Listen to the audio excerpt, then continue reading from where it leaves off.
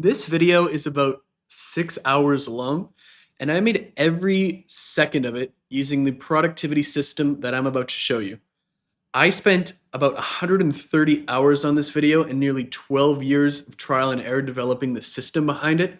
And I'm not a productivity guru, I'm a business owner. I've sold 4 businesses in my career, and I've earned over $1 million in take home personal profit, not business revenue, in 8 of the past 9 years.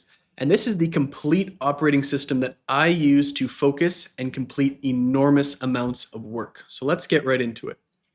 So yes, like before we get started, we need to talk about the elephants in the room. And before I explain how the system works, I'm pretty sure that I know what you're thinking, right? Number one, who is this guy? And number two, like, why is this 6+ hours long, right? And both of these are fair questions. So the first, my name is Matthew Larson. I'm 30 years old at the time of recording. I'm originally from Canada, but I currently live in Dubai, and I've been an entrepreneur for 12 years now, and I make videos and courses sort of like this. And then as for the second one, yes, like this is about 6 hours long. I know, I am the worst. Why would a course about becoming more focused and using your time better possibly be 6 hours long, right? But before I explain that, let me tell you exactly who this is for and who I think will benefit from it.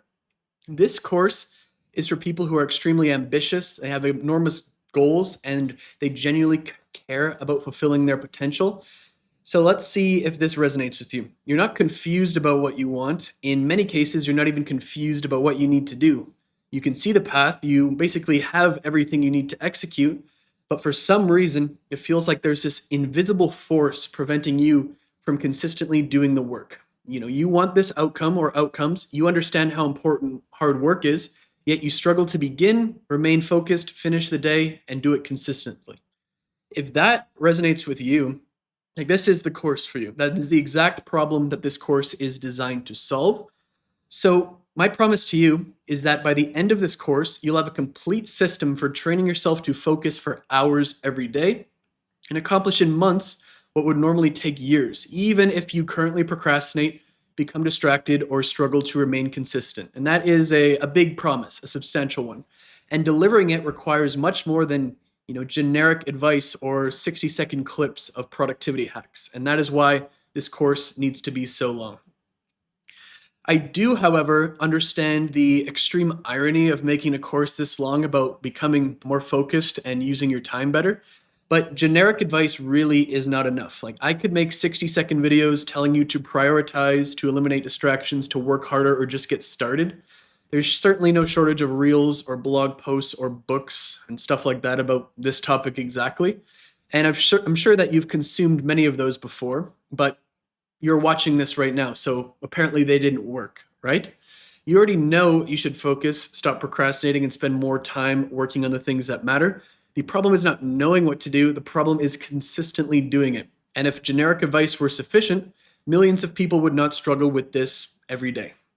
Because knowing is really not the same thing as doing, right? Everyone knows they should eat healthy and exercise to lose weight. Doesn't mean everybody does it, or even a large percentage of people do it. Knowing is not the same thing as doing, and this course is not a loose collection of surface-level productivity hacks. It is a complete operating system that's designed to change how you structure your environment, plan your work, measure your performance, respond to distractions, reinforce your behavior, and view yourself as a person, your self-image. And basically, knowing the system, if we go back to the 60-second reel example, is not the same thing as understanding it, internalizing it, and then implementing it. And without the proper context, you may skip important parts or use them incorrectly or abandon them when your initial motivation disappears. So giving the system without the context and the theory behind it would be like handing you a bazooka without teaching you what it is, how it works, how to use it, or how powerful it could be, right? So I am trying to make this course 100% complete. It's not like, you'll see this a lot on YouTube where it's just like, a lot of people will edit their last 20 videos together and make it like 12 hours and just say full course, but all of them are just completely disconnected videos. You see this crap all the time. This is not the case here. Every single second of this course was specifically recorded for this as part of the same system. I didn't purposely make it about 6 hours long to torment you. I just did it to make it complete. The goal is not merely to just yell at you and tell you to focus, it's to give you everything required to become the type of person who has laser focus for hours per day, and then you can continue doing it for the rest of your life. So there's two key concepts that I really wanted to go over before we get into the video. The first one is called inversion theory. And this comes primarily from a famous investor named Charlie Munger. If you know who Warren Buffett was in Berkshire Hathaway, Charlie Munger is his business partner. And he frequently discussed inversion, which basically means looking at the same problem from the opposite direction. A lot of people will ask something like, what do I need to do to become more successful? Instead of what is currently preventing me from becoming more successful. Most people continuously search for more knowledge, more money, opportunities, strategies, or a different business model, but adding more does not necessarily fix the thing that's already holding them back, right? And that's inversion theory. So it's how you can focus, or what's preventing you from focusing. The next is the theory of constraints, and it basically says the performance of any system or whatever is limited by its primary constraint. Until you identify and improve that constraint, improvements everywhere else will produce limited results. And the same thing applies to people. You can have an excellent business model, valuable knowledge, enough money, enormous goals, and incredible opportunities, but none of that really matters if you can't focus and execute consistently. And in my view, focus and the ability to actually get this work done is the primary constraint for 90% or more of ambitious people. I've repeatedly seen this problem with employees, clients, business partners, and myself. They had all the information, they had all the tools, they knew exactly what they needed to do, but they were still consistently not getting it done. They procrastinated, became distracted, switched between tasks, stopped when it became difficult, or just failed to remain consistent. And buying another course, or changing strategies, or watching another reel, or waiting for another opportunity does not and never will remove this constraint. And more knowledge, more resources, more skills will not help you if you can't consistently execute what you already have and already know. And until you remove this constraint, everything else will produce basically a fraction of the results. So before we get started and we get into the course, there's 4 things to do. The first is to bookmark it to your browser or your phone, or preferably both, or send it to someone, or save the link in your Apple Notes or whatever. It can't really change your focus and change your life if you lose it and never return to it, right? Don't leave that to chance. Number 2 is block off 60 minutes per day to consume it in your calendar. It's about 6 hours long, so that should take 6 days, but generously, let's say 7, just in case. If you want to do more than 60 days and complete it faster, you're welcome to do that, but I don't expect you to do it all in one sitting. If you put it on your calendar, that basically guarantees you're going to have the time and the cue to come back and do this. The next is to share it with others. Sending this course to at least one other ambitious person you care about, and I don't just say that so I can get more views, but it will be useful to them, and selfishly, you as a viewer will be substantially more likely to finish it and then implement it if it's alongside someone else. There's a certain accountability aspect to the system, and if you have at least one other person you're doing it with, it's going to very much increase the results. And then the fourth one is going to be to download the document. So I want you to finish this course, whether it's the written form or the reading form or a combination of both. So if you go to matthewblarson.com/productivity, you'll be able to download it there. That link will be in the description and the pinned comment. And with that being said, let's get started. So now that we have that out of the way, let's go into some background information and why I not only chose to make this course, but why I even spent so much time and effort making this system in the first place. So my inspiration for this actually came many years ago at this point, I would say 9 or 10, and it started when I watched a Jordan Peterson lecture. And I'm going to walk through this lecture in some detail because I think it's valuable in the sense that it gives you a clear picture of the type of person that if you're in business and want to make it to the top that you're competing against. And this would do a lot to explain where I was in my life and the mindset during this period. So if you don't know who Jordan Peterson was, he is a psychologist, an author, and a former professor of psychology at, I believe, the University of Toronto in Canada, and he eventually ventured into political and social commentary, and he was extremely internet famous for a period of time. I don't really see too much of his stuff anymore, but I really liked him, and I watched a lot of his lectures when I was younger. And then there was one particular lecture that became the main inspiration of this entire subject, like I said. And I actually found this old video and I watched it or rewatched it while I was making this course. So, to give you some background about it, basically, it's a recorded lecture. Here's the video. It's called Women in High Paying Jobs. And he was talking to his university class, and the topic was basically built around why there are fewer female CEOs and why there are fewer women on average in the extreme upper end of the workplace in those high paying, high income jobs. And like this is a productivity course. I'm not going to debate or discuss politics or gender issues or anything like that.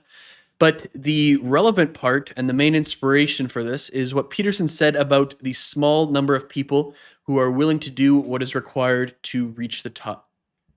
He turned around the question on his students in this lecture, and it wasn't why are there so few female CEOs. Peterson turned it around and asked, why are there any men or women willing to do this at all? Why are there any men or women willing to do all of this to reach the top? And watching this clip was something of a transformational moment for me when I was younger, if there is such a thing. And to understand why it affected me so much, let's go into the examples and the argument that he was using with his class. So if you want to go watch this, looks like this clip at least was 9 years ago. It's probably around the time when I watched it. Maybe it's a re-uploaded clip, who knows, but this was a long time ago. So Peterson gives the example of what he says or what he calls or what he refers to as the woman who did everything right. So he uses the example of an extremely intelligent and hardworking woman. She performs exceptionally well in high school. She goes to college. She earns outstanding grades. She aces the LSAT, which is, I think it's the law school admissions test, but whatever, it's the test that you go to get into law school in the United States, similar to the SATs in high school and like that kind of stuff, but for law school. She completes her articling, she becomes an associate, and she eventually makes partner at a high-end law firm by the time she is 30. She may earn $250,000 or $300,000 per year. This example was 10 years ago, so nowadays probably more than that. And she may bill her clients $500 or $750 per hour. And from the outside, she appears to have achieved everything in life. But however, from the inside, what does her life actually look like? She works 70 or 75 hours per week. She cannot make mistakes, and she must remain available at all times. If a client calls her at 3 in the morning on a Sunday, she has to act happy to hear from them. If she does not immediately solve their complicated problem, another aggressive law firm in New York will happily take her client from her. That is what remaining at the top actually requires in this example. And then he goes on to say, eventually many of these women leave. And it's not because they were unqualified. It's not because women can't do the job, which is kind of the argument in spirit of this lecture. The law firms are actually desperate to keep them because they've already invested years into hiring and training and getting them up to speed. They leave because they look at the life required to remain there and ask, why in the world am I doing this? Why would anyone in their right mind want to live like this? They usually go on to find a more controllable job, work normal hours, have children, and spend time with their families, and then build a life outside their careers. And in the lecture, Jordan Peterson argues that this is usually the intelligent decision. So if leaving is the rational decision, the surprising question is no longer why so many leave. The question is why anyone remains at all. And more specifically in this lecture, why are there so many men willing to do this for years, decades, and so on? That is the central question of the lecture. Why are there any men willing to do this? There's a small number of hyper-competitive men who are willing to work 80 hours per week for decades and sacrifice almost anything else. Relationships come second, family comes second, children come second, everything comes second to them to reaching the top of whatever hierarchy they have chosen. They're smart, disciplined, obsessive, and willing to work almost nonstop. They may be extremely difficult to live with. They may have poor relationships with their wives and children. They may also be disagreeable because managing people requires making decisions that will cause other people to dislike them. However, they become incredibly, incredibly, incredibly good at what they do. And according to Jordan Peterson, that is the sort of people who run things. They're not necessarily at the top because they discovered some magical secret. They are willing to work longer, respond faster, and accept more responsibility and sacrifice more than almost anyone else. From the outside, reaching the top may look like power. From the inside, it looks much more like responsibility. He takes a break in the lecture for questions there, and then he goes into kind of his next point, and that is power is actually responsibility. And he says that people have a completely unrealistic idea of what reaching the top looks like. They imagine sitting in an office with their feet on the desk, smoking a cigar and telling everyone what to do and just rubbing their hands together and laughing and enjoying their power. Everyone just magically and automatically follows their instructions. Other people do all the work and their life becomes easy. That's a very common thing. They're just exploiting other people, right? And taking all the credit. That's a very common thing you might hear on the internet. But that is not really what it looks like.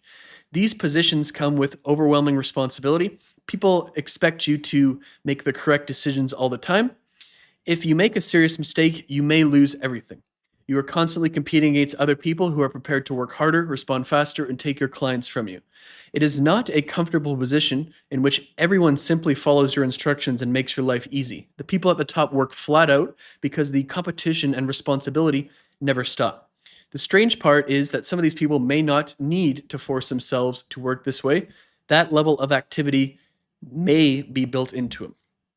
And then this will be a recurring theme for the entire course, and it's called the man with the axe, which he goes into in this lecture. So he gives the example of a man with an axe, and he says this type of person is what he calls naturally hyper-industrious. He says if you would put one of these men in a forest with an axe, he would wander around chopping down trees nonstop for no reason at all. It does not necessarily matter where you put him or what task you give him. He will find something to work on and continue doing it because that level of activity is built into him. He does not need someone to motivate him. Work has become an obsession. And this is really what they mean when they say someone is built different, right? He also gives the example of the woman who buys a 45-second microwave. And it goes like this. He gives the example of a rare woman who manages to combine a high-powered career with children. These women operate at such an extreme level that they will buy a more powerful microwave because it cooks something in 45 seconds instead of 1 minute. They wake up at 5 a.m., they exercise, make breakfast, prepare their children for the day, work 14 hours, return home, organize everything for their children, work again, go to bed at approximately 1 a.m., and then wake up at 5 a.m. to repeat the process. Peterson's point, as it relates to this subject, is that not that women are incapable of doing it or incapable of reaching high-paying jobs or being the CEO. Some women do it extremely well. His point is that anyone who lives this way must be extraordinarily tough, and very few people, male or female, are willing to maintain that schedule. If a child becomes sick or any crisis occurs, the entire arrangement can become impossible to sustain. The man and the woman, or the man with the axe and the woman with the 45-second microwave, are extremely extreme examples, but they reveal the main point that I took away from this lecture and something that has shaped me since way back then, 9, 10, 11 years ago, whenever this happened. And again, let's reiterate, the people at the top are not necessarily there because they discovered some magical secret. They're often there because they're unusually intelligent, disciplined, competitive, disagreeable, obsessive, and willing to work more than anyone else. You, as the person watching this, or the average person, do not have to live this way. Peterson repeatedly explains why someone might intelligently choose a more balanced life centered around relationships, family, and children. However, if you want to compete for the highest positions or accomplish something exceptional, you need to understand who your competition is. You may be competing against someone willing to work 80 hours per week for decades and sacrifice almost everything else. You do not have to do that. That's the main point of it. You don't have to do that, but they will. And if you don't do it, you will be non-competitive against them. This is perhaps the main point of this entire course. We're going to come back to it multiple times. A great litmus test for the rest of the course, and if you should probably even watch it or not, let alone do what it says, is whether hearing about the man with the axe or the 45-second microwave, whether that motivates you or discourages you. Some people hear about that and they instantly just shake their head and say, I could never be like that. And if that's the case, you probably couldn't, right? And watching this course is probably a waste of time. Hearing about this type of person did not discourage me. It made me curious. So I went on and did some research, and what I found was kind of shocking to me. As I was digging, and this has definitely been confirmed by my personal experience in the past 9, 10, however many years this was, absolutely. But the competition really doesn't even start until you are already in the top 1%. And this is from a series of lectures and backed by my own experience. So most people think everyone is like them, and they find it difficult to believe that people like the man with the axe in Jordan Peterson's lecture exist. And that makes a lot of sense, right? People tend to interact and socialize with people who are similar to them. They might have heard about someone like this. They might have imagined a billionaire or a psychopath CEO to be like this, but they've never actually met someone like this, right? And most people have never met someone like the man with the axe because they've really never reached the level required to run into someone like that. And one thing that I have learned from personal experience is that this competition doesn't even really start until you're in the top 1%, which is somewhere I guess most people will never get to, right? Once you're in the top 1%, it actually becomes a rude awakening for how competitive, how ruthless, how cutthroat it actually becomes. Most people's thoughts about competition are not really accurate. No one's thinking about you right now. No one's looking at what you're doing. You're essentially too small for anyone to care. And that all changes once you're in the top 1%. If we actually go into it and go into the top 1%, because one thing that I vehemently disagree with in things like, the top 1% is ruining everything, right? That's like a very common discourse, especially if you're in America, right? And the top 1% is not really, that powerful. They don't really make that much money. They don't really have that big of net worth. And of course they do compared to the average person, right? But what most people think about the top 1% is more like the top 0.01% or the top 0.001%. So let's go on. The competition becomes much more extreme as you work your way up, even after reaching the top 1%. The difference between the top 0.1% and the top 1% is often orders of magnitude greater than the difference between the top 1% and the top bottom 1%. This is also true in my personal experience, but you could actually measure this and see it across tangible metrics. And assume that the difference between the top 0.1% and the top 0.01% is orders of magnitude difference, and then orders of magnitude difference, and so on. If you think about it, if you're top 1%, you're 1 in 100. If you're top 0.1%, you're 1 in 1,000, right? 10 times difference if you just think of it numerically. So let's go over 3 examples using some USA data. This is data from 2024 and 2025, reasonably up to date, but nothing's going to be perfect. This is just what I could find online. So as far as income goes in the United States, we have the level here on the left, and then we have the approximate annual family household income on the right. So the bottom 1% of households made $7,800 per year. That technically represents like the benefits they receive from the government in the bottom 1%. Just realistically, right? The top 1% in America, when you combine household, if you just do single person, it's $737K. But if you do annual family household income, it's $1.07 million. So big difference between $7,800 and $1.07 million, basically $1 million in difference, right? But if you go to the top 0.1%, it's actually $3.89 million. So the difference between the bottom 1% to the top 1% is $1.06 million, but the difference between the top 1% to the top 0.1% is 2.87 or $2.82 million. That is orders of magnitude difference, 2.7 times larger gap, right?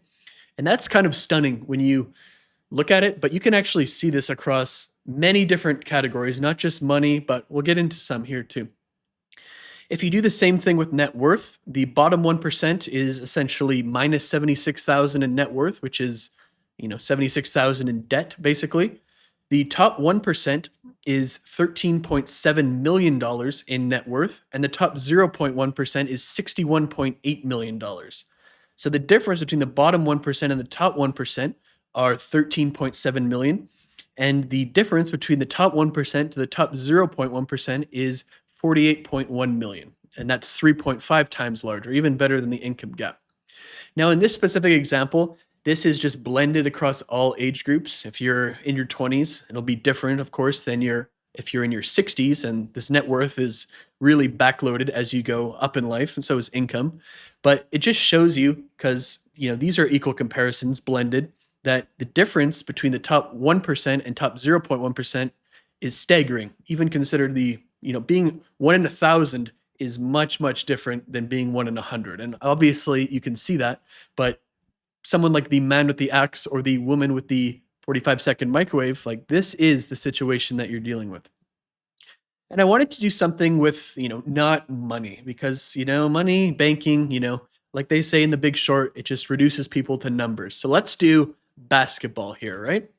And this would be what I would probably guess to be quite similar with all sports, music, acting, anything entertainment wise.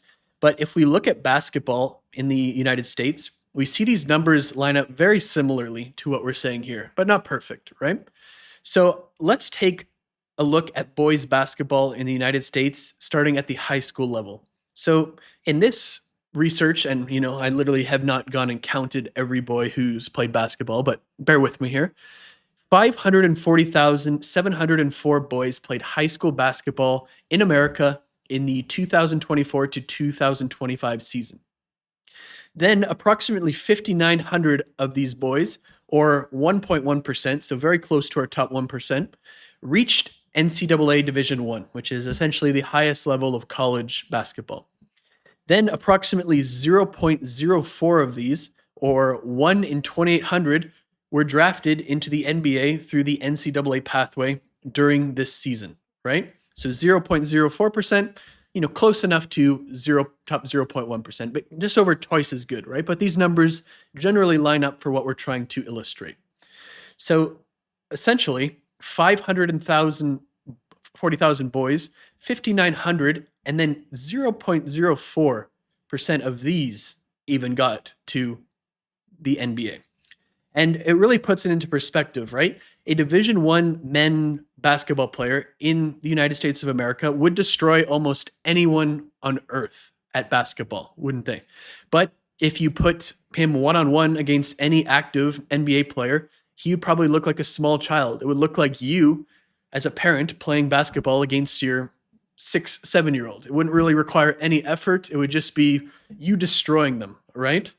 The Division I player did not necessarily or did not suddenly become bad at basketball, right?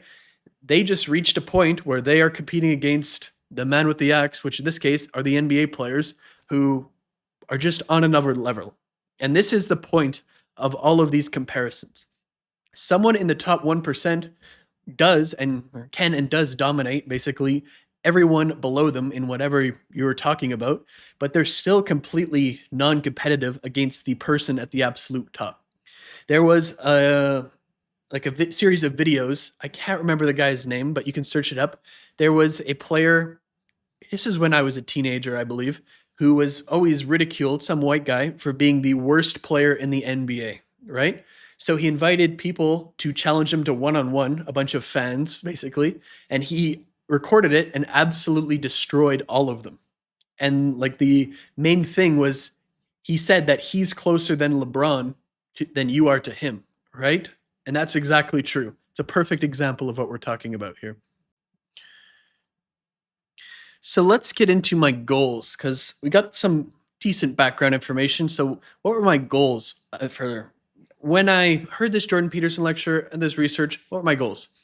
When I started this experiment many years ago, I had 3 goals, and I'm going to explain them in more detail throughout this course. But there are 3 main criteria that this entire productivity work system was based around. My first goal was that it had to produce an orders of magnitude improvement. I wanted to be at least 10x better than I was before. A 10%, a 25%, a 50% improvement would not be enough, and even doubling my output would not be enough.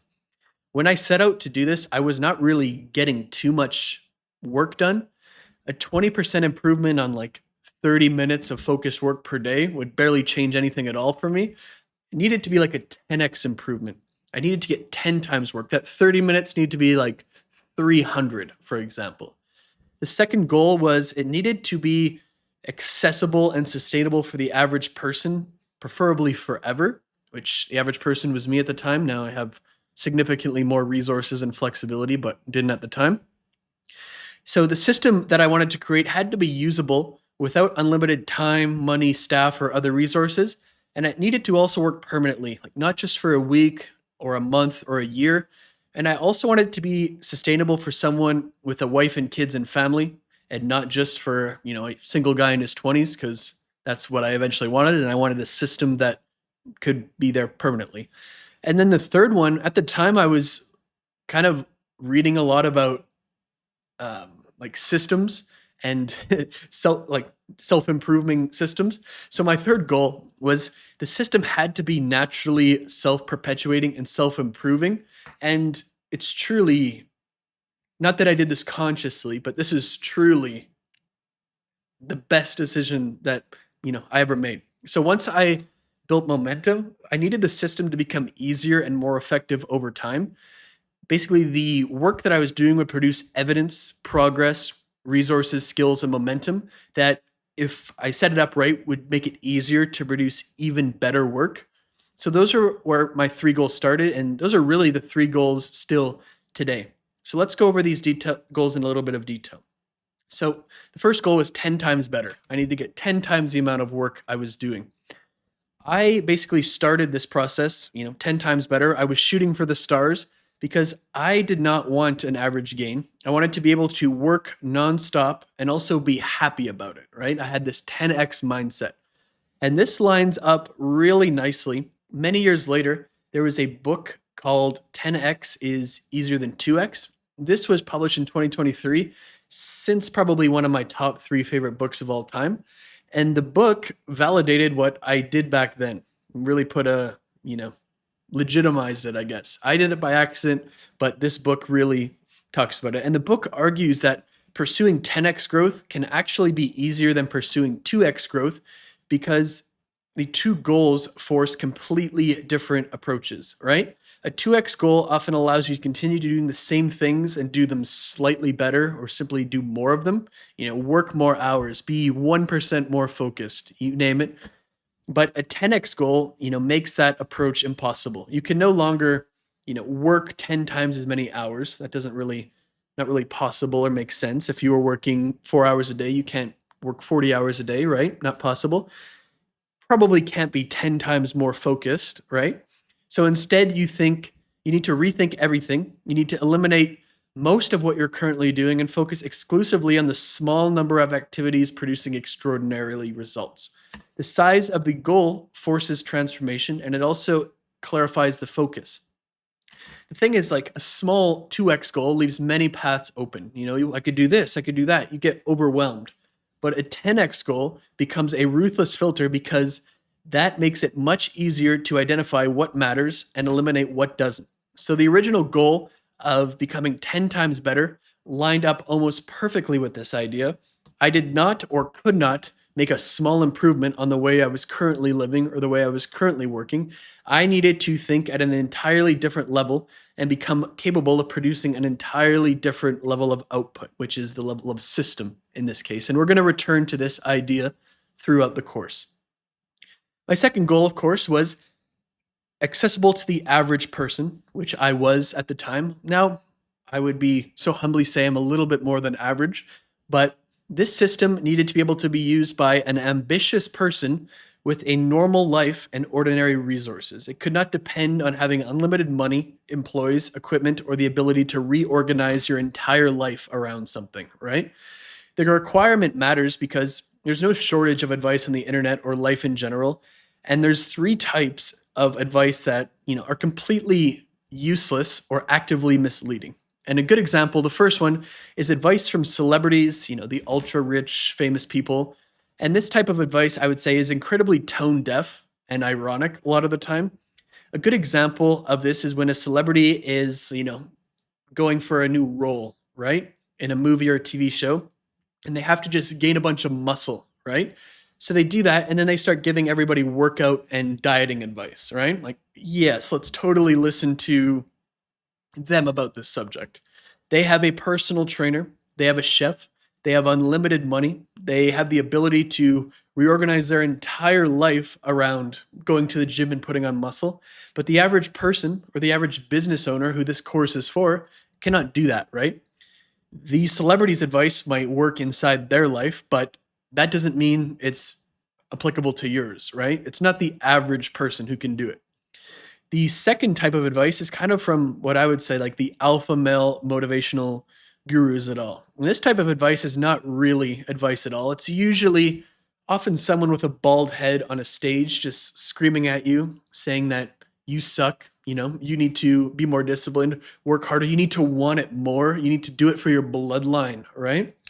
And they usually have a few different types of speeches like this, but it's usually more like the same. It's just like, wow, like, oh, just work harder. Oh, just be more focused, right? Like, thank you. I did not think of that. Why don't I just do that, right? I'm fixed. There's not going to be any stupid advice like that in this course, but you're going to have to work hard with the advice in this course, or you're going to have to actually put in the work. I'm not going to baby you or treat you like a child, but the advice in the system is generally or genuinely going to be helpful and realistically applicable to everyone watching, right? And the third piece of advice, in my opinion, is not really hated or mocked like the other two pieces of advice, but it actually, to me, is the one that causes the most damage. And the third piece of advice, especially around working hard, productivity, focus, comes from the people who are extremely successful now, but either have forgotten or deliberately leave out what it actually took them to be successful. Like, they basically are rewriting history a lot of the time. They tell you that working long hours are unnecessary. They just tell you that you have to work smarter, not harder. Meanwhile, back in the day, and yes, they've either forgotten or are trying to mislead you. I'm not sure which a lot of the time, but they've built everything by working 12 or more hours per day for years, if not decades. Now they have money, they have employees, they have systems, connections, and decades of accumulated leverage. They very well can work a few hours per week right now, and then they come on an interview and tell you that hard work was never necessary. That might describe their life now, but that does not describe how they reached to where they are. The people at the top did not choose between working harder or working smarter. They did both of those things, and they did them for a very, very long time.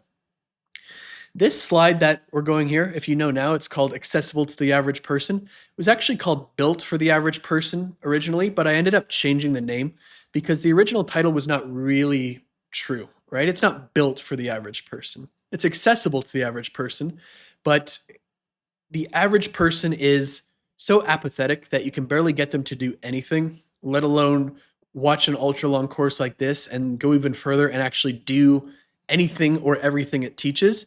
The average person, they're not really serious people and they're not really going anywhere with their life. And the average person is not who this course is for.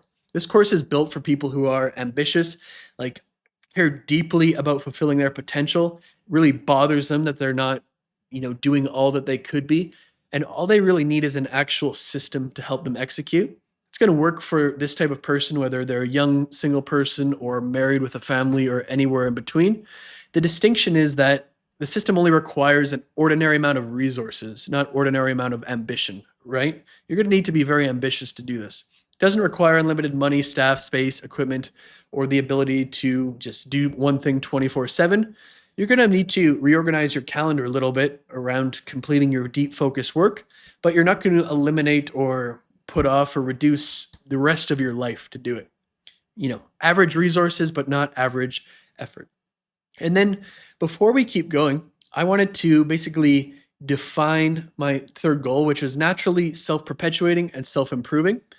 So a naturally self-perpetuating and improving system is a system that keeps going and becomes better over time without requiring constant outside effort or motivation.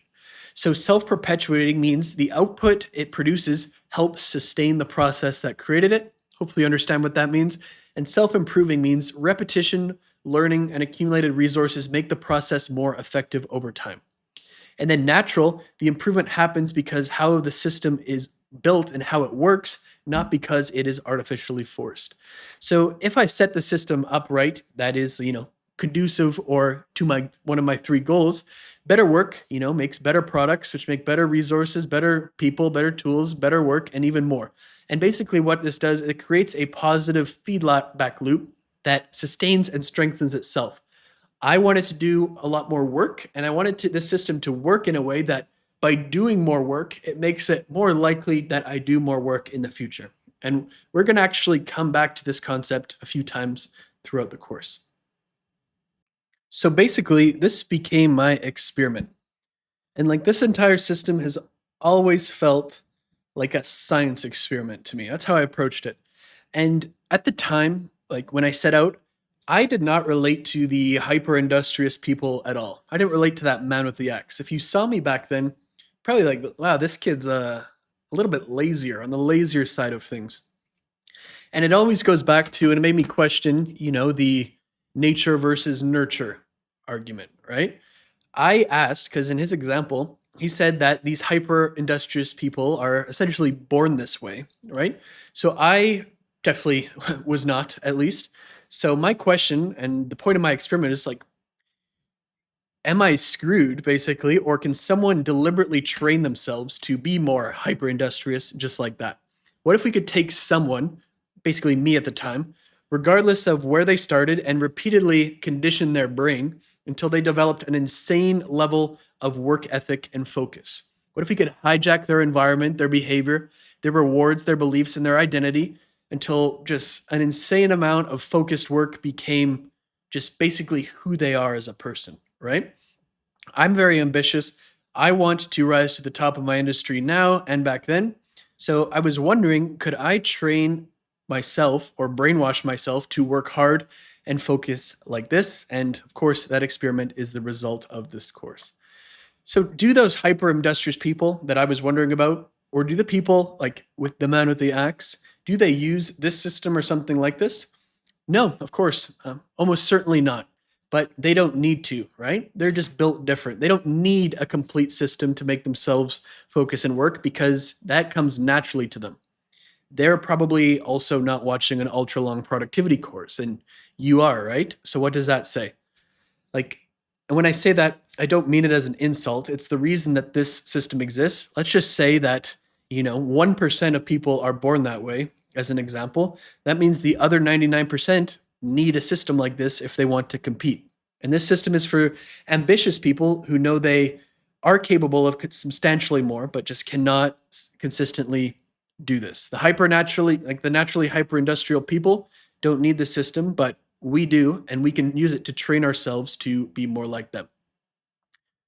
One of my all-time favorite quotes is, if you ask God to move a mountain, be ready to wake up next to a shovel.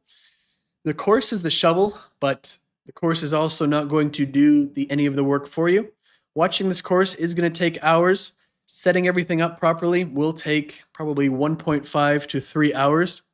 Then you're going to have to do the work, which means dozens of hours of work per week. You would need to do that anyway. If you use the system at all of that will require real effort, but the kind of pain of going through the motions and doing this system is much better to me than the pain of just sitting there over and over knowing that you could be working and you could be achieving more, but you're not. One of the times that you grow up as an adult is when you realize that no one is coming to save you, right? So this process and this system also solved many of the problems experienced by people who are ambitious, who know they're capable, but who are underperforming. And I think this is like, when I first got into it, one of the biggest things for me. Once I finally picked up the shovel in that quote and I began doing the work, I realized that like that on its own solved far more than my productivity problem. I used to struggle with a lack of fulfillment, a lot of vices, a lot of procrastination, and many other problems. And I thought that a lot of those problems were individual problems or separate problems that needed to be solved, in a vacuum, or they're different from each other. But eventually, I realized that many of those problems were basically symptoms of the same root cause, which is, you know, I was not working enough and I was not fulfilling anywhere near my potential. There's a famous movie called A Bronx Tale, and one of the biggest quotes in there, the saddest thing in life is wasted talent, right? There I was sitting there not doing a lot and wasting my potential. And I knew that I was capable of substantially more than I was doing, and everything, all of the other problems were essentially a way to cope with that. And once I began consistently completing meaningful work with the early versions of this system and making real progress, many of those problems started to disappear without requiring much direct effort or attention. And I'm not saying that, every single problem in your life is caused by not working enough. But if you're an ambitious person who, knows that you're only achieving a fraction of your potential, it's probably a big problem for you, honestly. So it's just like the meme, right? On the extreme end over here, on the low IQ, I should probably work harder. Same with the high IQ. And then this was very me in the middle. And I'm sure this is a lot of people right now. I just need to optimize my dopamine, my sleep score, my supplements, reduce my stress, do market research, map out my 48-step morning routine. Like that was me back in the day. I need to solve all of these different problems. And then eventually you just come to the conclusion, I should probably just work more. Is this system fun? Because you haven't seen the system yet, but I'm sure this is going to come to your mind. And I think this really depends on who you are as a person. The system is not going to sound fun at first, but I would give it a chance, right? You may not be able to tell from my background or my camera quality, even though it's not so bad today. And there's undoubtedly, going to be me saying a lot and fumbling over my words, but I've, made quite a bit of money and I've really tried over, everything that I think most people would consider to be fun. Like it would not surprise me if I spent well over $1 million, probably closer to 2 million on traveling and partying in my life, probably the same amount on vehicles, more on houses. I'm not really a watch person and I definitely can't afford, a huge yacht or a plane yet. And I think a lot of these things are, rites of passage, especially for a man. But once you do all of the stuff that a lot of people consider to be fun, it really just blends into more of the same thing. Every party feels the same. Traveling to every country eventually is just another big city or another quiet countryside. You end up eating the same food at the same restaurants all over the world. Nowhere that you can really drive an extremely fast or expensive car anyway without getting it impounded. And most of the time, like a lot of this stuff is to impress other dudes anyway. Houses are pretty awesome. But to me, I've found like over time, the only thing that I have considered to be fun is doing what I know that I was supposed to be doing.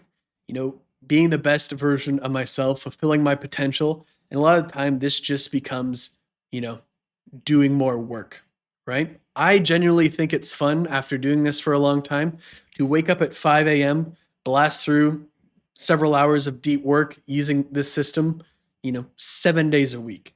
I'm probably weird or permanently ruined at this point, but if you implement the system, you become extremely successful and you return to this video years from now, I think you're going to know what I mean. The only thing that's really fun is doing what you know you're supposed to do in the first place. So with that background out of the way, let's get into the system itself, then the theory behind the system, because that's very important that you know about it.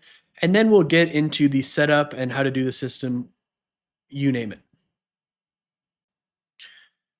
So starting now, like when you see the purple, that is the signified of a new part. And to start every part, I'm first going to be like reminding you about the man with the axe, because I think it's just something that requires such repetition. You do not have to do anything or any part of this course. It is entirely up to you. However, if you want to achieve big things, you need to always remember who you're competing against. You're going to be extremely hardworking, extremely intelligent. They're going to be able to choose and execute high leverage tasks. They'll never become discouraged, never quit, they don't make mistakes, and they require no motivation or accountability. These people are naturally hyper industrious. Most people are not. If that doesn't describe you, then this system is designed to help you reach their level of activity. No one is forcing you. However, if you want to operate at that level, you will not be able to compete because the man with the axe is still working. So, for this overview, most people do not have the complete inability to focus. They can focus when, they're feeling motivated, when they're under pressure, when they have an approaching deadline, or when everything's going well. But the problem usually, and this described me a lot, is they just cannot consistently reproduce that level of focus. And that's what we're trying to do here. Instead of relying entirely on either motivation or willpower or discipline, we are going to build a full process that will help us complete focused work every day. That includes controlling your environment, planning your work, removing distractions, measuring your performance, creating accountability, rewarding the correct behavior, and building proof that you are someone who can focus. And when you have it all together, to me, this system is very much like natural Adderall, just much healthier and much more sustainable. And as far as getting a lot of work done, I don't think there's been a single thing that has made a bigger impact on me, my employees, my business partners, and my clients. This whole course and whole system is primarily explained from the perspective of a business owner, entrepreneur, or serious professional. But I suppose you could, apply it to academics, to school, to basically anything. The key of all of this is repeatable, not just for one day or 1 hour or 1 week, or repeatable over and over and over. And this requires us to stop thinking about the concept of productivity, focus, work ethic as a collection of isolated tips and start thinking at the level of building an entire system around it. And this is systems level thinking, right? And one of the ideas I take most seriously in life and in business comes from James Clear, who's the author of Atomic Habits, which is one of the best-selling books of all time. His idea is that you do not rise to the level of your goals, you fall to the level of your systems, right? And James Clear and his work is going to be a central figure throughout the rest of the course, and we're going to talk about his ideas quite frequently. But for now, the important point is to understand it, and that's why we're building a system around productivity and work. Most people already have goals. They want to build a successful business or make more money or become more productive or accomplish more. Like, that is not the problem for almost anyone. The problem is not that they lack goals. The problem is they don't have a consistent and repeatable way to do the work that are required to achieve those goals, right?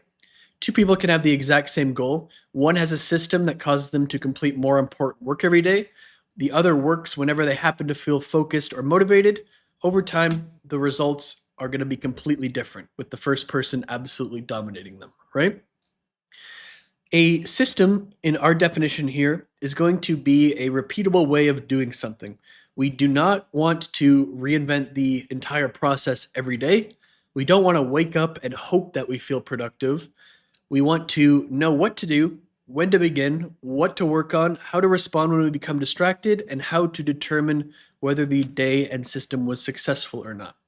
That is the difference between focusing occasionally and becoming someone who can reproduce an extraordinary amount of focused work per day, right? And before we get into that, let's go into an overview of the entire system.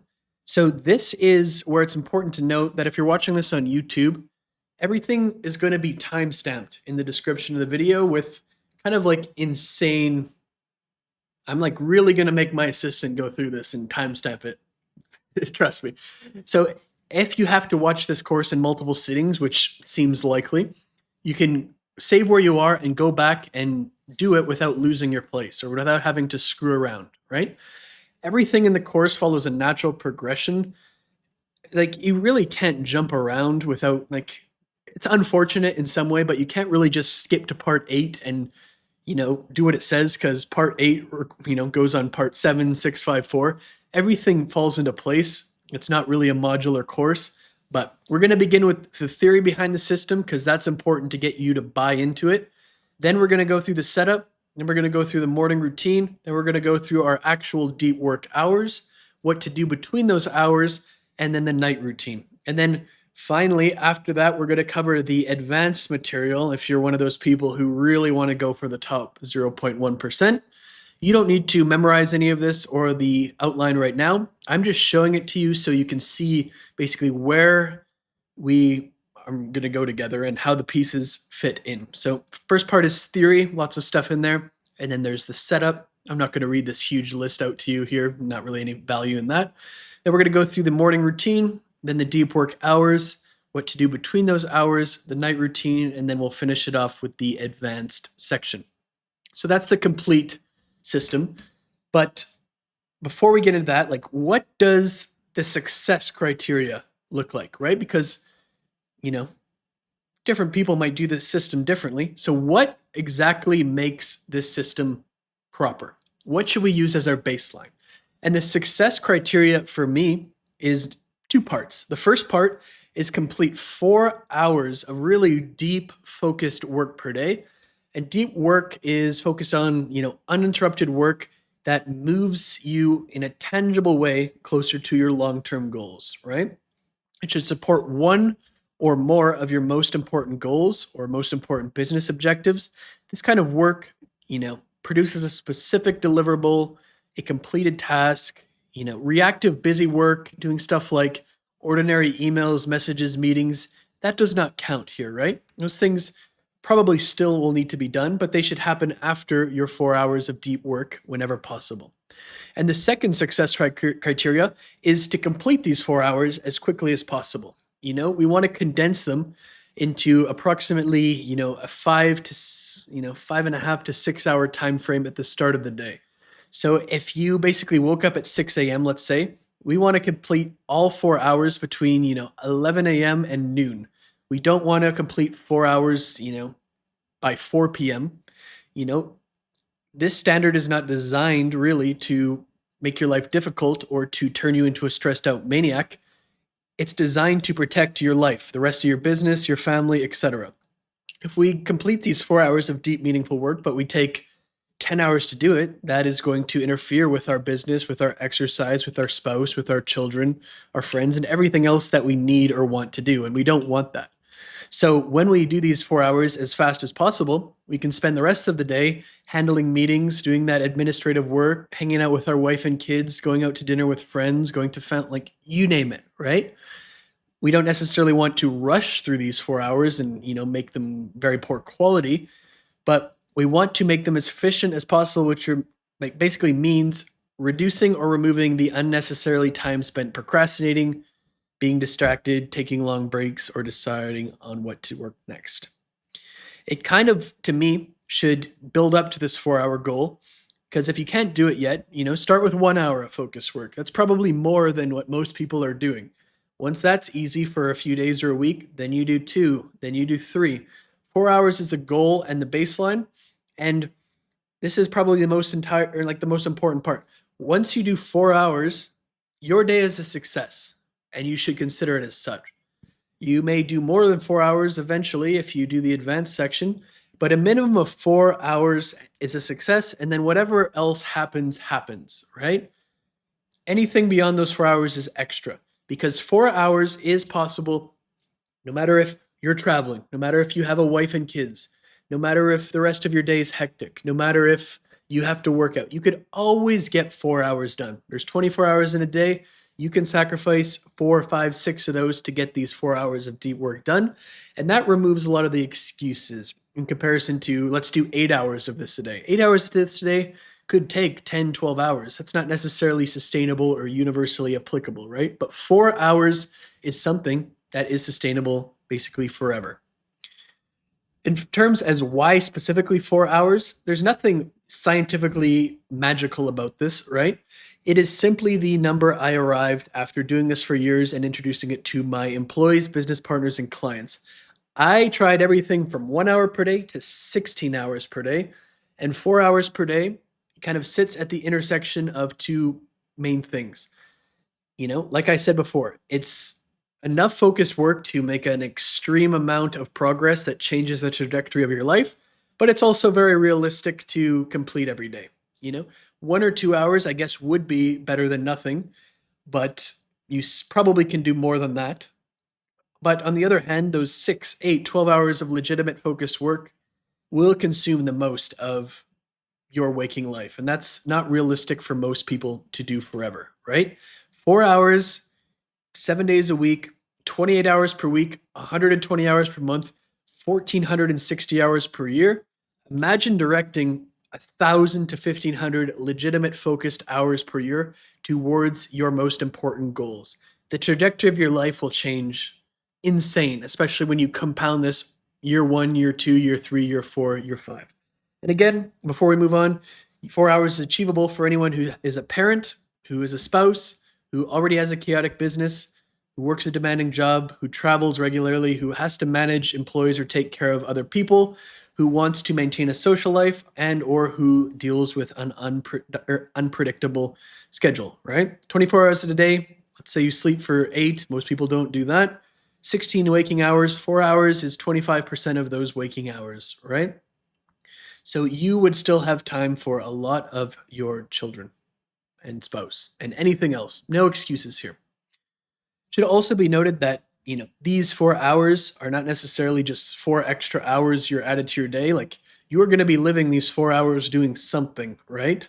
Most business owners and busy executives spend more than 4 hours, working in general. The problem is those hours are usually fragmented across so many different random messages and tasks who, don't really matter. So you might need to wake up a little earlier. You might need to restructure your schedule, but the time exists. Everyone has 24 hours and you basically need to do something. So this is the point of the system. How long are you going to do this? The key word here, forever, right? Till the end of your days. This is an important distinction. And remember, that was one of my three goals, because if forever is the goal, we need to build that really changes how we view the system, right? It's not a temporary challenge. It's not 30-day sprint, or it's not hacks that we can use to string a few days together. That standard basically is to change our permanent way of working. The circumstances may change, the responsibilities might change, the type of work we're working on might change. Parts of the process will naturally improve, but our goal is to do this forever. It's complete lifestyle change and personal transformation. So let's go on here. This system, when you first see it, admittedly might seem complicated. It might seem like there's a lot of different parts, and they are. And that's fair. There are a lot of individual parts, but I'm going to explain it very step by step. You might be overwhelmed the first time, but you'll quickly get it. Think about it kind of like a car, like a vehicle, right? A car contains, I have no idea, hundreds, if not thousands of individual parts. I know nothing about engines, transmissions, braking, steering, electronics, suspension, wheels, and all of the other things that make up a car. But, once those pieces are assembled, driving the car is simple and straightforward enough, right? You just sit down, you start it, and you drive, and the system works the same way. I would say, honestly, that the setup is probably more complicated than actually doing it, and that's normal. Building the car is more complicated than actually driving it, right? But once we have it all set up, we're just going to complete a short morning routine, work in 1 hour increments, track our progress, take short breaks, and then repeat that process until we do 4 hours of work per day. That's really all there is to it. A key component of the system is measuring and tracking, because measuring and tracking really changes your awareness and your behavior. There's so many different things that you could theoretically measure in life. There's thousands or millions even of possible metrics, and some are substantially more useful than others.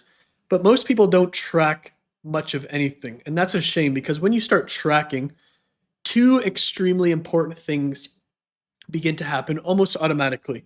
Number one, it allows you to improve, because when you're tracking it, okay, if I have a 5 out of 10, how can I make that a 6 or a 7 out of 10? And then number two, it makes your actions and results impossible to ignore. When you start tracking how much time you're working, if that number is 0 or 1, it becomes impossible to ignore that when it's spelled out right in front of you in the data, right? So in this system, we're going to track how many hours we work, what we accomplished during those hours, how many times we were distracted, what caused those, how quickly we are going to get our first hour of the day done, how quickly we're going to complete all these 4 hours, and then we are going to get a clear record of what actually happened from that.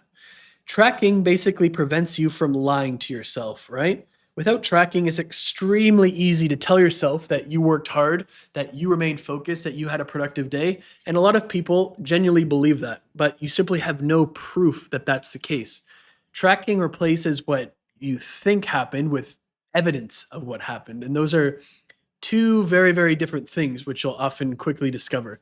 So, tracking is going to show us exactly where we're performing well, where we're failing, and exactly what we need to improve. And it allows us to determine whether the changes and whether this system is genuinely working. So, measurement is a major part of this system, but none of the ideas that we're going to go over really appeared out of nowhere. They're all interconnected. So, let's go through that. In addition to my own theories and trial and error across this entire time frame, I've combined many amazing ideas from very smart people to create something unique in this system. There are dozens of ideas from dozens of different people throughout this course, and if it's incorporated, I will make note when they occur. But a lot of this system is primarily built on the work of 6 people. So number 1 is Grant Cardone's 10x rule. The second is Napoleon Hill and Autosuggestion from the book Think and Grow Rich. Next is from Maxwell Maltz's work on the self-image, Alex Hormozi's work on beliefs, character traits, skills, and personal transformation, Steve Jobs' view on how to decide what you'll work on, and James Clear's work on creating habits and making the system stick for the long term. As far as Grant Cardone and Steve Jobs' rules or contributions, I guess you could say, those will be talked about in their specific parts, but we're not really going to go back to them in a, conscious way. But at the end of each part of the rest of the course, we are going to be going back to Napoleon Hill's, to Maxwell Maltz, to Alex Hormozi's, and to James Clear's work, kind of like a checklist. And as such, I thought it would be nice to put a little picture of them and a short bio. So if you don't know, Napoleon Hill was an author best known for Think and Grow Rich, which is one of the best-selling nonfiction self-improvement books of all time. His work explores how desire, belief, repeated thought, and deliberate action influence achievement. Autosuggestion is one of the 13 principles in the book and provides the foundation for repeatedly reviewing your goals, standards, motivation, and desired self-image. Maxwell Maltz was a plastic surgeon and the author of a book called Psycho-Cybernetics. His work explores how your self-image influences your behavior, performance, confidence, and the results you believe you are capable of producing. His identities form the foundation of the identity transformation part of the system. Alex Hormozi, if you're in business, you probably know who he is. He's an entrepreneur, investor, and business author known for turning basically complicated business ideas and performance ideas into useful frameworks. I think that's the perfect definition of him. His work on beliefs, character traits, and skills provide a practical way to understand why people perform below their potential and what they need to change. And then James Clear is the author of Atomic Habits. I referenced him once a few minutes ago, and one of the best known writers on habit formation and behavior change. His work explains how to design repeatable behaviors that become easier and more automatic over time. His ideas help make the complete system sustainable for the long term. So that is basically what it is. So now that you understand what we are building, what success looks like, and where the major ideas come from, we can begin with the theory behind the system.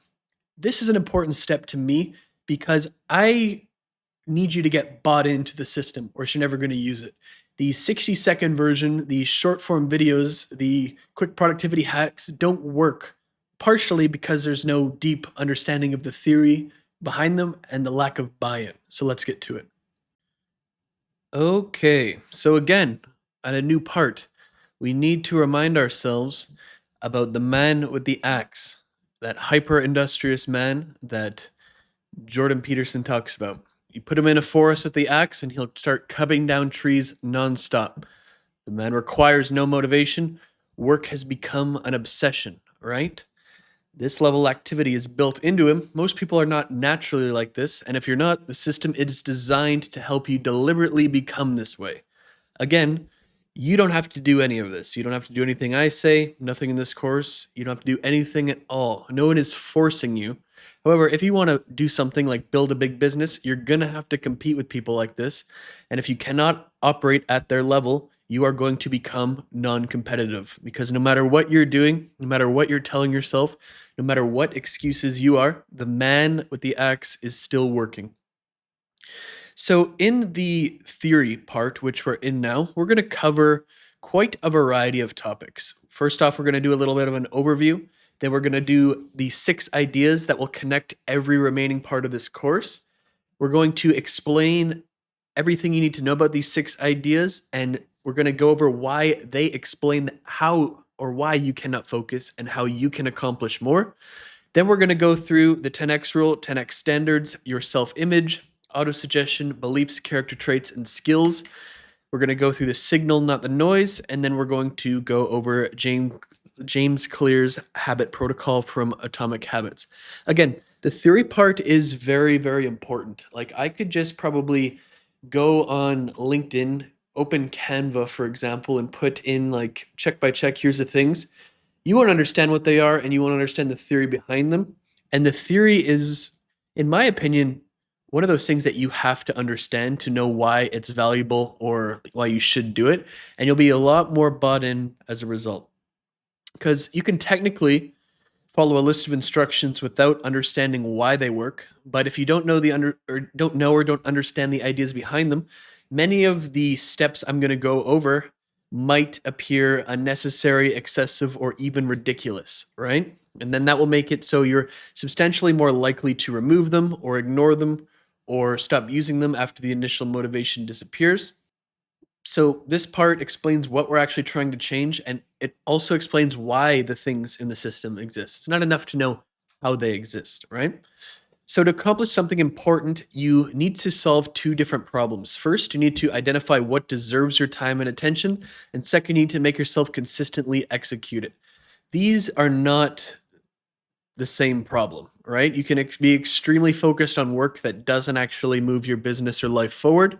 You can also know exactly what matters, but if you remain completely incapable of making yourself do it, it doesn't work either, right? So the system has to solve both of these problems. So we are going to discuss the size of the goals you set, the amount of action you believe is required, the standard of work you accept from yourself, the way you view yourself, how repeated thoughts influence your beliefs and behavior, the beliefs, character traits, and skills controlling your performance, why focused execution is a skill that improves through practice, how to distinguish the small amount of work that matters from the enormous amount of noise surrounding it, how repeated behavior becomes a habit, how repeated cues and rewards can condition your brain, and why continuing becomes much easier once you create the initial momentum. Like those might sound like, well, 11 separate ideas if you can see it numbered on the screen, but they're not, right? Each of them focuses on and explains a different part of the same transformation. Together, they explain how someone who currently procrastinates, becomes distracted, works on the wrong things, and struggles to remain consistent can train themselves to become substantially more focused, hardworking, and effective. So, to build this explanation for you, we are going to connect 6 famous ideas together. So, I did not create the underlying idea or all of them from scratch. I have combined ideas from many important people, and I went over them before, right? We have Grant Cardone's 10x rule, which will help us establish the size of goal, the standard of work, and the amount of action required. Maxwell Maltz's work on self-image helps us understand why people behave consistently with the person they believe themselves to be. Napoleon Hill's work on autosuggestion helps explain how repeatedly exposing yourself to specific thoughts can influence your brain and behavior. Alex Hormozi's framework helps us separate personal performance into beliefs, character traits, and skills. Steve Jobs' signal to noise principle helps us identify the small number of things that deserve our attention. And James Clear habit protocol helps us turn repeated, focused work into something that feels natural and automatic. And each of these ideas are very useful on their own, but the true power, the true 10x transformation, the orders of magnitude improvement that I set out when I originally made this comes from combining them. right? I'm not just focusing or even showing you these 6 ideas to make this sound more academic or more intelligent, right? Together, they explain how to raise your goals, change the person you believe you are, reinforce that new identity, and then turn this into someone who basically does an insane amount of work, right? So these 6 ideas explain why you cannot focus and accomplish more. Right now, like these ideas are working against you. It's not like we just add them to our life. These ideas are in our life and control our life whether we're aware of them or not. And if we're not aware of them, they're probably going to control and affect our life in a negative way, right? There's very few things that are naturally good without any time, focus, or effort, right? So your ability to focus and accomplish more is probably not one isolated problem. It is the combined result of several problems working together. The first that we'll talk about is the direction problem.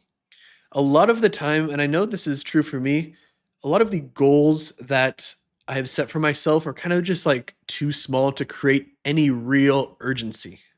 And I think that's very similar, or a lot of people experience that. If your goal is to just be like 20% better, it's just really not that compelling, right?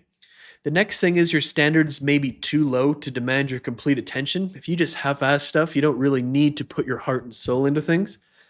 The next is you may not know which work creates the most value, but this is pretty easy to train yourself to identify. You may treat emails, meetings, messaging, administrative work, and all of that kind of stuff as if they're equally important. And then in this situation, if this describes you, working harder really isn't enough. We need to identify the signal and not get lost in the noise. The second part of the problem is the execution problem, right? You might know what matters, but if you still struggle to execute it and view yourself as someone who procrastinates, get distracted, and isn't consistent, you may repeatedly reinforce the same excuses, fears, and thought patterns that created and match your current behavior. In other words, your beliefs, your character traits, or skill may be limiting the performance. So even when you successfully force yourself to focus for a day or a couple of days in a row or a week, you may not have really designed the behavior in a way that makes it easy to repeat. And in that situation, it's not enough to know what to work on. You need to be capable of consistently executing it. So these 6 ideas combined address both problems. The 10x rule increases the size of the goal, the standard of work, and the amount of action that you believe is required. Self-image changes the person that you believe yourself to be. Autosuggestion repeatedly reinforces the goals, standards, beliefs, and identity that you are trying to develop. The beliefs, character traits, and skills frameworks helps identify the specific part of you that is limiting your performance. The principle of focusing on the signal and not the noise helps you identify the small number of things that deserve your time and attention. And then finally, James Clear's habit protocol helps you turn the correct behavior into something you can repeat consistently for the rest of your life. This is a good example of why this course is hours and hours long, right? I could tell you to put your phone away, to eliminate your distractions, to prioritize and try harder. That might help for an hour or a day, but it's not going to fix any of these 6 things. It's not going to fix the goals, the standards, the self-image, the thought patterns, the beliefs, character traits, skills, priorities, and habits that are underneath all your behavior. Being distracted, similar to my problem where I was struggling with all those vices and procrastination, that is the visible problem, but that is kind of the symptom, not the cause. Working on the wrong things is another visible problem, but again, that's the symptom, not the cause. So these 6 ideas explain what is producing those symptoms, and the system will help you fix each one. So let's get into these. The first one, part 1A, is the 10x rule. And this is the first idea in the system, and it establishes the level of ambition, quality, and action behind everything else. It is called the 10x rule. It's most popular from a concept from a book called The 10x Rule by Grant Cardone, which in my opinion, one of my favorite books of all time. And to me, the 10x rule is an important prerequisite for the rest of the system, because without the mindset, without the 10x thinking, I don't think that we'll use the system to its full potential. Now, if you've been on the internet, you've been in business for a while, you probably know a lot about Grant Cardone, or you've seen him. Think whatever you want about him, but this rule is probably one of the best rules for anybody who's ambitious on earth. So I would summarize the 10x rule like this. I'm not sure.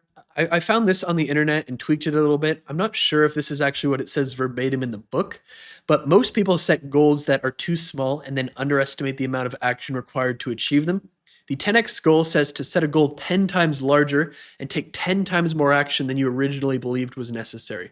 People usually underestimate how difficult meaningful goals will be, how many attempts they will need, how much competition, delay, and failure they will encounter, how much sustained effort real success requires. Most people create a goal based on what they think they can reasonably accomplish. Then they create a plan based on everything going reasonably well. That is almost always a mistake. The goal is usually too small. The plan does not usually contain enough action, and they have not accounted for how many things will go wrong along the way. So the 10x rule corrects this by forcing you to expand your thinking, raise your standards, increase the level of action, and alter your identity. So this is, you can see if we're trying to build an overall philosophy around a system, probably sounds like a pretty good one, right? And it's important to know that the 10x rule is not necessarily literal. Will you literally achieve 10 times your original goal and take 10 times more action? Maybe, but probably not, especially after you've already reached a certain level. But by setting a goal 10 times larger, it's very possible you will achieve 1.5x or 2x or 3x or maybe even 5x the original goal within the same time frame. Even if you fall short of the 10x target, the thing to remember is you may still accomplish substantially more than if you would have by thinking and acting normally and setting a 1x goal, for example, or a 2x goal. And that's the point.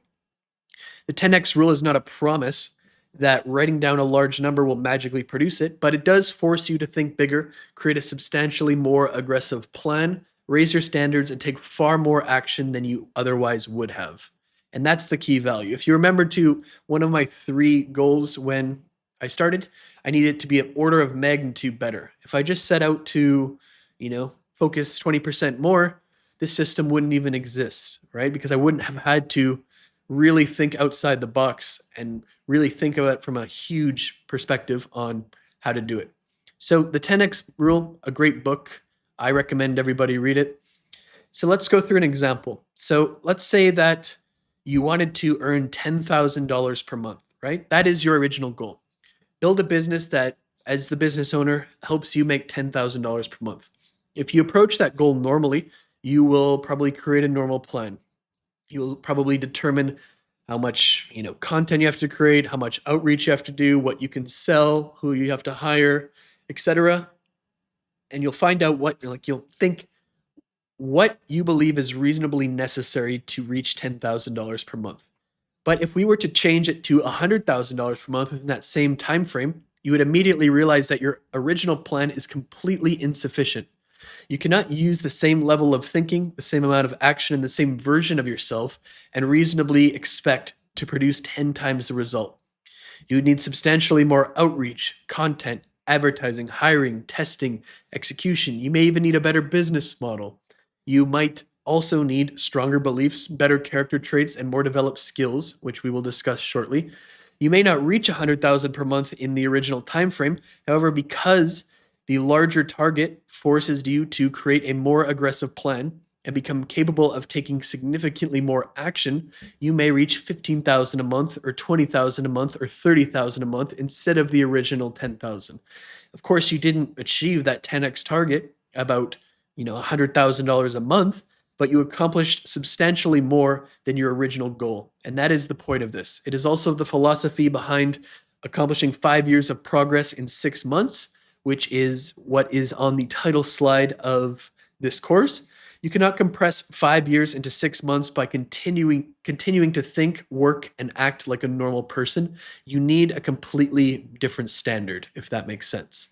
And as you can see, this is the philosophy that's going to permeate every other piece of the course.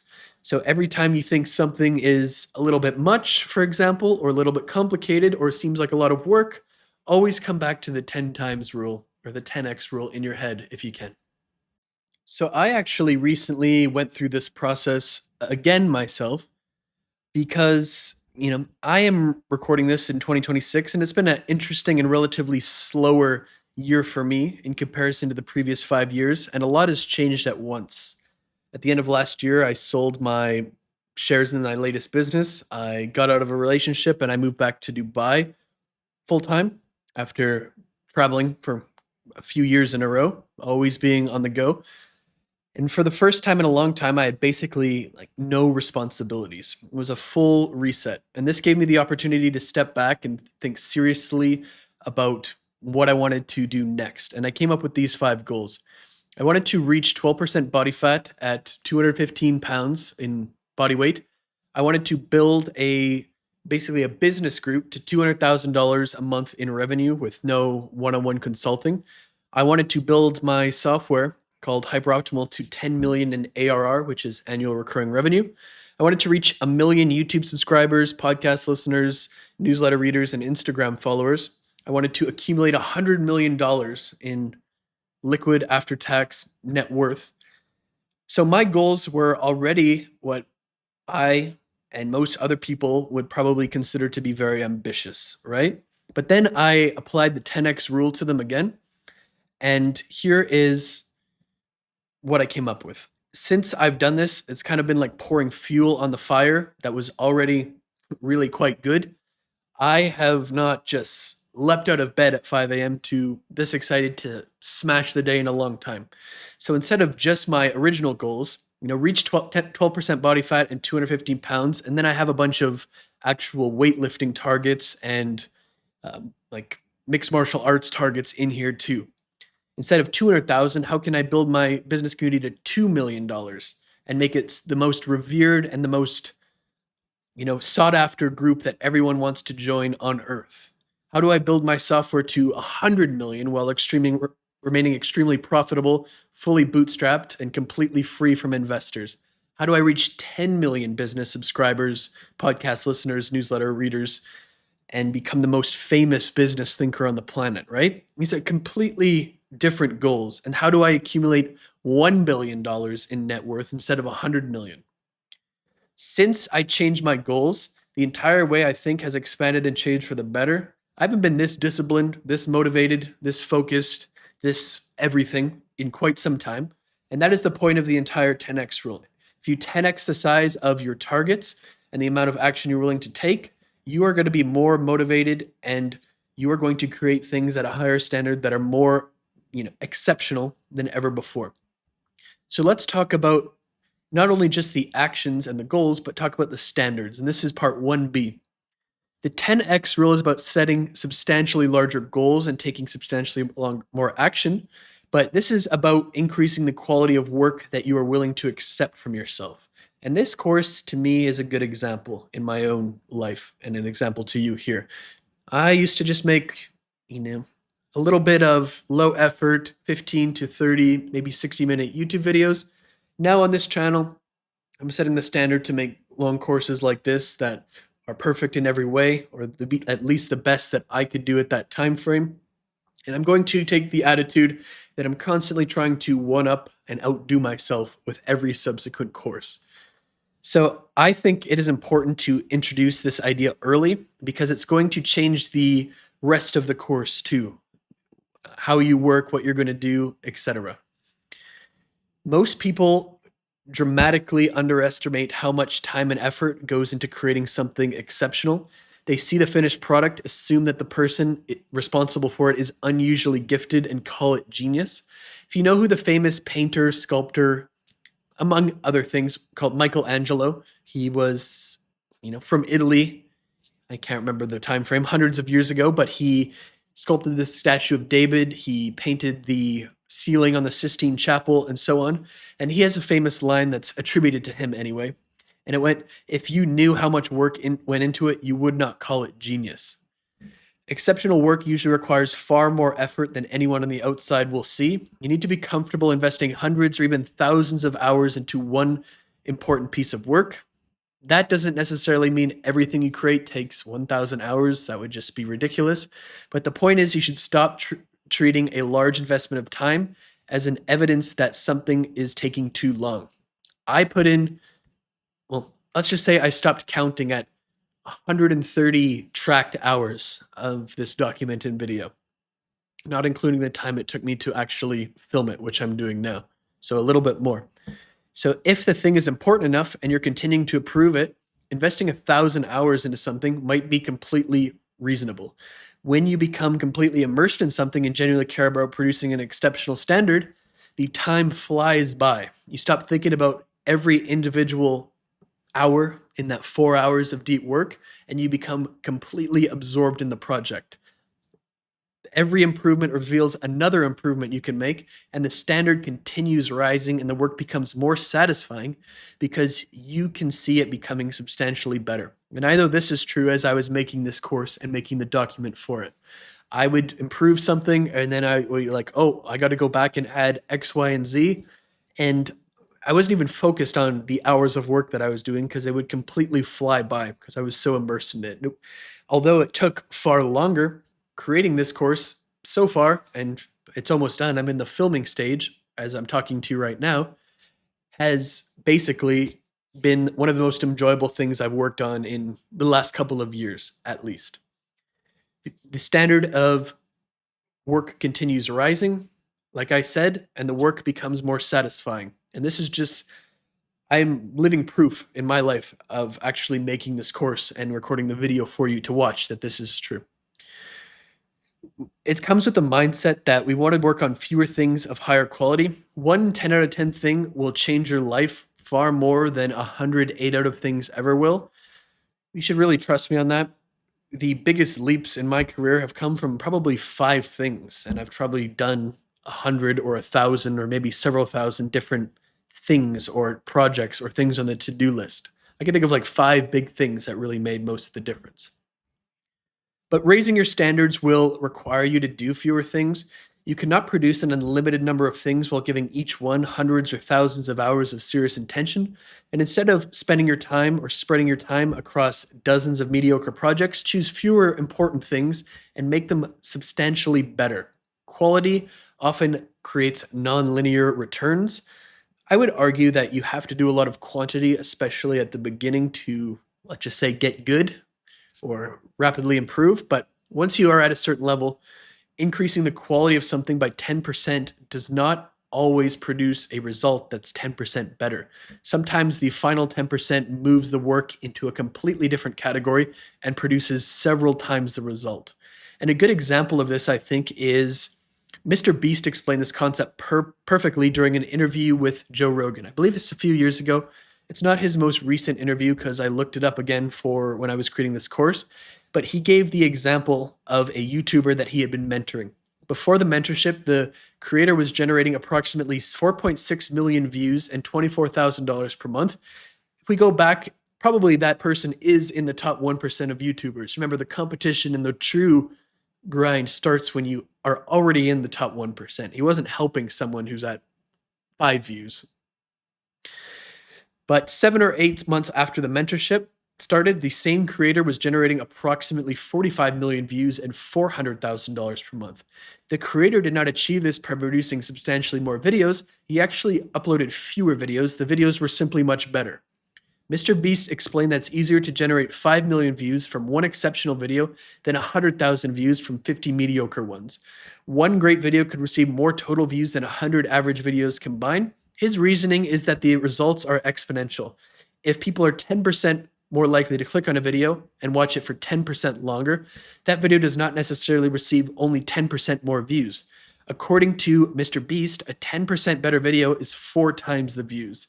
The stronger video gets clicked more frequently, holds attention for longer, and is consequently recommended to substantially more people. And then that cycle keeps repeating.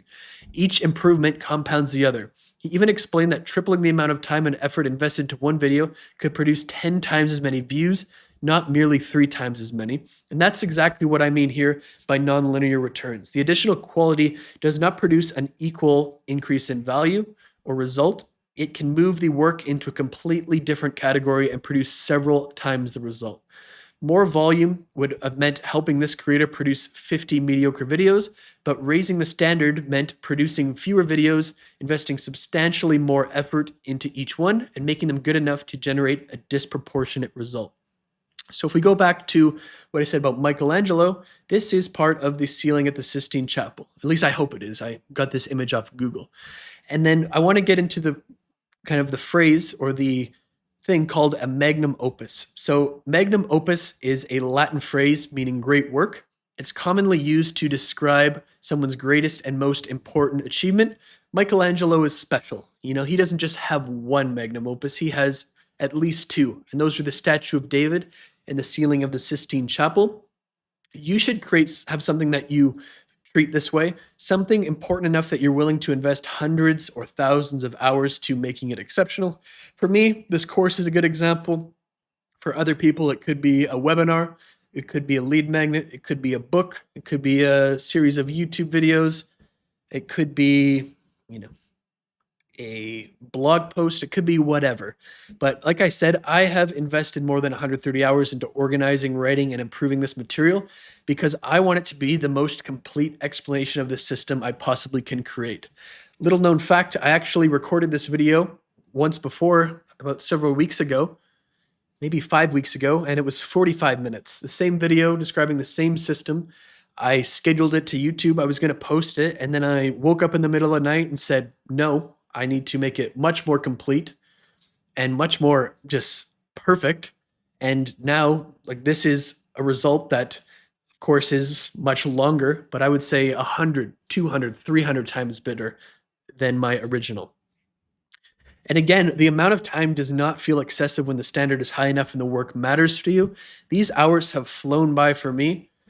Spend substantially more time improving a fewer amount of things, and I think that is going to generate a great result for you. So that brings us to your self-image. And if you remember back, self-image comes from Maxwell Maltz. He was originally a plastic surgeon, and then eventually, or I guess many years after he started, he wrote a book called Psycho-Cybernetics. This was because Maltz noticed something interesting while working with his patients. Changing someone's physical appearance could dramatically improve their confidence and behavior. Yeah, that's why most people do plastic surgery. However, this did not happen for everyone. Some patients received the exact surgery and physical change they had requested, but still believed that the operation had not truly fixed them, even though he did it. From their perspective, the surgery did not work. They continued thinking, feeling, and behaving like the same person they were before. The physical problem had changed, their internal image of themselves had not. So in his book, Psycho-Cybernetics, Maltz calls this internal picture your self-image. So your self-image is the internal picture or visualization you have of who you are, what you're capable of doing, and how someone like you normally behaves. If you view yourself in the context of this course as someone who is distracted, lazy, inconsistent, and capable of focusing, your behavior will repeatedly return to that identity. That's why these 60-second reels and productivity hacks don't actually work over the long term. You might temporarily work harder because you feel motivated, but eventually you will begin acting like the person you still believe yourself to be. And the opposite is also true. If over time you genuinely view yourself as someone who's a machine, someone who focuses, someone who works hard, remains consistent, and finishes what they begin, acting that way becomes substantially more natural, just like that man with the axe we're always talking about. The thing we need to basically understand is you cannot permanently change your self-image by making up affirmations and repeating things that you know are obviously untrue. You need to define the person you're trying to become and then create repeated evidence that you are or have become that person. Every time you complete important work, resist a distraction, keep a commitment, and return after making a mistake, that acts as another piece of evidence. Eventually, the mountain of evidence becomes so big that it becomes difficult to argue with. You're no longer convincing yourself that you're focused in hard work. You have a mountain of proof. And later, we will define the current and future version of yourself and create a process that repeatedly produces this evidence. However, defining a new self-image once is not really enough either. You need to keep placing the correct ideas of who you want to become in front of yourself until they begin influencing how you naturally think and behave. And that brings us to the concept of autosuggestion. So defining a new self-image is important, but doing it once is not enough. You need to repeatedly place the correct ideas in front of yourself until they begin influencing how you naturally think and behave, and that brings us to Napoleon Hill. Napoleon Hill was an author best known for the book Think and Grow Rich, one of the best-selling business, self-help, self-improvement books of all time, something that I read at least once a year. And the book presents 13 principles for achieving success. And one of those principles is autosuggestion. We're not going to talk about the other 12 right now. So what is autosuggestion? Autosuggestion is the process of deliberately and repeatedly placing specific ideas into your own mind. So suggestion, obviously, like bringing up an idea, and auto means to you, just like someone's autobiography is a biography they wrote about themselves. The basic argument is that the thoughts you have repeatedly exposed yourself to begin influencing your attention, beliefs, decisions, and behavior. That is why something like reading your goals once is usually not enough to get them to seep in. You may read something, feel motivated for 5 minutes, and then return to the same environment, distractions, thought patterns, and behavior you had before. The new idea never receives enough repetition to compete with everything that was already there. Later, we will create written material that keeps the correct ideas in front of you. These will include your goals, your standards, your motivation list, which is your reason for pursuing them, the new behavior or the new beliefs, character traits, and skills that you want to become, and then the correct thoughts that you want to, deliberately place into your own mind. You're not going to just make these up, read them once, and forget about them. You'll repeatedly review them until they become familiar, automatic, and difficult to ignore, all as part of the system. But we want to make something clear at the same time. Autosuggestion is not magic. Autosuggestion does not mean you can repeatedly tell yourself that you're hardworking while you sit around doing nothing and scroll Instagram all day, and that will eventually make you become hardworking, right? That is not autosuggestion, that is delusion. Repetition needs to be supported by action and evidence. However, repeatedly reminding yourself of your goals, standards, desired self-image, and the thoughts that you want to have does make it substantially easier to act in alignment with them. Your self-image defines who you're trying to become. Autosuggestion repeatedly places that person in front of you. Your actions provide the evidence that the transformation is actually happening. And then the next framework explains the 3 parts of yourself that we're attempting to change. So part 4A is called beliefs, character traits, and skills. And I want to explain why this framework exists inside a course about productivity, focus, and getting more work done. And I think that this is important because it explains why you need to implement the system and what the system can actually change about you as a person. So there's this business guy named Alex Hormozi. If you are in business, especially if you consume any business of content, you've most definitely heard of him at this point because he's almost like a mainstream celebrity. I would say he's like really like a C, maybe B tier celebrity at this point. One of my favorite frameworks for him is the idea that nearly everything about a person's performance or life can be reduced to a unique combination of 3 things: their beliefs, their character traits, and their skills. And for me, this is easily one of the 5 most useful ideas or frameworks that I've ever encountered. And it's useful because it explains why someone, and most of the time that someone is being you, is not doing what they should be doing or achieving what they theoretically should be capable of achieving. So let's get into the beliefs first. The beliefs are the things that you believe to be true about yourself, others, business, work, success, and the world around you. Basically, these are like the things that make up your own self-image. So your beliefs affect how you interpret almost everything around you. Someone who believes that great things take time will react differently to a difficult month than someone who believes every setback means the plan is not working. That 10x rule is a belief. If you ask God to move a mountain, be ready to wake up next to a shovel is a belief. So is the part about raising your standards. The character traits determine whether you consistently do the things that you already know you should be doing. Character traits include examples like focus, work ethic, and consistency. And that is where the majority of this course fits into, the character traits framework. You can know exactly what you should do. You can believe the plan that would work.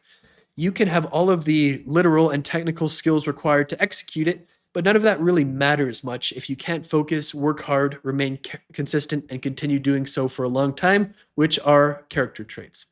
And then skills are things that you've learned how to do. Tying your shoes is a skill. Cooking is a skill.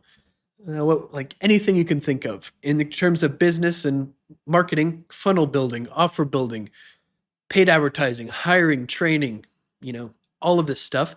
And of the three, beliefs, character traits, and skills, skills are usually the easiest to identify.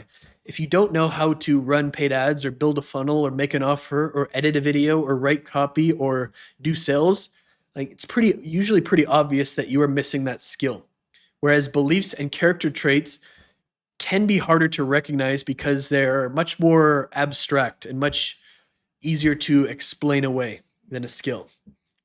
You can tell yourself that you need another course or another strategy or another opportunity or new business model when the real problem is that you are inconsistent and cannot focus for more than 20 minutes at a time, i.e. you lack the behavior trait of focus. The thing to remember here, and I made this little graphic, basically level 1 to level 10 with the ladders, you are often limited by your weakest category. So you can, in most cases, rate these three skills independently. So let's just say that you have 7 out of 10 beliefs, for example, and 7 out of 10 character traits, but you have a 2 out of 10 skill set. Even though 2 of those categories are relatively strong, this person, this example's overall success may remain close to a 2 out of 10 because they don't have the skills required to produce the result they're trying to get. The same thing happens when character traits are the weakest category. Imagine you have exceptional beliefs. You take responsibility for everything. You have a great attitude towards service and client relationships. You are patient and understand that meaningful results take time, and you don't become discouraged easily.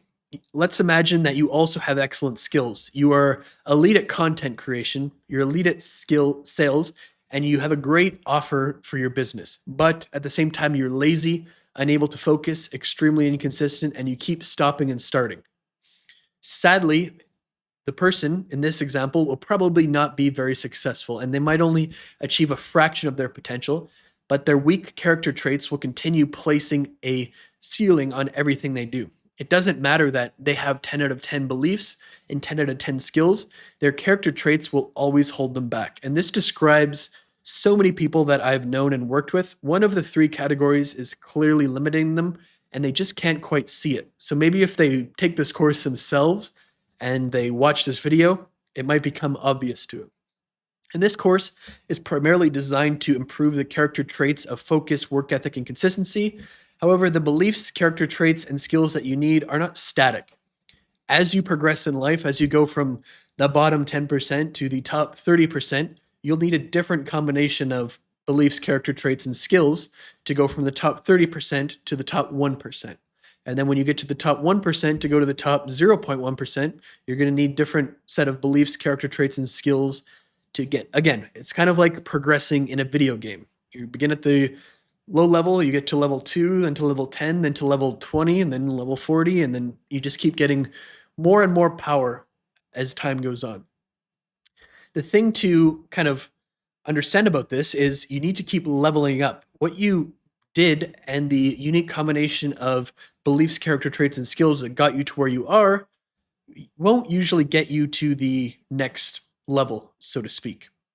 So let's go through a few examples here, and let's bear with me because I just want to illustrate what the difference is going from 0 to 100K in a business, 100K to a million to 10 million, and then so on. Let's go, I think 5 examples I put here. So when you're going from 0 to 100,000 in a business, at this level, you're basically proving that you can create something valuable, find customers, and deliver a result. You might need beliefs such as, I can create something people pay for, I'm responsible for getting customers, I need to do a large amount of work myself, and I do not need everything to be perfect before I start. The character traits, probably work ethic, persistence, resourcefulness, and willing to take responsibility. You might need some initial skills such as sales, customer acquisition, creating a basic offer, and a basic understanding about how to deliver the product or service. At this stage, the primary requirement is usually action. You need to stop endlessly preparing, create something people want, find customers, sell it, and fulfill what you promised. You cannot delegate your way out of learning the fundamentals. You need to become capable of producing the result yourself. So bear with me here as we go on for the other ones. So let's go to the 100K to $1 million example. At this level, the business has demonstrated that people will pay for what you sell. The problem is that the business is usually extremely dependent on you. You might need beliefs such as, I cannot do everything myself. The business needs systems. Hiring people is an investment rather than simply an expense. Other people can learn to produce the result. You might need character traits such as consistency, focus, willingness to delegate, and patience while training people. You might lean to develop some new skills such as hiring, management, process building, and training employees.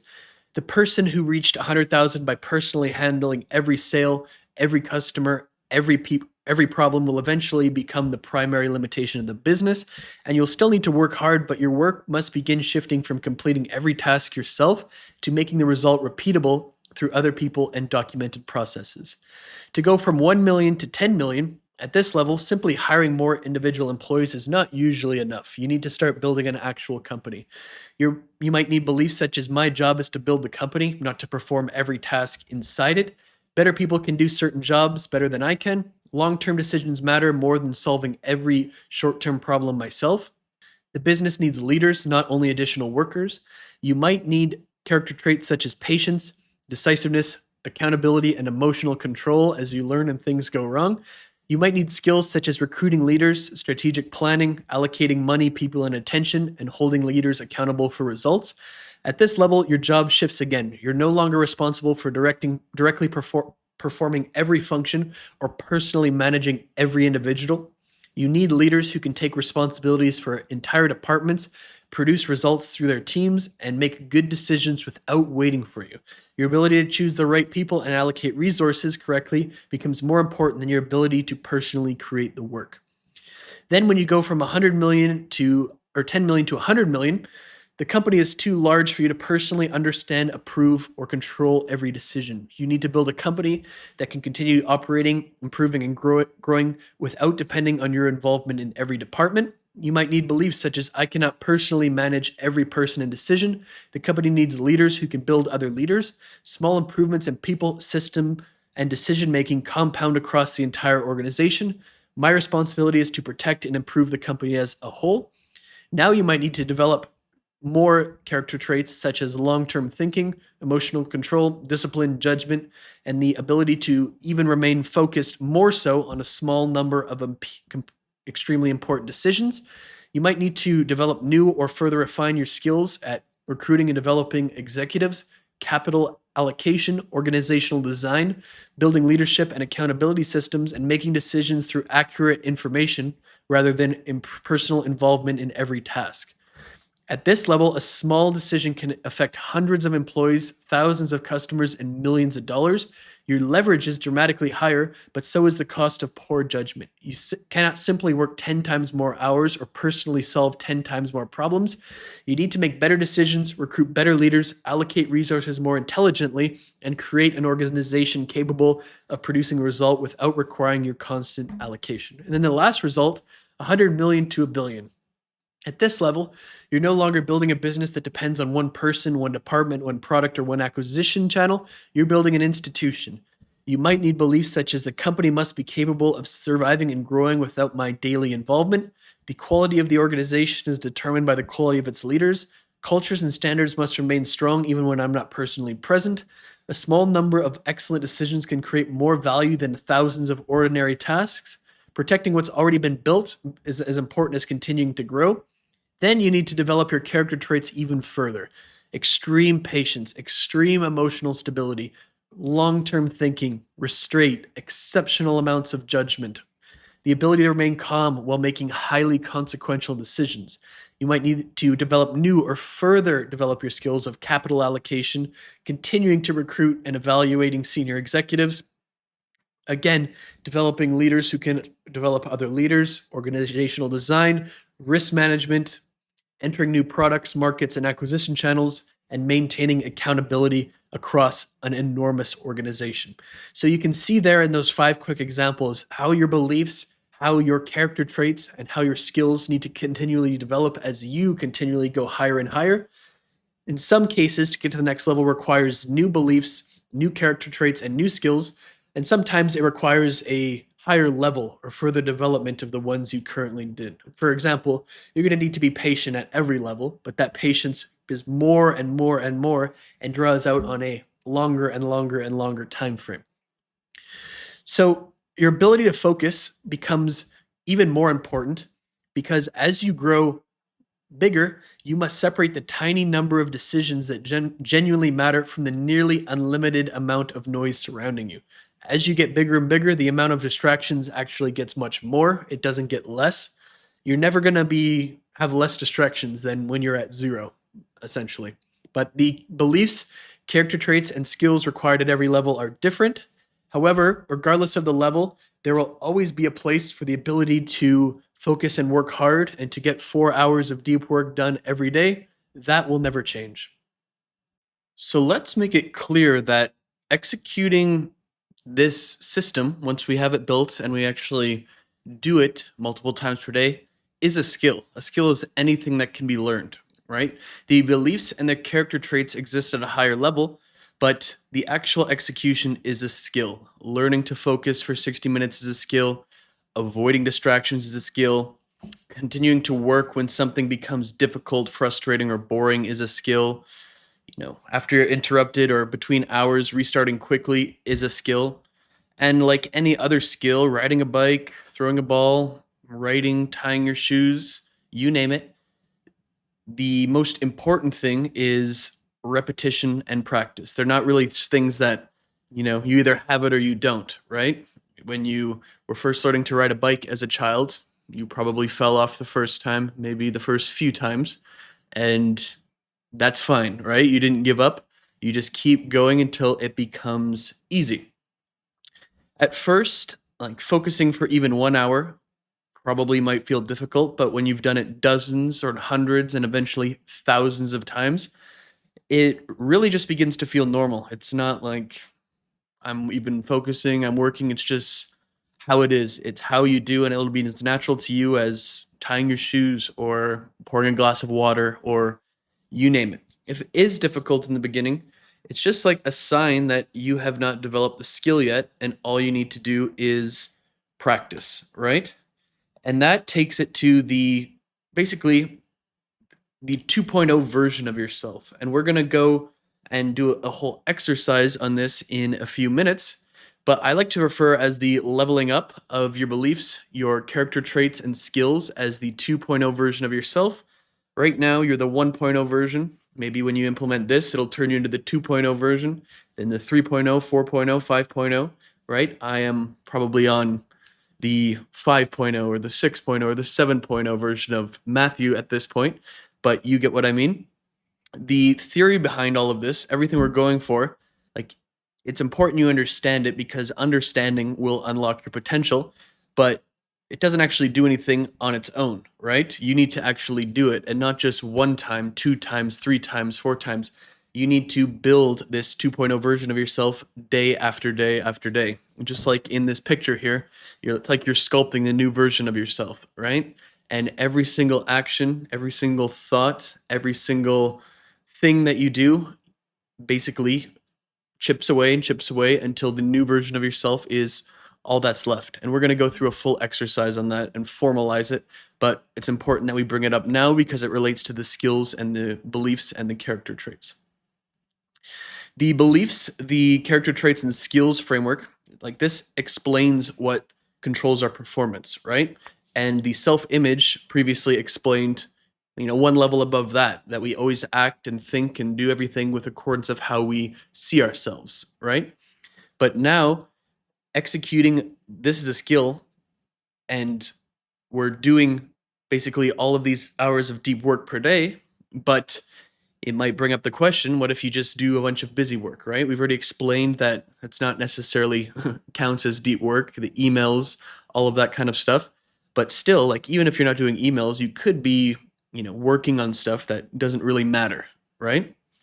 Even if your beliefs, your character traits, your skills, and your ability to focus all become very, very, very, very strong, there is still another problem, and that is, what deserves your focus. And I actually didn't have this in the first several drafts of this document, and I finished up the entire course, and I came back and added to this section. I literally woke up in the middle of the night, another situation where I did that, and then I was thinking, because I put this course, like this document, through like Claude, through ChatGPT, through all this stuff, and I sent it to a few people and say, like, I'm trying to create the biggest system here to make the most valuable course. Like, I need you to poke holes in it, right?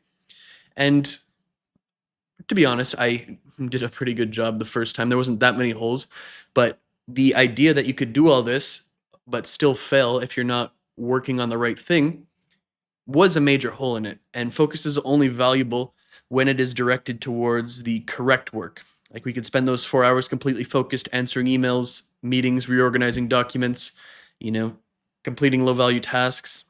You might very well have been focused on these things, but you're not focused on the right things. Those are the wrong things, right? And that is why we really need to understand the difference. And that's the key to this concept, the signal versus the noise.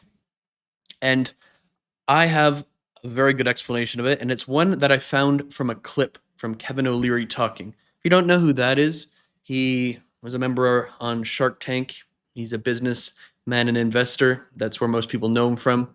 But he has a finance company, like O shares, like ETFs and stuff. That's his company.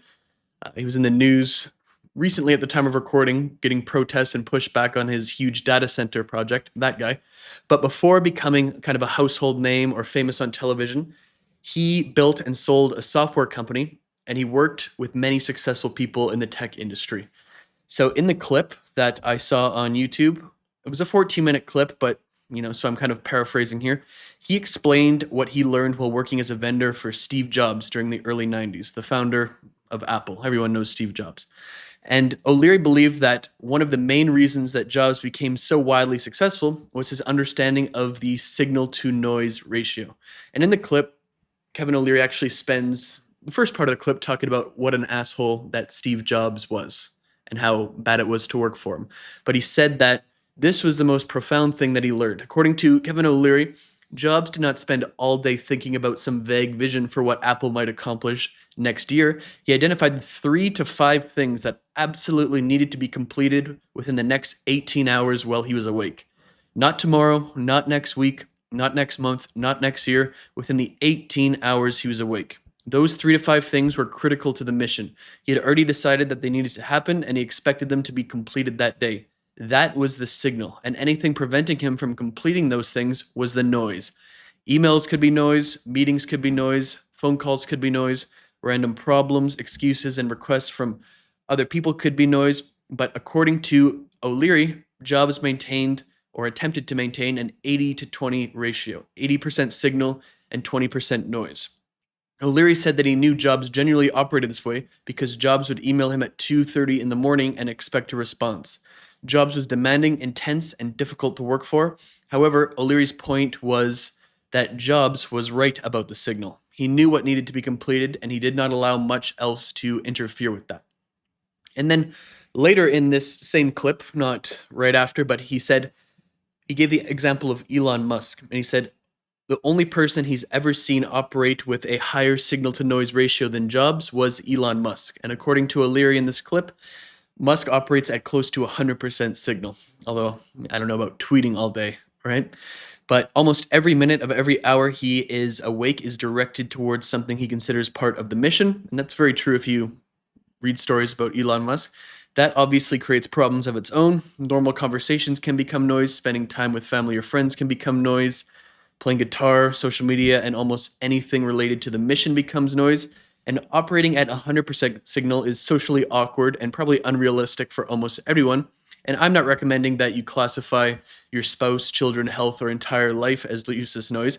However, during the periods that you have decided to work, i.e., these 4 hours of deep work per day, the principle is extremely powerful and important. So for that period, you should attempt to operate as close to 100% pure signal as possible. It's a very important part of this course. So what does the signal mean, and what should you literally be focusing on? Because, theory is theory, but reality is another thing entirely a lot of the time, right? So signal means the small number of things that meaningfully advance your most important goals.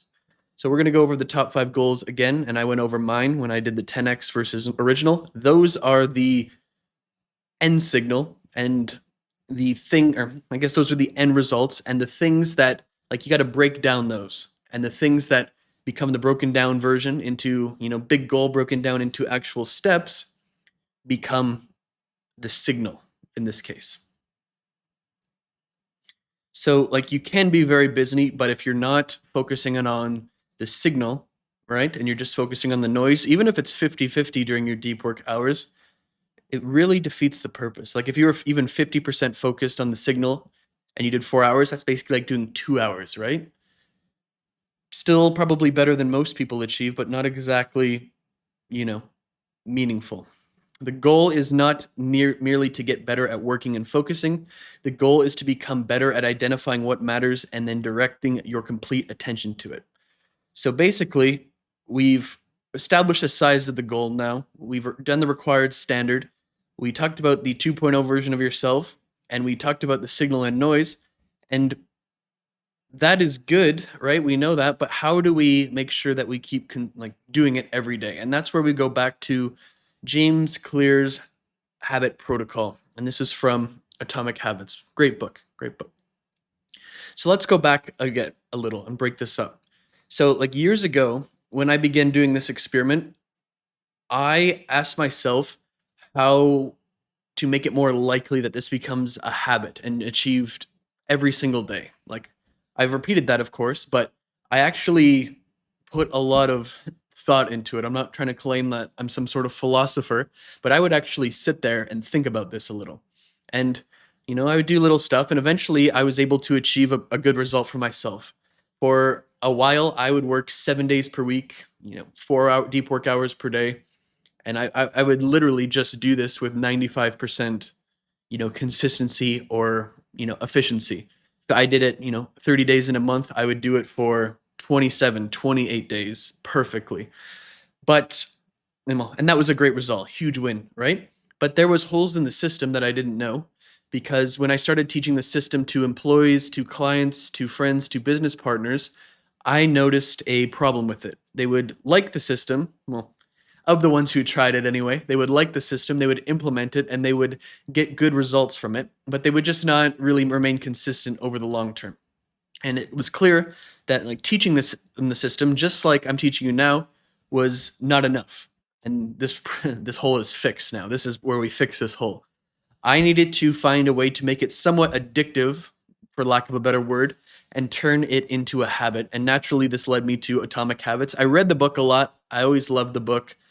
Clearly, lots of other people like it too and love it too. It's one of the, most popular best-selling books on, like, it's in the Amazon top 10 best-selling nonfiction books for like years on end. This is the book if you want. And in the book, James Clear, who's the author, breaks habit formation down into 4 parts: the cue, the craving, the response, and the reward. So each part is connected to what he calls his 4 laws of behavior change. The first is the cue, making it obvious. The second is the craving, make it attractive. The third is the response, making it easy. And the fourth is reward, make it satisfying. So the cue makes you aware that it's time to perform the behavior. The craving gives you a reason to want to perform it. The response is the behavior itself. And the reward creates immediate satisfaction and therefore reinforces the behavior. So if these laws, and if we take it at face value, which I did at the time and largely still do, if these 4 laws can make almost any behavior more likely to become a habit, then there was no reason that they could not be applied to this whole system, right? And make the whole system a habit to do this. So when we apply the 4 laws to the system, and for now I'm going to keep this, intentionally theoretical, because it's not going to make that much sense to, like, talk about the practical, each piece of the system and how it relates at this point, because you don't even know what things there are. But at the end of every part, or at the end of every piece of the system, we're going to explain how this perfectly correlates and how this applies James Clear's thing. So throughout the rest of the course, we'll make deliberately focused work obvious enough that you do not forget or ignore it or avoid it, attractive enough that you want to begin, easy enough that unnecessary friction doesn't stop you, and satisfying enough that you want to repeat it. So the system will not depend on one reminder or one motivation or one reward or one cue. Different components will reinforce each other, making the complete behavior substantially easier to repeat over the long term. And once you've seen and implement these components, we will return to James Clear's 4 laws and evaluate the complete system against them. But basically the basic structure that you can remember: make it obvious, make it attractive, make it easy, and make it satisfying. And James Clear gives us the structure for deliberately building that habit. And that gets into the Pavlovian conditioning. This is not a core concept of the course, but it kind of builds a little bit on James Clear's habits, right? We've all heard of the scientist Pavlov, Ivan Pavlov. He was a Russian scientist. And this experiment is the, Pavlov and the dogs, right? He rings his bell and then the dog eats. So this is, in my opinion, an extremely, useful, external experiment to basically, you know, understand this. So in the version that most people know, Pavlov would ring a bell before giving the dogs food, and after he repeated this enough times, the dogs began salivating when they heard the bell, even when no food was present. The bell originally meant nothing. Pavlov connected it to something the dogs wanted until their response to the bell became automatic. This is called conditioning. And right now, our brain may associate work with difficulty, frustration, boredom, or something that we would rather avoid. Through all of the theory in this course, and largely from James Clear's stuff, we are going to try to reverse that. The entire system is built around deliberately creating a consistent environment and repeating the same general series of cues, action, and rewards.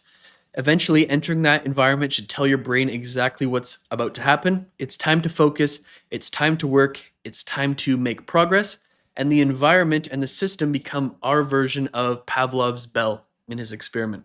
So throughout the rest of the course, we are going to show how to create this environment and which actions and rewards to repeatedly connect to it.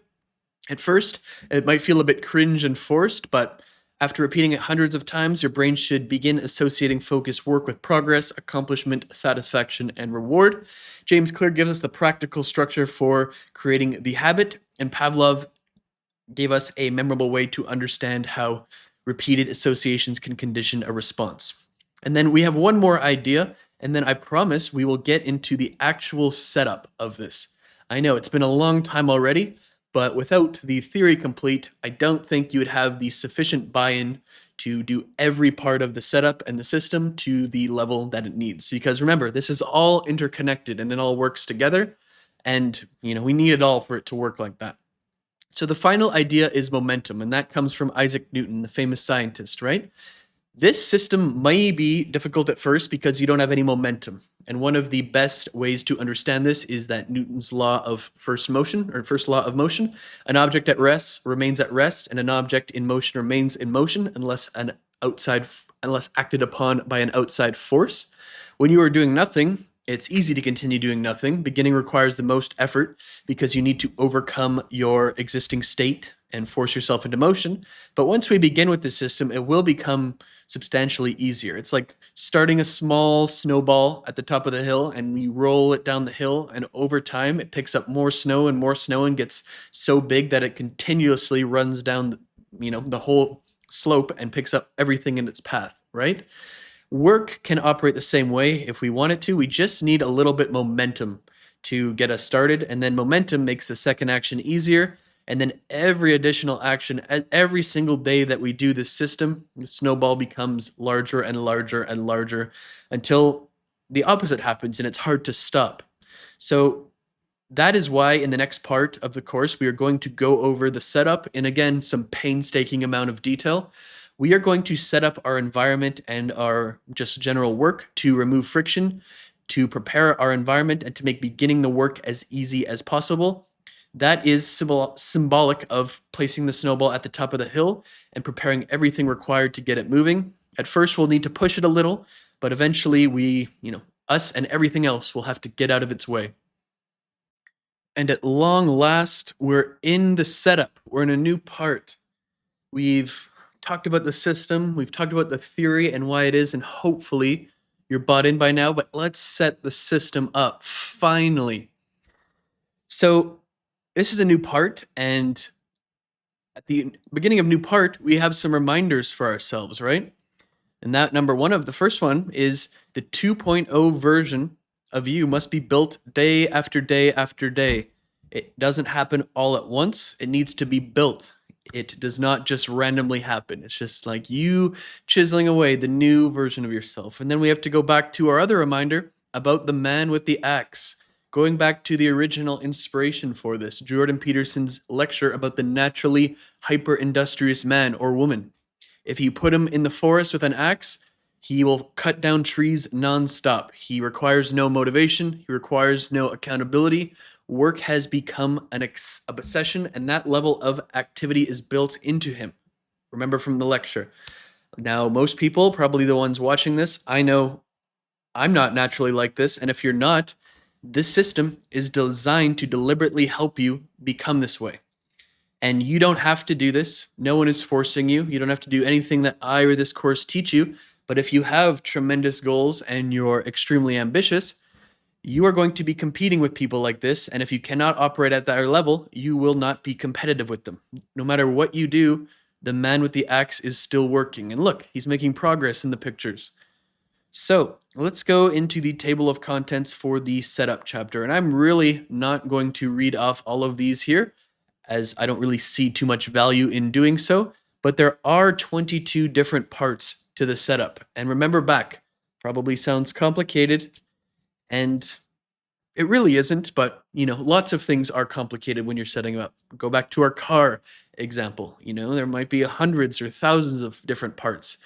You probably don't know even the names of all of them or what they do, but they all come together to make the car, right? And then simple enough to drive it. So we have spent the entire course so far, and now we're finally going to take some action, right? I don't want to hear this from you. This seems complicated. 22 different parts. It is like a car, and we only need to set it up once, and then it becomes very, very simple. And the setup is the most important part. The setup is easy enough too. Like if you constantly travel or, move around a lot, it's easy enough, especially once you know how it works, to just reset it up in those locations. But if you just live where you live and you're there in your office or your home every day, you only need to ever set it up once and it's perfect.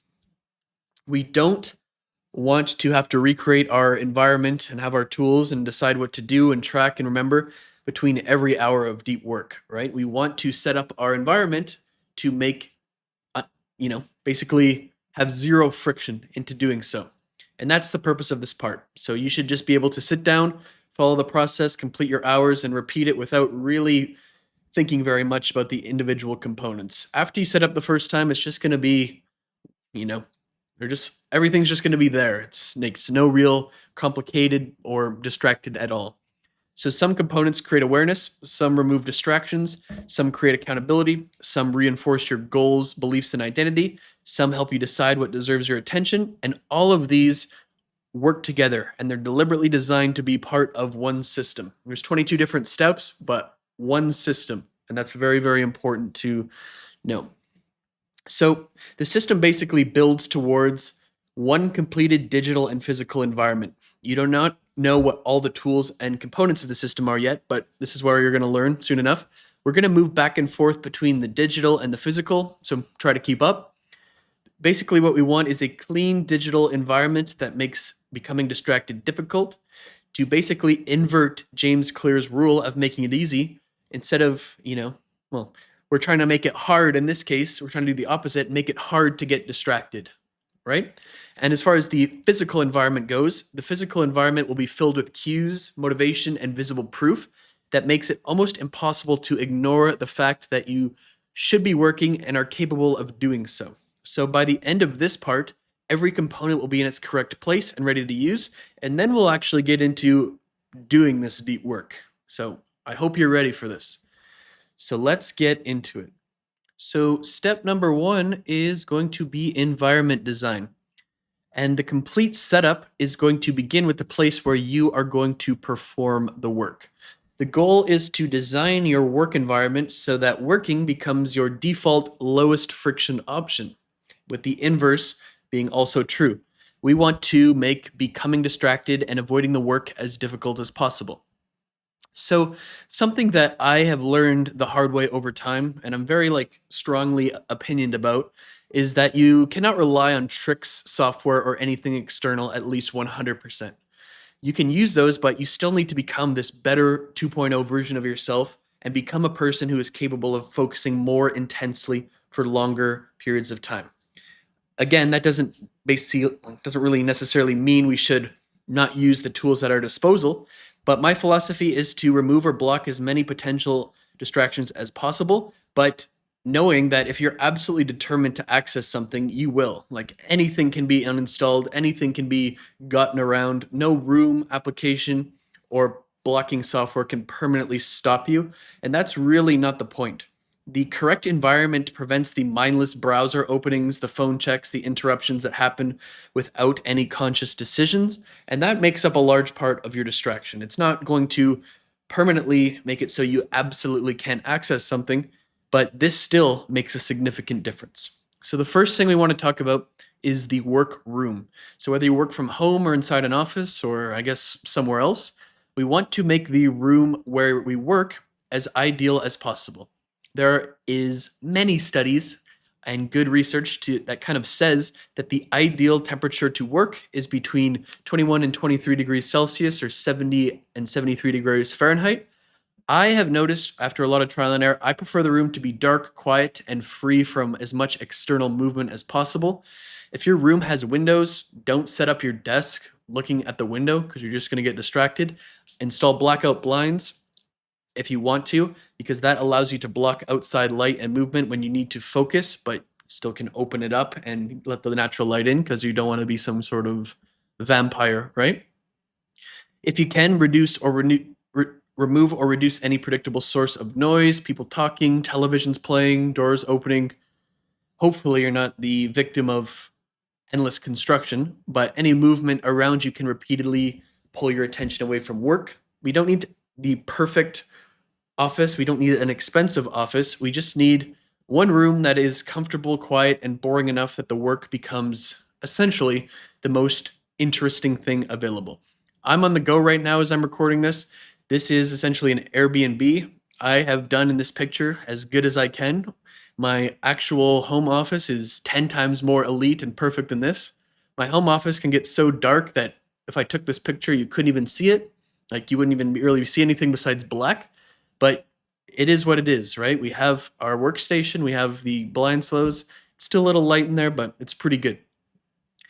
And the next is the workspace. So I don't really consider the work room and the workspace the exact same thing. The room is the room, and the workspace I consider to be your desk and everything immediately surrounding it and in your basically eyesight or like line of view, line of sight. The first thing is that we need to use one monitor. And if we have a laptop that can be plugged in, put the laptop behind the monitor so you can't see it. And I'm very, very passionate about this as part of this system. One monitor. Having multiple monitors does not make you more productive. It just gets your attention between two different things.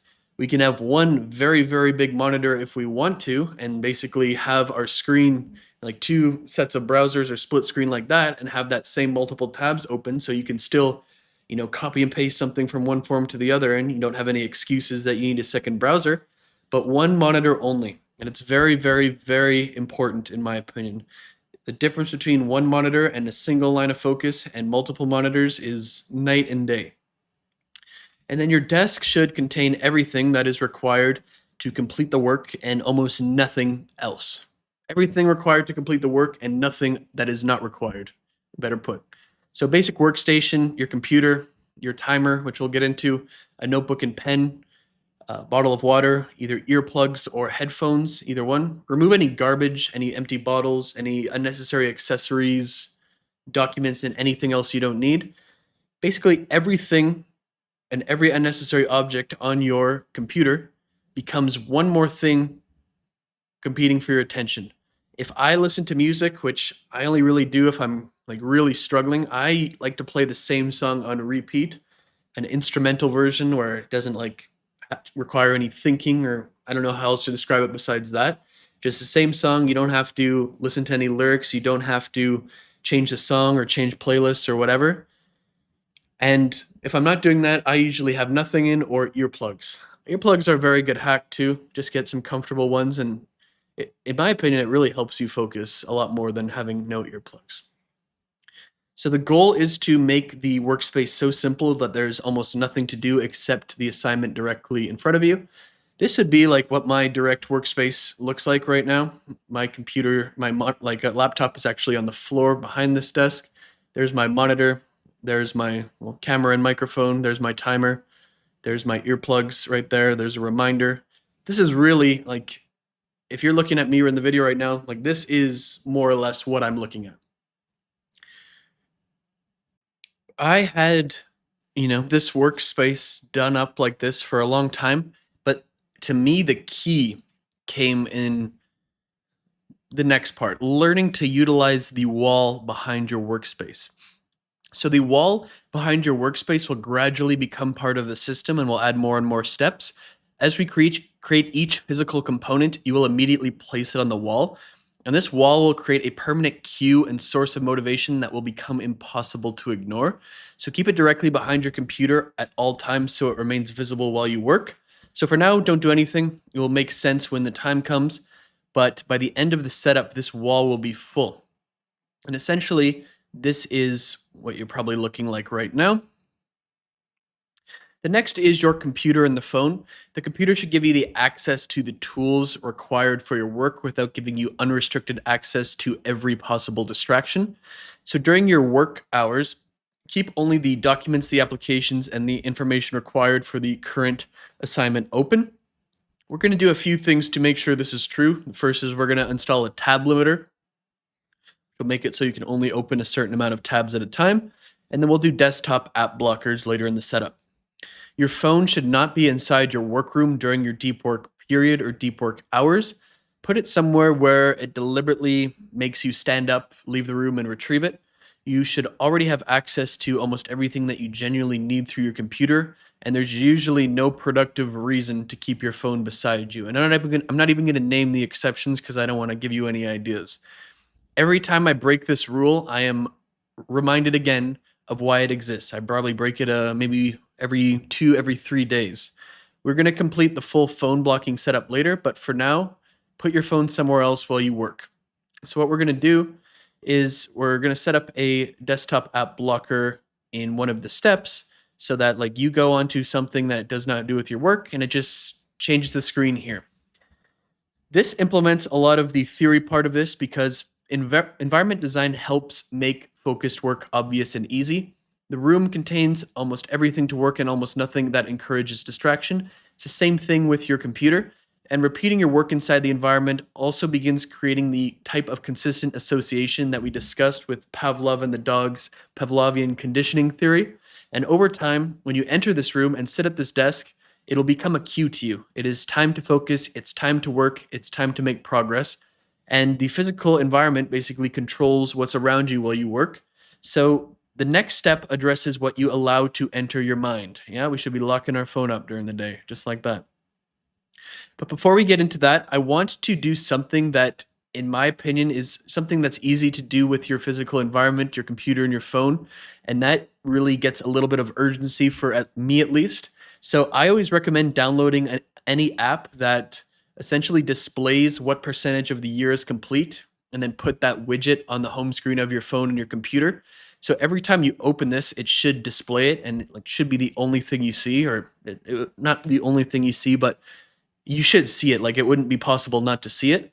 To me, this is not part of the overall system. This is more like a power up, but it can be a good reminder to act with a sense of urgency. When you open your phone and see, oh my God, 61.6% of 2026 is already complete, right? It just shows you how fast time goes, and any bonus, urgency type thing that you can get yourself to act faster and more consistently like this is good. Not necessarily part of the system, but a good bonus nonetheless. So step 2 in the system is dialing in our information diet. So the previous step changed the physical environment surrounding you. Now we're going to change what enters our mind. So I'll never forget the opening line from a documentary I once watched. I was not able to find the documentary as I was making this course. Couldn't find it, but The opening line said something like this: besides oxygen, content is the thing that humans consume the most on Earth. But unlike the quality of the air we breathe, we put very little thought into the quality of the content we consume. And I don't remember what this documentary was called. I don't remember anything besides that line, but it has stuck with me and it caused a major shift in the quality of my life. And this has to do with your mental or information diet. We all understand the importance of our physical diet, even if we don't always live up to it. We know that we feel and perform differently when we eat clean food compared to eating fast food and junk food, but there is a mental version of this. The content you consume affects your thoughts, your focus, your mood, and the way you interpret your own life. If you consume nothing but short form video, social media feeds, news, pornography, and negative content, you should not be surprised when the ability to focus, think clearly, and your work begins deteriorating.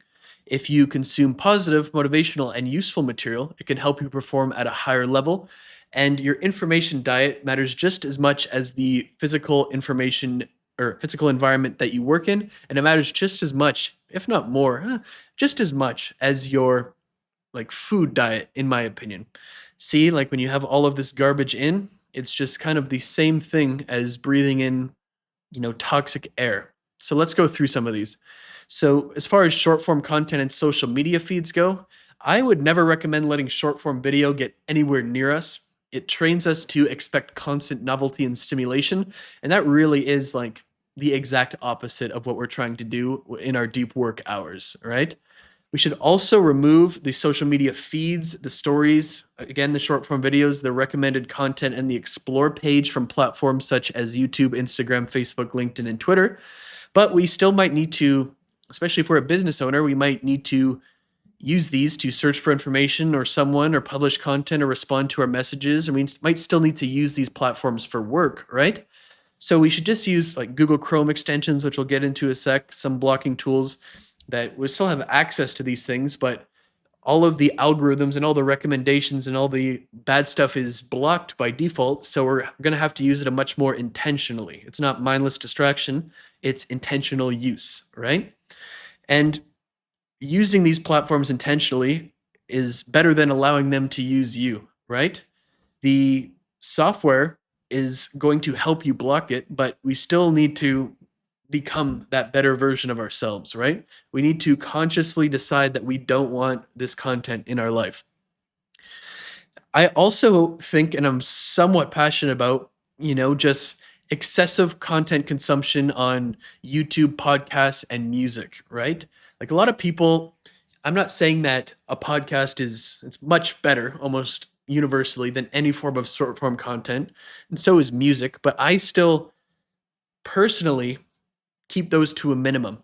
And I don't think that most people understand how badly just constantly having a podcast or music or something in like fries your brain after a while, even when the content is not explicitly negative, like the short form video, like the news, the politics, etc. We want to really have a lot of time alone with our thoughts, and we want to focus on our own life instead of constantly consuming external stuff, podcasts, music, etc., to help us escape from our life. Even the useful content becomes a distraction when consuming it replaces thinking, creating, or doing the work on yourself. You don't need to be taught something new every hour. You don't need all of the updates. Most of the time, we just need to act on what we already know. If we go further, we have news, pornography, negative people. Don't look at the news, especially political news. For most people, there's almost no practical benefit, and it can cause significant harm to your attention, mood, and ability to focus. Most news does not, help you build the better version of yourself. It just gives you another thing to think and worry and doom about. Do not watch pornography or any kind of that material. There's no benefit to it. It's another harmful source of stimulation that competes with your ability to focus, or, a lot of cases much, much worse, especially as time goes on and it's more and more studied. And finally, reduce the amount of time you spend around people who are relentlessly negative, discouraging, or distracting. Not everybody's always bad, but if they're bad to the same point, to the point where you would like consciously label them as always negative, like that is when you cut them off. Like if you like consciously notice it. And that's not the same as the often dumb advice about like cut off all your friends and lock in. You don't need to do that. You need to cut off, negative people who allow their negativity to affect you. So let's talk about choosing better inputs. Because when you choose better inputs, right, that's like breathing pure and clean and beautiful air. Removing bad inputs is only one side of the process. You should also deliberately expose yourself to things that reinforce the person you are trying to become. The first hour of your day is especially important because if we go back to the momentum example, of course, there's overall momentum, but the first hour of the day is like building momentum for the rest of the day, right? So ideally, you're going to spend some of that first hour alone with your thoughts and keep your phone turned off. But if you are going to consume something, I always recommend listening to material that improves your mindset and prepares you to work. For me, like for example, I always in the morning listen to about 20 minutes of Tony Robbins. Tony Robbins is my guy, my chosen, motivational material. And this positive input for me, and when you do it, will create positive momentum that carries into the rest of your morning and your deep work hours. Later, we're going to create physical reminders that repeatedly expose you to your goals, your motivations, that 2.0 version of yourself that you're trying to create, and the thought habits that will help you do so. But for now, this is good enough to remove the content that distracts us and to intentionally put in like better content that, makes us more likely to do what we're supposed to do. As far as how this implements the theory portion of what we talked about, your information diet is kind of like that auto-suggestion all day long from that Napoleon Hill. Auto-suggestion repeatedly is a suggestion you make to yourself. If you just have a bunch of negative something in it, you are more likely to, be negative, have negative thoughts, and negative thoughts are going to drag you down. Everything you repeatedly consume, which suggests what you should think about, care about, fear, want, and become, if you constantly expose yourself to bad stuff and noise, your thoughts will become noisier. Brain fog. People are like, oh, I can't focus. But if you reduce the noise and deliberately choose better inputs, it becomes easier to reinforce the beliefs, the standards, and the self-image that you are trying to develop. So basically what we've done, we've created a better physical environment, and now we've begun cleaning up the information entering our mind to basically create that better digital environment. And the next step in the system is to protect the time required to utilize both of these things to complete our 4 hours of deep work. And that has to do with time blocking. So here's a joke for you. If you did not know, the root word of deep work is deep. And then there's the second one called work, right? I know. What a hilarious joke. But we cannot enter deep work and achieve the level of focus if our calendar is so messed up that we're constantly jumping through a lot of the stuff. We can't sit down and do an hour of focus if every hour there's 20 different things in it, right? And this course is made from the business owner entrepreneur point of view, and that's a very common thing to have happen to you when you own a business and probably even when you have a job sometimes, right? If you leave your schedule open, just like your mind, people will fill it for you. So what I always recommend is to protect the first 5 hours of the day. So if I woke up at 6, I would block off everything until 11. That window gives you enough time to complete the 4 deep work hours with short breaks in between them and a little bit of inefficiency. No one is allowed to schedule a meeting with me ordinarily or ask for a call or place something on my calendar during this time period. When you first do this, you might have to rearrange your schedule and clean something up, but it will be the best thing that you ever do. Remember, if you wake up at 6 and it's blocked off to 11, even in standard business hours, 11 to 5 is 6 hours to do all of this stuff. It kind of is an excuse if you don't do this. So after my deep work periods are done, I can handle my calls, my messages, my meetings, my administrative work, and everything else that competes for my attention. But I can rest easy or spend the rest of my day satisfied knowing that my deep work, the stuff that already matters, has been completed. And the key to this is you need to put this on your calendar, literally, not figuratively. If you are in business or you have a job, you probably have a calendar, a Google Calendar or a Microsoft Calendar or something like that. You need to actually open it and create a recurring event that protects the first 5 hours after you wake up.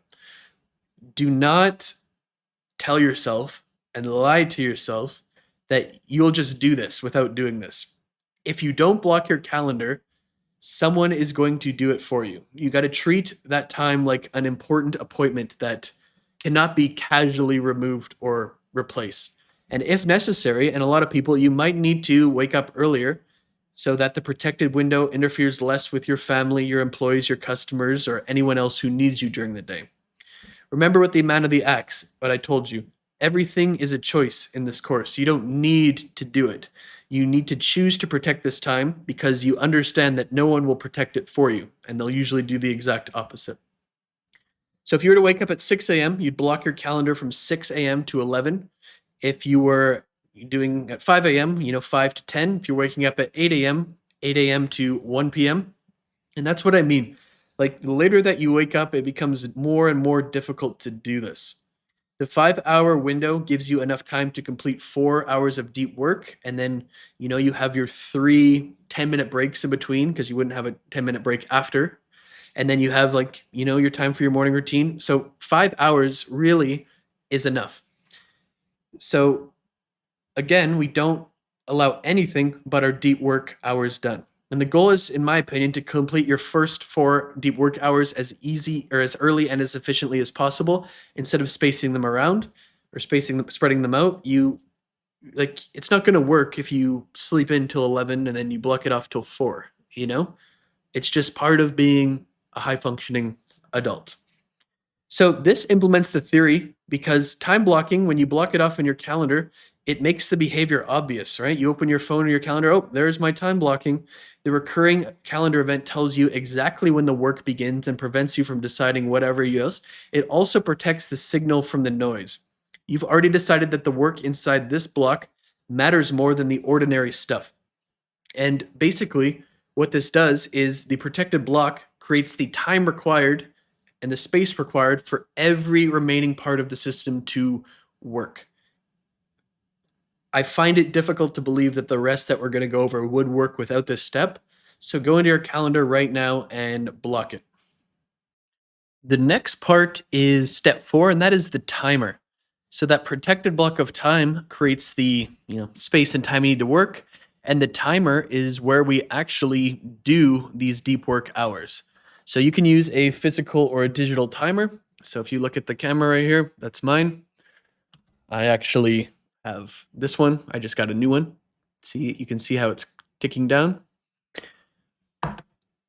I really prefer the physical, but digital works too. I like the physical one because it just sits there and you can just see it 24/7. Like the digital ones, there's tabs and all this stuff. But we want to work in 1 hour increments. And I first started this based off something called the 60-10 method from a book called The 5 a.m. Club by Robin Sharma. 60 minutes with a 10-minute break allows you to just focus for 60 minutes and then kind of recover or screw around or break it up.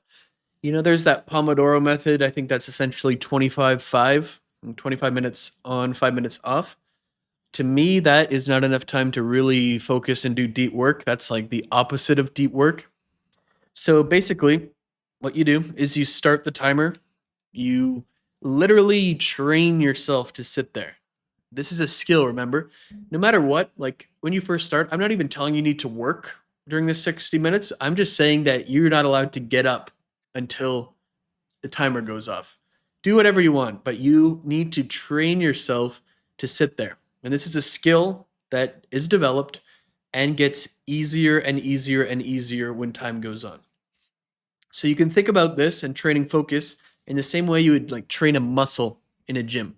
The first time you go to the gym and you do bench press, you probably have the worst bench press ever. Probably be very weak, right? But you do this for 12 weeks, then it gets much stronger. You do it for a year, it gets much stronger, and so on. And basically, focus works the exact same way. Every completed hour is another rep. The goal is not to prove that you can focus perfectly on the first day or even the first week. The goal is to basically repeatedly practice this skill until completing 1 hour of focused work is just normal.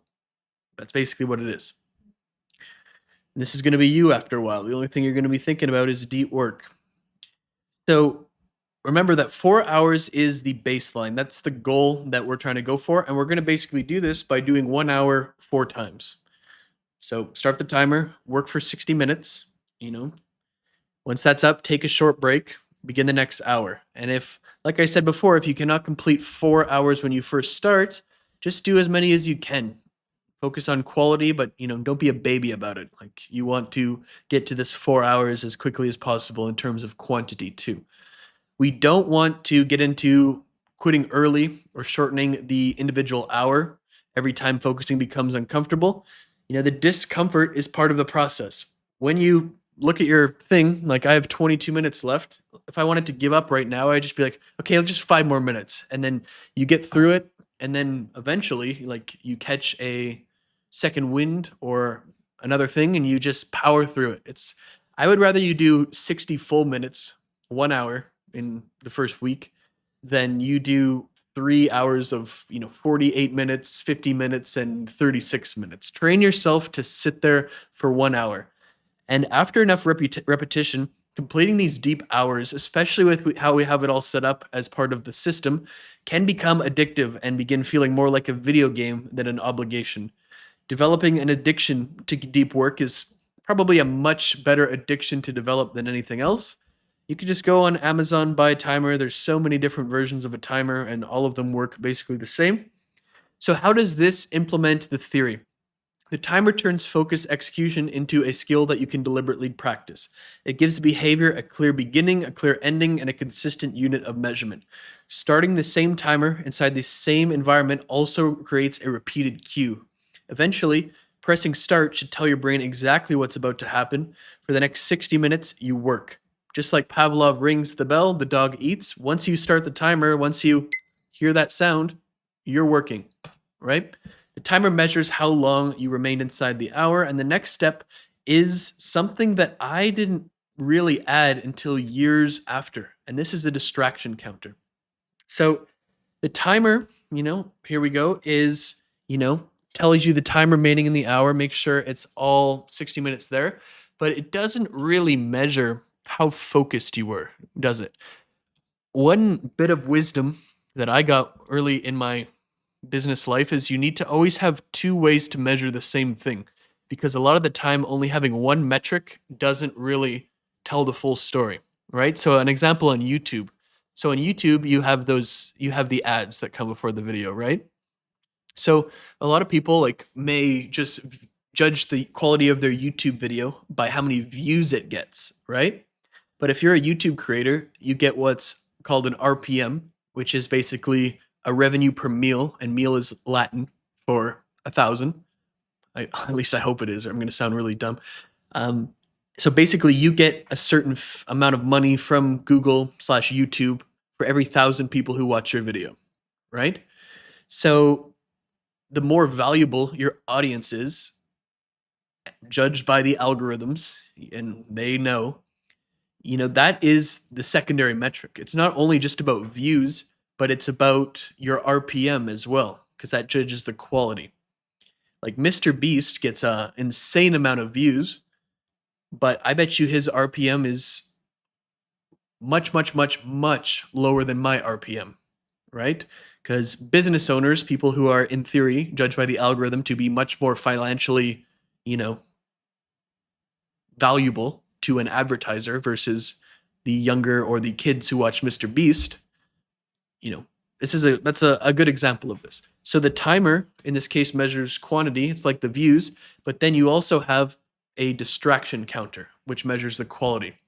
Because the timer doesn't really, it tracks the hour, but it doesn't really tell you how focused we were. Because we could technically sit at our desk for 60 minutes while repeatedly checking our phone and you doing all this and the hours pass, but that doesn't really mean we are doing some deep work, right? And that's what the distraction counter is for. And this counter can either be physical or digital. I always use a physical one because it's more convenient and it doesn't require another tab open. But basically, every time that you get distracted, so picking up your phone if you didn't put it away, or opening another app that you don't need to be using, or just doing something, check a notification, you just go.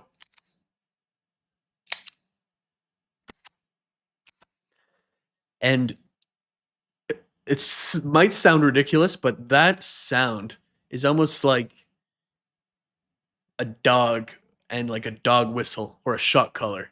Every time you catch yourself getting distracted after a while and you hear that sound or whatever sound your counter makes, ooh, it's you go right back to work. Trust me.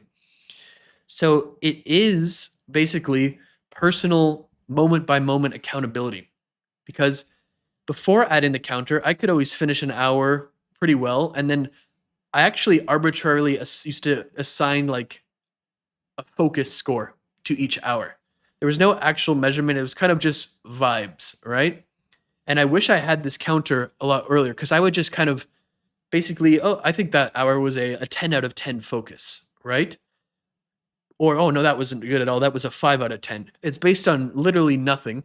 But now when you change the measurement to something hard, I was distracted 14 times. Oof, like you can't really lie to yourself. Remember what we said earlier about, measuring. And the tiny consequence creates awareness while the behavior was happening. And then if you really want to get into it, like record what caused it. You have your piece of paper on your right-hand side, you have your distraction. Oh, okay. I was stuck, and looking for a distraction. That's what caused it. Or there was a big noise or notifications weren't turned off. And then after the hour, after the workday, like you're going to just see what all of these distractions or circumstances are, and then you can do your best to mitigate them. Like this is a system for the most ambitious who want to improve, who are not apathetic about their life. Might sound like a lot, but you want to accomplish big things, don't you? You want to be able to focus, don't you? So basically, imagine that I completed 1 hour of work and pressed, my distraction counter 4 times. My distractions might open WhatsApp after seeing a notification. I clicked YouTube when the work became difficult. I checked my phone just without thinking because it was in reach.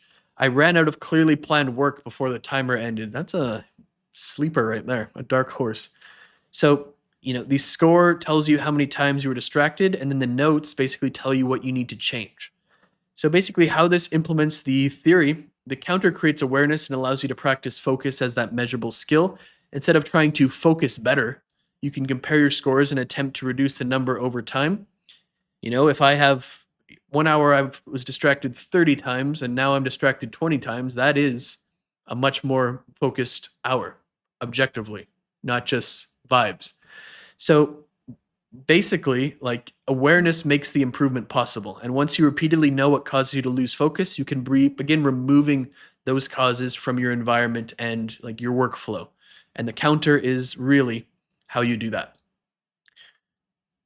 And once we have that timer and we have the counter, the next step is really one of the things that reduces the chance we'll get distracted.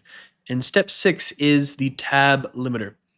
The counter creates the awareness when you become distracted, but now we're just going to reduce the likelihood that this is possible.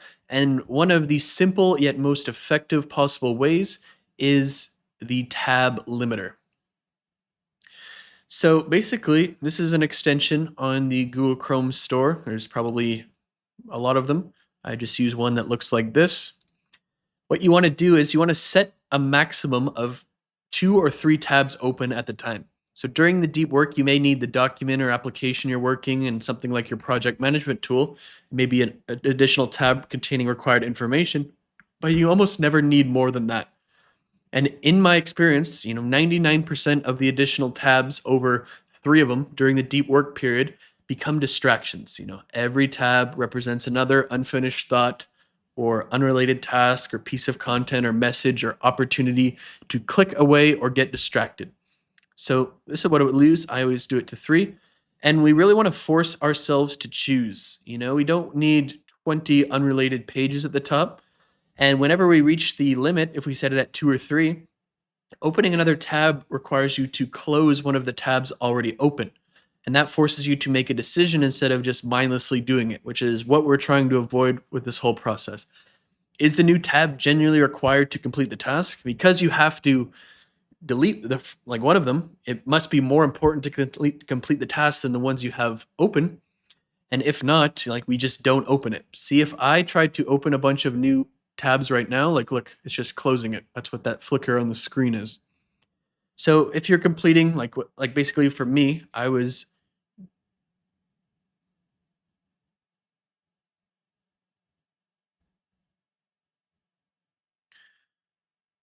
basically I have when I was making this long course, I had the course document open, I had my project management tool open, and then I usually had an AI tab or something to check references open.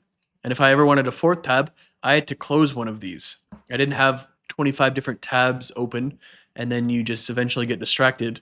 And that is why I was able to focus so well and make this course pretty quickly, to be honest, judging by the size and the detail of it.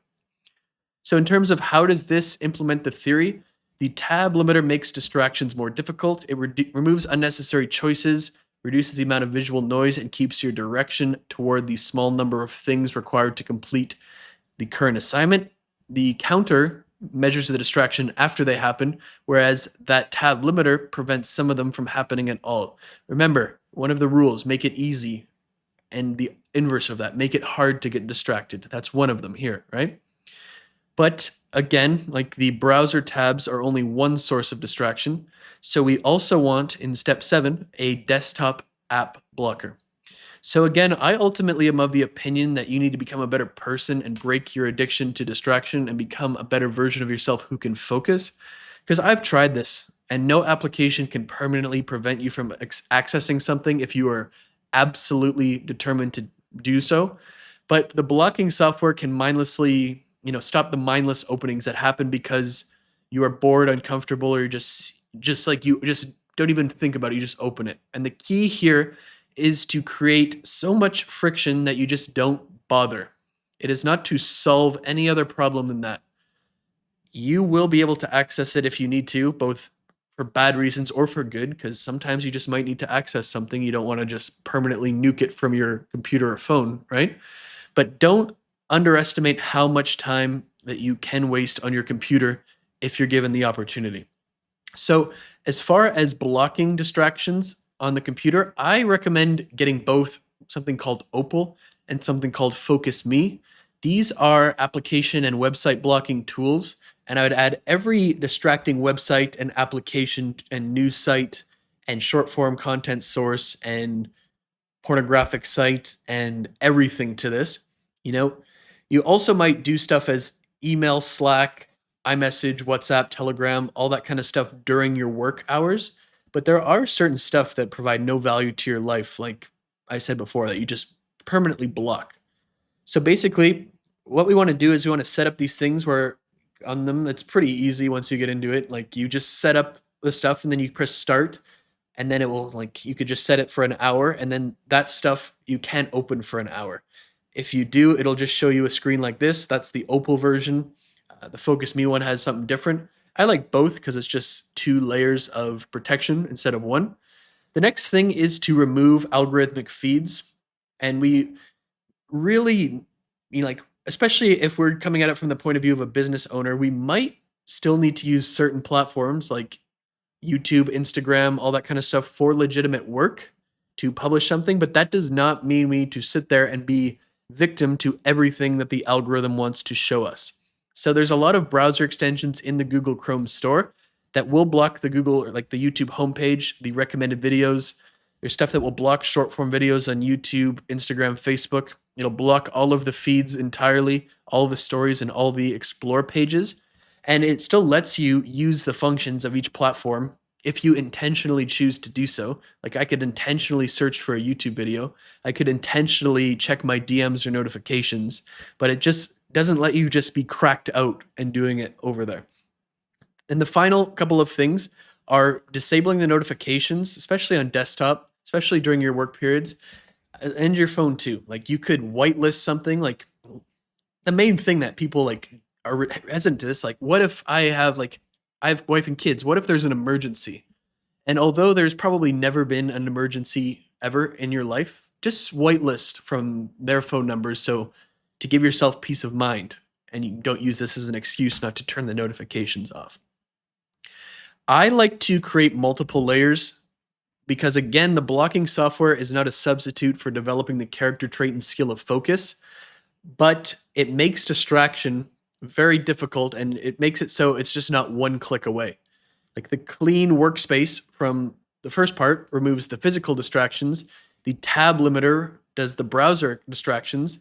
The desktop app blocker does the applications, the websites, the feeds, and the notifications. And then the Chrome extensions do the social media stuff.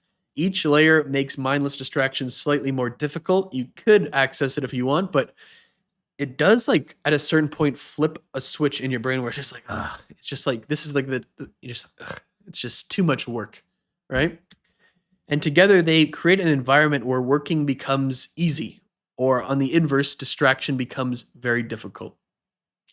How this implements the theory: the desktop app reduces more noise and makes the correct choice easier. It prevents a moment of boredom from immediately turning into 20 minutes of distraction.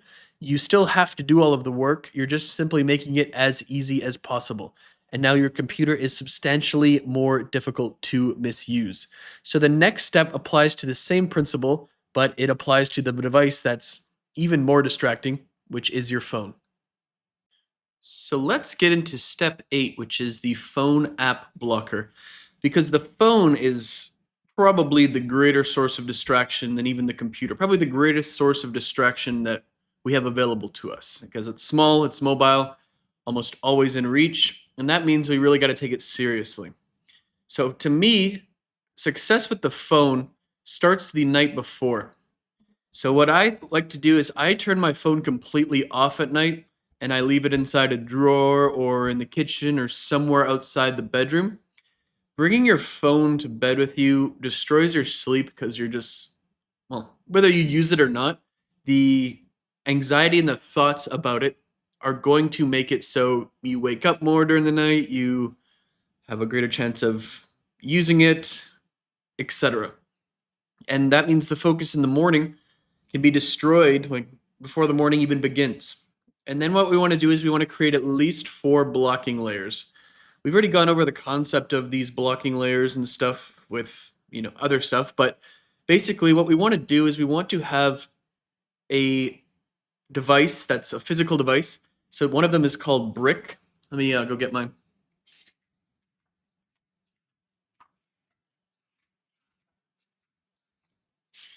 So like this is a Brick device. I put mine on my fridge if I'm working at home, or I put it in my car if I'm at the office. And basically it's like this where it blocks the stuff, and if, in order to unblock it, you literally have to go and like touch your phone to it. I don't have my phone with me because I'm recording right now doing deep work, you know? But you put your phone to it like this and then it would unblock it. The next thing you want to do is use the same Opal app that you got on the computer. It'll do the same thing. The third is you want to have like the Apple screen time, basically. It's just, if you have an iPhone, it's just a setup method where you can just block the same websites and then basically change the password, and you only have the password to your mom or your spouse or your business partner, someone who has it for you. So if you really needed it, you could get in, but you don't just have easy access to it. And then keep your phone, outside your workroom somewhere. And then the Brick and the Opal just automatically activate based on a schedule before the work begins. Again, like the key thing here is we can't rely on these apps. We have to become a better 2.0 version of ourselves. Nothing is completely unblockable, but the goal is really just to create so much friction that your brain just doesn't really, view this as a possibility anymore. It's kind of like magic when your brain finally accepts that it's tough enough or high friction enough to actually access this stuff. It actually stops craving it altogether. It's very weird um, to explain, basically. The next is to turn off all of the notifications. You can whitelist your spouse, family, or another emergency contact if you want, because I know that's a big point of friction to doing this. There has never been an emergency in people's lives, but they say, oh, I can't do this and I can't do deep work because what if there's an emergency? So just whitelist people who would be reaching out to you for an emergency. Keep the phone out of reach, ideally out of the entire room. We don't want to be on our phone like this while we're deep working, right? There's usually no productive reason to keep it beside you. I don't even want to talk about the reasons that you might have it inside you because that's just going to give you an excuse, but nothing good comes with having it.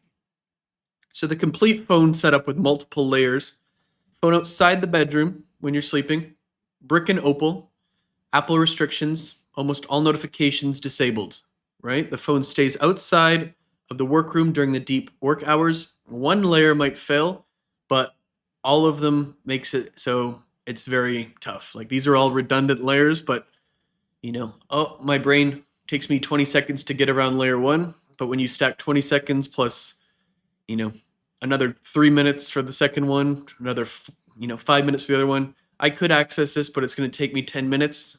It's almost like magic how much your brain doesn't even want it anymore. As far as how this implements the theory, it basically enforces your information diet and reduces one of the biggest sources of noise, prevents the moments of boredom, difficulty, or discomfort from immediately turning into messages, social media, email, news, or short form content. Of course, we need to develop the skill and character trait of focus, but we just don't want an unlimited amount of distractions in our pocket. This is kind of like a cue too in the James Clear habit loop. When your phone is blocked, that is a cue to get to work. And then you could kind of say it's a reward because between hours you could access it if that is something of your reward.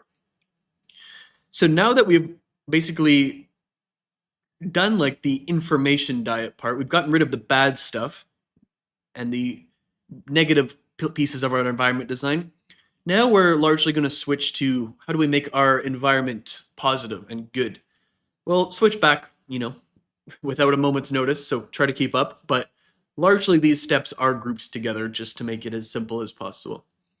We've removed many of the obvious distractions, and now we're going back to the document phase. Remember when I said earlier, the wall behind your computer is very important? Now we're kind of getting into that phase. So the first is creating our 10x rule document. And we've already covered the theory behind it, but we need to turn that theory into reality, right? So we need to either open a new document if we have a printer or take out a piece of paper, and we want to write the following on the page. We want to write the 10x rule at the top, and then we want to write set targets 10x greater, set targets 10 that are 10 times bigger than what you currently believe you can achieve. The biggest mistake most people make in life is not setting their goals high enough. And then we need to take 10 times more action as a heading, and then take actions that are 10 times greater than what you currently believe will be necessary to achieve your goals. You'll almost always underestimate the amount of effort, repetition, failure, and persistence required. And at the bottom, in big letters, take massive action. We want to really keep this short, but we really want to put it, we want to make sure that our writing or our typing font size, if we're going to print this out, is large enough that you can just read this at a glance. It's not like an incorrectable or permanent mistake, but the first time I ever tried this, I just made the writing, normal size for maybe what you would read on a piece of paper in front of your face, but when it's several feet away from you on the wall, you can't really see anything, right? So let's keep this document short. It does not need a big summary of the book. Realistically, set goals 10 times higher, take 10 times more action, and take massive action are what you should be able to see on it. But when you do it, you can see the picture on the screen in the top right here now, where you will post it somewhere on the wall like that. So print it and post it. So the document turns the 10x rule into a form of autosuggestion, if you remember back. Instead of hearing the idea once and gradually forgetting about it, you repeatedly remind yourself of the target, the standard, the amount of action you have decided to accept. Repetition helps move the principle from something you intellectually understand into a belief that influences how you behave. The 10x rule, very important because we need to set larger targets. And then the next step, the next thing we're going to print out are, what those targets actually are. And that's step 10, your top 5 goals document. So now when we have prompted ourselves to do the 10x with every part of life, now we need to decide what those targets actually are. And that's our top 5 goals document. So to me, these are almost always the most obvious. When I am doing this exercise, the top 5 goals are almost obvious, always obvious to me, instantly. I know what they are. I don't know if that's the case for all the people. Some people have, 1 goal, some people have 30 goals. I would just probably say a lot of goals that you'll have are going to be related or influenced by each other. So top 5 goals, what are the top 5 things that will without question, like change your life the most, I would say. So the top 5 things that you want to achieve within the next 6 to 18 months, you can stagger it, but especially if you are, let's just say, like I would say a lot of people have never really achieved a goal before in their life, at least in a structured way. Not like, disparaging them, but just, if you've never really achieved a big goal before, and you should probably just set these 6-month goals because they're like very realistic. A lot of the time when you set goals, like right now, like one of my goals is to become a billionaire, right? And it's to some degree, like that's not gonna happen. I would say it's pretty much 0% chance that's gonna happen in the next 6 to 18 months. I don't even know what steps I would have to take or what beliefs, character traits, or skills I would have to do that. It's not really fathomable to me. But at the same time, I've actually achieved a lot of my goals before, like unquestionably. Like I wrote something down in this practice and I've actually achieved it. So my situation, I guess, would be a bit different. If you've never really achieved a goal before, you're just starting this process, just do stuff that's 6 months into the future, because that 6 months probably might turn into 18 months and you know it. So don't put a list of 25 things that you would vaguely like to accomplish. Just choose 5 within the next 6 months.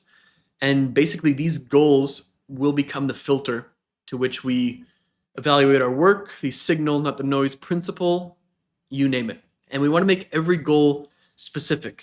I like to say it's a specific number. I like to give it a specific deadline. I like to put a reason behind it, because your reasons, or your motivations typically will make the goal that much more powerful, right? An emotional connection to the goal.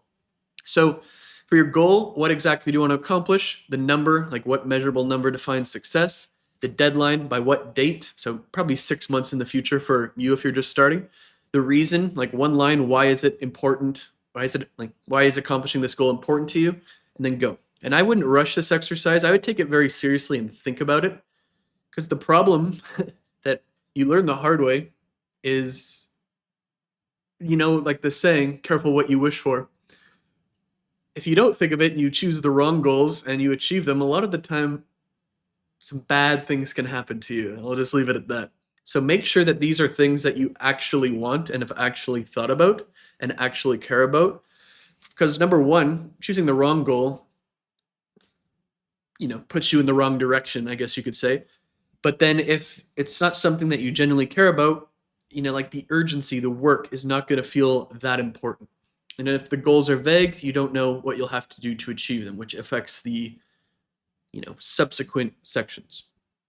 So we want to basically print off 2 of this or write down 2 of this. And one of them is going to be going on the wall. And one of them is just going to be for us to place somewhere and read them. Because after every hour of our deep work system, basically between every hour, we're going to take 30 seconds and review our goals. Because autosuggestion, over and over and over, repetition, right? So we need one on the wall that we can see it in big enough writing where we can see the goals. Like you could probably have that as a simplified version if you'd like, because the wall's probably far enough away that you're not going to read it anyway. But then have a more detailed version on a piece of paper that you print out or elsewise. And then when you basically print it and post it, it'll be right underneath or right beside your 10x rule. So basically, we are getting targets in our mind with our goals and then repeatedly using autosuggestion and putting them in front of us. And then the next step is step 11, and that's the vision board. And this was a much later addition to this system than even the 10x rule document, even the goals document.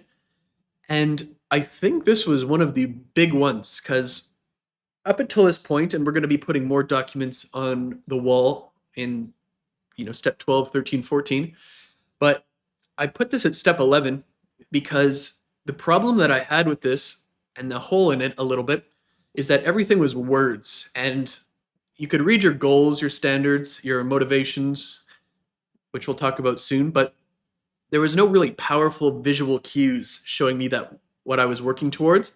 And image, like words, you got to read and kind of like mentally digest, but images are just like, you just see them. Oh, I know what that is, right? So basically, we want to create a vision board.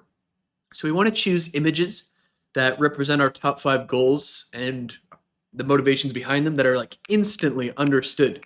And I don't mean hundreds of pictures of different stuff where it's a cluttered mess. Having too many pictures is kind of like having too many goals where they just become, each one dilutes and dilutes and dilutes and becomes less and less important. Choose, a small number of images. So on mine, I'm not going to show you, but I have 1, 2, 3, 4, 5, 6, 7, 8, 9, 10, 11, 12, 13, 14, 15, 16. So I have 16 images on mine. And what you want to do is you want to get each image printed in full color. If you don't have a printer, there's just like, you could do this at almost any printing thing for like $1.50 per page. If you have, 20 pages, for example, that's $30, and it's going to be well worth the investment. It doesn't need to be expensive, complicated, or like professionally designed. Just a normal piece of paper, color printer, choose pictures, choose symbolism, choose people, choose, houses or cars, or, who you have in mind for your husband or wife one day, or pictures of your kids, or pictures of people you respect, or mentors, or like whatever is powerful to you. Like, just post it on the wall and have it instantly understood. So when you're typing, like I'm typing right now, I sit back and go, this is, oh my God, 40 minutes left. I look up briefly, just my eyes start, and I see all of my reasons and motivations, and then you're locked back in, right? So you want to print and post it, or get it printed if we don't have a color printer. Don't wait until the entire setup's finished. Like, pause the video and just do this right now. We're building the wall one component at a time. So like this would be an example. You probably have more pictures than that, and they'd probably be spread out more, but we want it to remain visible while we work, so that when an assignment becomes difficult or frustrating or boring, the images are a constant reminder to get back to it. And this implements the theory, autosuggestion, visualization, our self-image, and it really gets us to work and develop the beliefs and the skills and the character traits of being focused and able to work out or work for an hour straight. I also have step 11B here. So a bonus way to make these even more powerful is to print out and keep probably the most 2 visually powerful references with the most like symbolism or symbology onto your desk. Like, this makes it so that, you don't even have to look up. The 2 most powerful things will be taped to your monitor, like right on there. Like, if you see mine, if you look at the camera, I have the man with the axe taped to a water bottle that just sits on my desk. And then I have me doing the 2.0 version of myself. These like sit on my desk, and no matter where I look, I like will see my vision board. I will see these things, and it can be a very powerful like thing to do on your desk too. I like, you don't want to crowd your desk or make it cluttered, but probably the top 1 or the top 2 things that are the most visually powerful to you, consider like doing that too as another power up. So step 12 is the motivation list, and the top 5 goals tell you what you're trying to accomplish, right? But just because you have goals doesn't mean you're going to want to feel like working towards it every hour. So this step gives you that emotional force. So like we've heard the quote, like, you got to rely on discipline, not motivation, right? Because motivation is temporary. And that is true, and I would say very much so. But it's only temporary if you don't remotivate yourself at all times, 24/7 during the hour. So that is what your motivation list is. So open a note on your phone or your computer, or take out a piece of paper and title it motivation list. And you want to write down everything that genuinely motivates you. So we want to put a lot of things on here because the more motivations you have, like the more powerful it does become. But we still want to balance the quality there too. We don't just want to like put stuff on there that doesn't really matter to you. Like 5 things that really matter to you, that like get your heart racing if they're positive, or make your blood boil if they're negative. Like, that's much better than 50 things that don't really provoke any sort of response for you, right? So I like to include on this motivation list both negative and positive things. And I like mine, well, I don't like it, but mine is probably 60% negative and 40% positive. And I'm not going to give you an example. I would be embarrassed to show someone my motivation list. It's like pretty personal. But the positive items remind you of what you're moving towards, and the negative ones remind you of, what you're moving away from, or, you know, something negative that happened that you never want to happen again, right? So together, like the positive and negatives create a much stronger emotional reason than just purely positive or purely negative, in my opinion. And I wouldn't censor myself when I'm running this, and I wouldn't recommend you do either. Like, don't worry if every, item is noble or impressive or honorable or socially acceptable or healthy. Write down the things that genuinely motivate you. The negative side may be like petty things, painful experiences, people who were rude to you or doubted you, or previous failures or circumstances you never want to experience again. And the positive side, the legacy you want, the family, the person you want to become, the life you want, and the people you want to help, or none of those things. Like, whatever motivates you, there's no standard for this, but the only criteria I would say is like reading your motivation list should part of it makes my blood boil personally. And I think that's the right sign. I'm very motivated every hour, trust me. So no one else needs to see this. You can do whatever you want, but it's just very good. So print it out and put it, underneath your top 5 goals, and then print 2 of them out. And then just like your goals, you want to have one there so it motivates you during the hour on the wall. And then you have one where you can actually read it off. So every single hour, your motivation list is read. Autosuggestion takes place. The new version of yourself becomes more and more pronounced, and so on. Your motivation list is what gives you the reason to continue acting. And the next step is defining and intentionally creating the person capable of acting that way forever, consistently. And that's step 13, which is the 2.0 version of yourself. And this is where we formalize some of the theory from before. So your motivation list gives you the emotional reasons to continue working or to take action, but the motivation alone can't turn you into the person capable of achieving your top 5 goals. So this step turns the self-image, the beliefs, the character traits, and skills as part of the theory from earlier into something tangible that you can use every day. So the first thing we're going to do is define 2 versions of ourselves. Version 1.0 is the person you currently are as you're consuming this course.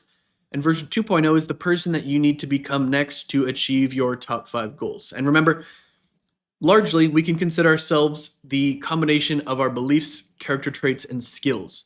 And the uncomfortable reality is the person that you are right now can achieve your top 5 goals. If you could, and you already are the person that could, you would have achieved it already, right? So something needs to change. You are currently not good enough as you are now, because you always get what you deserve in life. I am not a billionaire right now because the current version of me does not deserve to be a billionaire, and I'm not yet capable of becoming one, right? You do get exactly what you deserve. Becoming a billionaire is a lifelong goal of mine, but right now I don't deserve it, and I don't really mind or try to deny this, and anything else is just essentially cope.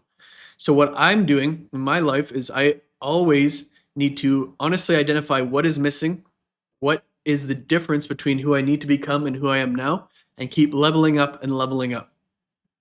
So the first thing you want to do is take out a piece of paper or open a new document and divide it into 2 sides. So we want to create the 1.0 version on the left side and the 2.0 on the right side. It's very important that you take note and take inventory of the 1.0 version of yourself, the one that you currently are, because that acts as your starting point. Without a starting point and a destination, it doesn't really make sense. Like, I might be on a plane whose destination is London, but if I don't know where I'm starting, like that, it doesn't really work without the start point, right? So version 1.0, who I am right now, and then underneath it, put beliefs, character traits, and skills. Try to come up with 5 to 10 for each. What do I currently believe to be true about myself, my work, my success, and what's possible? What character traits do I consistently demonstrate? What skills and what am I currently capable of doing?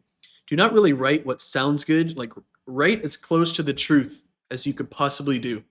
No ego, no, you know, being embarrassed about it. Describe the person you currently are based on your behavior, your beliefs, your character traits, and skills. This might take a little bit of thought.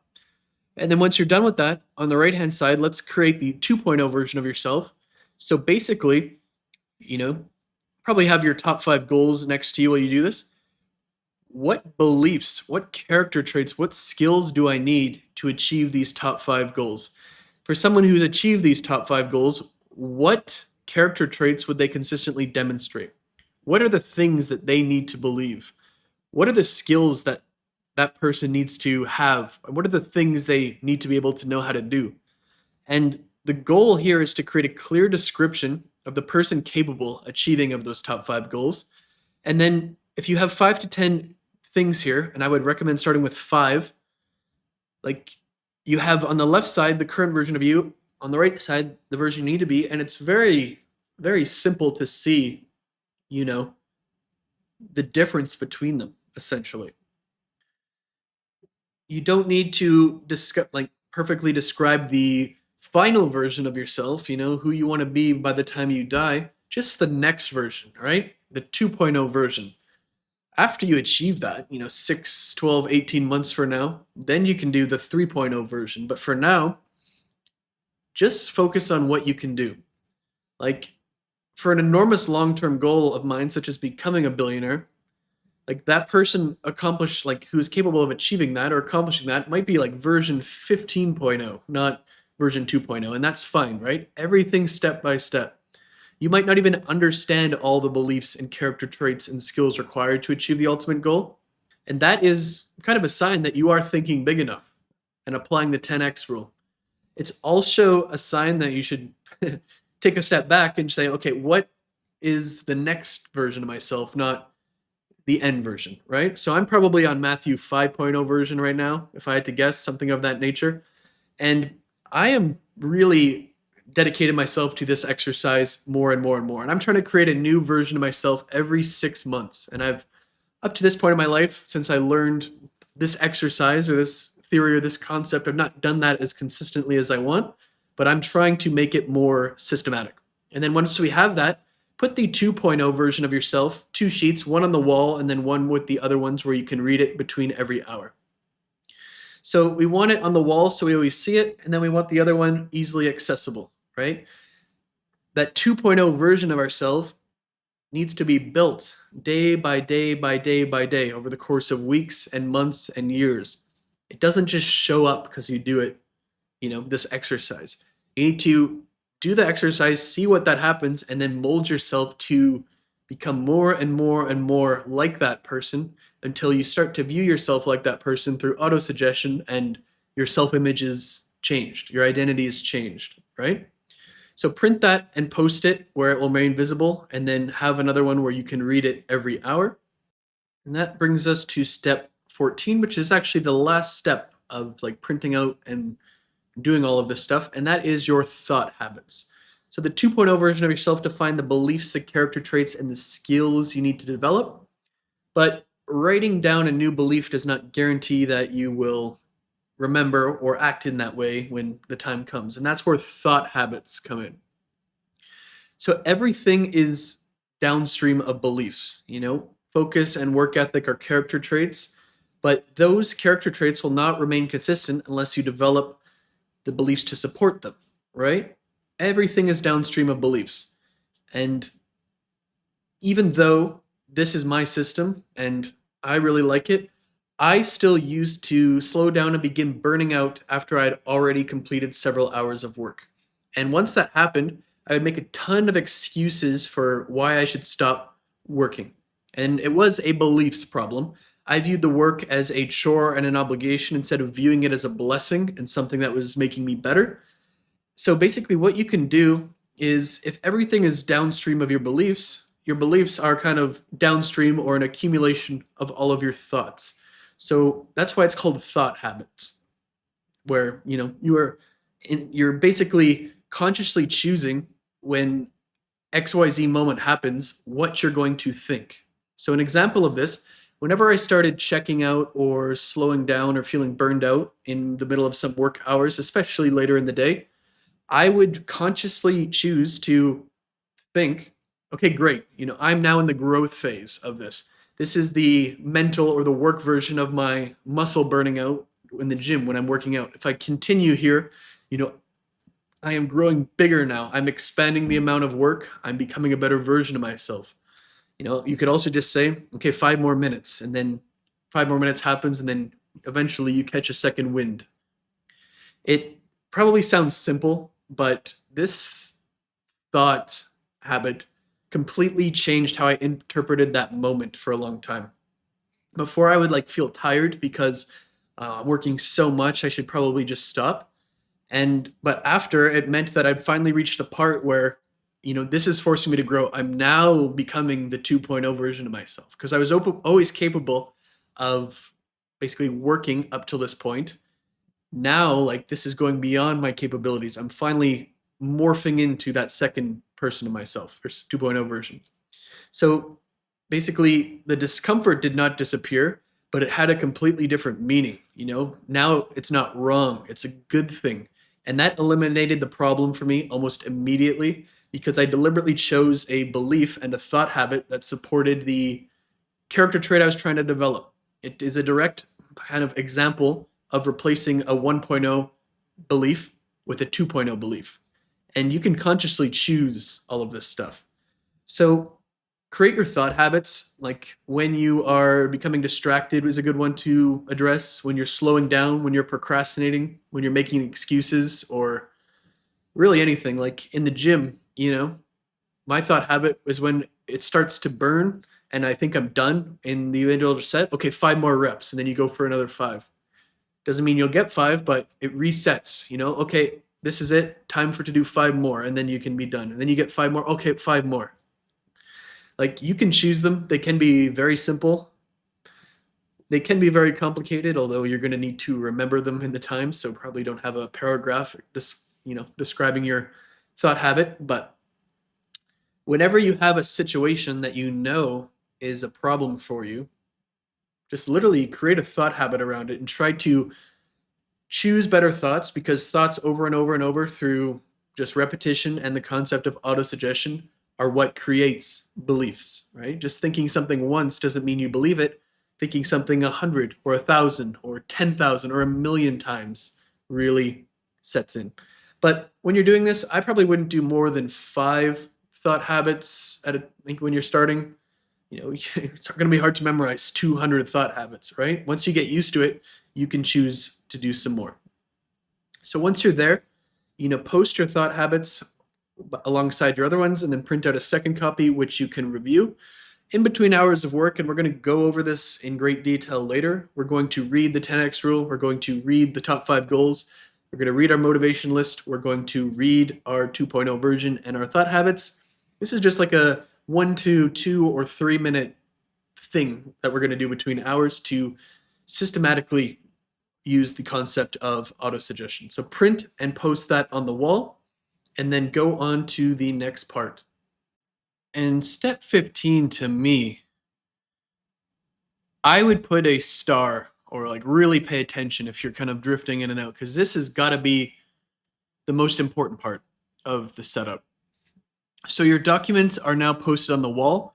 The next step is creating physical proof of the work you create, and this compounds over time and becomes overwhelming evidence that you are someone who can focus, and you have the character trait you can focus. So we're going to prepare the sticky note wall. So we want to have a stack of sticky notes and pen directly beside our timer, and we need to leave an area open behind your workspace for the sticky notes to accumulate. So it's going to look like this over time, each one basically representing an hour of your work. So after each hour, you're going to write the date, the hour you completed, and 1 or 2 words describing what you worked on, and then the time. So basically, an example, August 1st, hour 2, productivity course, 9:42 a.m. And then you're going to place that sticky note on the wall. So this turns work that would normally disappear inside a document or a spreadsheet, we'll talk about some of that later, or just not be represented at all, and it turns it into something physical that you can see. So this, like I said, I'm filming in an Airbnb, so this is not my normal one, but you can see all of the hours that I've been doing day by day, basically accumulating and stacking up over time. It becomes a source of absolutely overwhelming evidence when you have an office and there's hundreds and hundreds of things on the wall. It shows you that you are becoming, or you have already become, someone who can focus. And then it also provides a source of motivation and as a cue to make it obvious that you should keep working. And then step 16 is a piece of advice. It's called the calendar, and it's a piece of advice commonly attributed to Jerry Seinfeld, which is a very famous comedian. So him being a comedian, you have to write jokes, right? And a lot of people who write jokes or authors or anything suffer from what people call writer's block, which you just can't think, or like something's stopping you from working. So his big thing was he would sit down for a certain amount of period, like certain amount of time every day, and basically he didn't have to write, but he had to sit there. And if he wrote even one word, that counts as a success for that day. It's kind of like our 4 hours count as a success. But essentially, if he wrote even one word or any jokes at all, he would cross off the day on the calendar. And then his only job became simple. And it was, do not break the chain of days crossed off on the calendar. Do not break the chain of success. Keep your streak going, right? So this is mine. This is a little bit of an old picture, but it was mine from the start of August. Currently, it's deeper into August as I'm recording this, but we want to create this calendar wall right behind our workspace so we can see it while we work. After completing all 4 of your deep work hours for that day, mark it with an X or a large check mark. Do not mark the calendar for an incomplete day. But as the chain grows, you'll become increasingly motivated to protect it and protect your streak. You got to be very, don't do it when you do 3.5 hours, even if you did 3 hours, 59 minutes. You need to do all 4 hours and check it off. If you miss someday, you got to develop the character trait of bouncing back quickly and persistence and restart immediately. Never allow one missed day to become 2 days in a row. We want to complete the work, we want to mark the calendar, and we never ever want to break the chain. The sticky note wall creates visible proof of every completed hour, and the calendar creates visible proof of every successful day. And this is an extremely, extremely powerful thing. This is kind of like this picture on the screen is kind of like what your workspace wall should look like when it's fully complete. You have your vision board, which provides the instant kind of symbology, your sticky wall, where you have all of the hours you worked, and then the calendar where you have all of the successful days stacked up. So you have things that motivate you on the right, on your lists, and this, you can set it up however you want, but in this example, you have your visual versions of that, you have your proof of each hour, and then you have your proof of days. And over time, this has got to be the most powerful part of the system, because it acts as a cue, it acts as a craving, it helps you focus on the actual action, and then it acts as a reward. Like the sticky note, putting them on a wall is kind of a reward for each hour. Crossing off a thing is a mental reward for each 4-hour successful day. It's very, very, very powerful stuff, and is, an overwhelming form of proof that really changes you from the 1.0 to the 2.0 version of yourself the more you do it. And the effectiveness compounds over time. Then that kind of is like the physical record or the physical proof, but let's also create a digital version of the proof. And that basically is step 17, which is the work form. So the work form is usually a Google form or whatever form builder you really want. I just like Google form because it's free and easy. And you bookmark this to your browser. And then after you've completed the deep work, after you have put the sticky note on the wall, after you've read your goals, your motivation list, your 2.0 version of yourself, and your thought habits, you submit this form. This is a really zoomed out picture of it. It's basically a Google form that you just use as a digital record.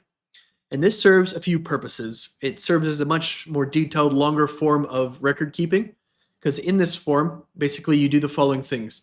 The hour and the date, it'll be time-stamped automatically. What you completed in detail, the category that you worked on, like marketing, sales, content, like whatever, how many times you became distracted from your clicker, situations where you became distracted, and basically it will, and then you have like a checkbox for your top 5 goals, your motivation list, your 2.0 version. Did you create your sticky note? Did you read your thought habits? And did you read the 10x rule?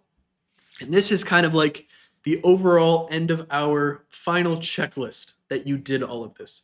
So 60 minutes of work, put the sticky note on the wall, cross off the calendar on the 4th hour of work, then submit this. And this basically is the end of the actual action. And we're all going to get into that later, but we need to set up this work form and put it in your browser. So basically, most of the fields in the work form serve one of two purposes, or both: awareness or repetition. So tracking your distractions and what caused them, etc. That creates awareness. You can no longer lie to yourself about how focused or productive you were, because now you're tracking those distractions. And then reading your top 5 goals, your motivation list, your 2.0 version, the thought habits, the 10x rule is repetition, is autosuggestion. Repetition, autosuggestion, mother of all learning, right? If we want to change our beliefs, our character traits, and our skills, and overall our self-image, we need this repetition. And this is a systematic way to do it every hour as part of our work form. A very good quote, one of my favorites, do not practice until you get it right, practice until you can't get it wrong, right? Repetition, repetition, repetition. It's not just a work form where you're typing in some stuff. It's the end of the process that makes sure you did the work, and then the repetition to help your beliefs, your character traits, and your skills. So an example of my deep work form, hour 1, August 3rd, I basically worked on my productivity document for the whole hour. I did the work form section, I did the beliefs, the thought habits, the character traits section, etc. My category, content. Number of distractions, what were they? I opened my email after receiving a notification, and I picked up my phone when the work became difficult. Problem there, should be obvious, my phone was there. So then you complete the checkboxes confirming that you reviewed your top 5 goals, your motivation list, the 2.0, and so on.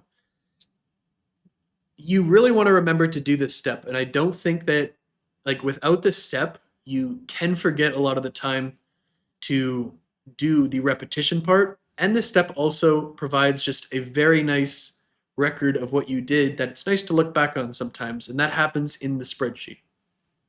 So the work form records what happened during the deep hour, but then it should sync to the spreadsheet and then basically makes a spreadsheet of all of it. And that's another reason that I use Google Forms.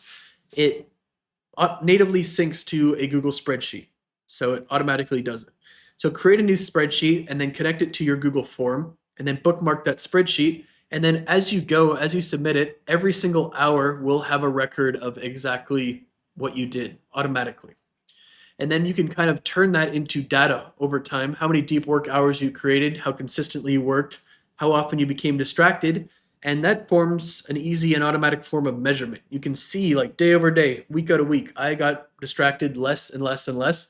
I worked more and more hours. I spent this much time on this much time on that. Without the spreadsheet, you're basically guessing. But with the spreadsheet, you know exactly what happens. It's also useful when you really want to get into categories. Like, it's one of my objectives and goals to spend 4 hours per day creating content. So it's an easy way to, do this for me. And it's just very, very easy to basically do this. All of the examples I did on the work form, what I did, how focused I was, that will be cleanly tracked in your spreadsheet. And it's just a very, very useful thing to basically go back and look at, and a form of accountability. Because what I said, tracking does 2 things. 1, you'll find that you're never as good as you thought. And 2, when you find out you're never as good as you thought and the data's clear as day in your face, you no longer can just sit there and do nothing. You have to do something. And the spreadsheet is a big part of that, in my opinion. The work form and the spreadsheet are very good if you just use it yourself. But the next step makes them substantially more powerful when you add other people. And that is step 19, the accountability group. So I used the timer and the work form for several years before adding an accountability group. The system worked without me, but adding other people made it more and more powerful because the other people, it acts as a cue. You see them in the accountability group doing the form. It makes a craving. You want to compete with them, and then having more work forms submitted than your friends, that's a reward in and of itself, all right? So your accountability group is simply a group of friends or coworkers or business partners or your mom or your dad, like whoever. But every person completes their deep work hours and submits their own work form. And then everyone connects their work forms to that same spreadsheet so that the entire group can see. Shouldn't be any sensitive information in there anyway, but everyone can see it. So whenever someone submits a work form, everyone gets, the email or the SMS notification or both, and then it just becomes mayhem, right? You have 5 people all doing 4 deep work hours a day. You're getting 20 reminder notifications. Talk about motivation, right? And it's easy enough to set something up like this with Zapier, or the Hyperoptimal tool has this built in, which is one of my apps that I made. And it really is the cure to male loneliness, right? Doing the work form system with the boys. Just the process is simple. You complete an hour of deep work, you create that sticky note, you review those top 5 goals and all the other documents, you submit your work form, that's added to the sheet, and boom, now it's sent to every member of your accountability group. So this basically creates multiple layers of accountability, which is why it's powerful. First, that other people are going to be used to seeing you creating work, right? They're going to be used to receive your notifications whether they send them or not. So you can no longer just stop using the system and pretend that you're still following it, because people, especially if you use people who care about it, they're going to notice, right? And then secondly, receiving that notification that someone else completed an hour will bring it top of mind and remotivate you. So if you're screwing around and then suddenly see that someone in your group just completed another deep work hour, you're probably going to feel more compelled, and it's going to be a bigger cue to get back to work. So the final thing is that it turns this into like a game. You're no longer completing your hours in isolation. It's no longer you have to work hard. Now you're completing like a video game, right? You're competing with other people, trying to keep up and trying to beat them. And this friendly competition is very, very good. And this is like an example of the email you might receive. And then on top of this, we go to step 20 to create the leaderboard. So the results from your accountability will skyrocket when you make a leaderboard. So basically everyone's submissions are already in that spreadsheet. You just make another tab and ask ChatGPT how to put some formulas in, and then you can see, today, yesterday, last 7, last 30, last 90, who did the most. And then it's just like a game on steroids at that point. So it's very, very easy. You can just track total deep work hours and then daily, weekly, monthly, quarterly, annually, and all time. It's not really any complicated setup. So one of you can set it up very, very quickly. And then it makes it even more effective. And then we have an example of a leaderboard right here. But who completed the most hours of work today, this week, this month, this year, all time? You can even go further. Who basically finishes on average, their first work hour the fastest? But it's just competition, accountability, and bragging rights. But there's one piece of this system that I think really belongs in it, and that's going to be step 21, that I didn't add till years after. And that is going to be called the worry list. So everything we've talked about up to this point, especially, and then the work form, the spreadsheet, the accountability, and the leaderboards, that all records the work that you've completed. And then the other stuff shows you who you're trying to become, what you're trying to work towards, your beliefs, your character traits, your skills. But one thing that I found kind of derails the system, especially when we're focused on deep work that puts us towards our goals, are those unresolved problems in your life or business that sit at the back of your mind and consume your attention. And the worry list is the solution to that. So I, for a long time, put a lot of things off that worried me, and I sure everyone else, including who are watching this, do the same. And then 1 year, alongside the system, I just simply opened my Apple Notes and I wrote down every single thing at that time that was worrying me. And then I used one of my deep work hours to just knock them out. Basically, I had this huge list of worries, and it didn't basically take me months to sort them out. It didn't even take me weeks to sort, no, not even days. I literally just had things that have been piling up for months and months and months, and I fixed them all in about 3 hours of deep work. And then it was just like I lost like 1,000 pounds worth of stress and that constant nagging feeling. So basically, I always recommend, just as a life practice, keeping the anti-worry list in your back or on your Apple Notes. And then basically, the first deep work hour on every Monday should be knocking out this anti-worry list. It'll set you up strong for the week. It'll make it so you can focus. I like to do it on Monday because I originally started doing it on weekends, but some of this worry list oftentimes will require people to respond, and a lot of people don't respond on the weekends. So you just smash it out first hour Monday morning, and then you live a life of perpetual bliss. It's just beautiful. I suppose that if you have you're like an exceptionally important person, or you've just let your life implode, the first time it might be like me, 3 hours, 4 hours, 5 hours of work, but then it will keep going ongoing. If you really need to, you could do the first hour on Monday, Wednesday, Friday, if you are just an exceptionally important person with just endless amount of problems, right? But this is a good use of deep work, in my opinion, and it unlocks the potential for greater peace of mind, more focus in your remaining deep work hours. I would definitely mentally separate this from just like you responding to emails. These are the things that actually cause a lot of problems for you. And some of them, to be fair, could qualify as traditional deep work. So this week, my anti-worry hour, I was doing my US tax filings. I was talking to my UAE, United Arab Emirates bookkeeper, and doing my tax filings there. Then I had to do a presentation for something, and then I had to fill out some health data form for my blood work, and then I had a bunch of unpaid invoices that I had to take care of because I got a new credit card and my old one's canceled. And I just did that, and whew, you should see how much lighter I was after. And then the final step of this is called the warm up, step 22, and then we'll be basically done the setup. Can you believe it? The worry list gets the unresolved problems out of your head so you can handle them, but the final step, this warm up, basically helps you connect your top 5 goals to the work you complete every day. This is how you work on the actual good stuff. We talked about the signal, not the noise. This is how you literally apply that in reality, not just the theory. So I got this concept from Sam Ovens, who is a New Zealand entrepreneur and business educator. I always thought he was Australian. Maybe he is, and maybe I got this wrong in my research, but he used to be all over the internet. He used to not be able to get away from his YouTube ads, but he now owns something called School.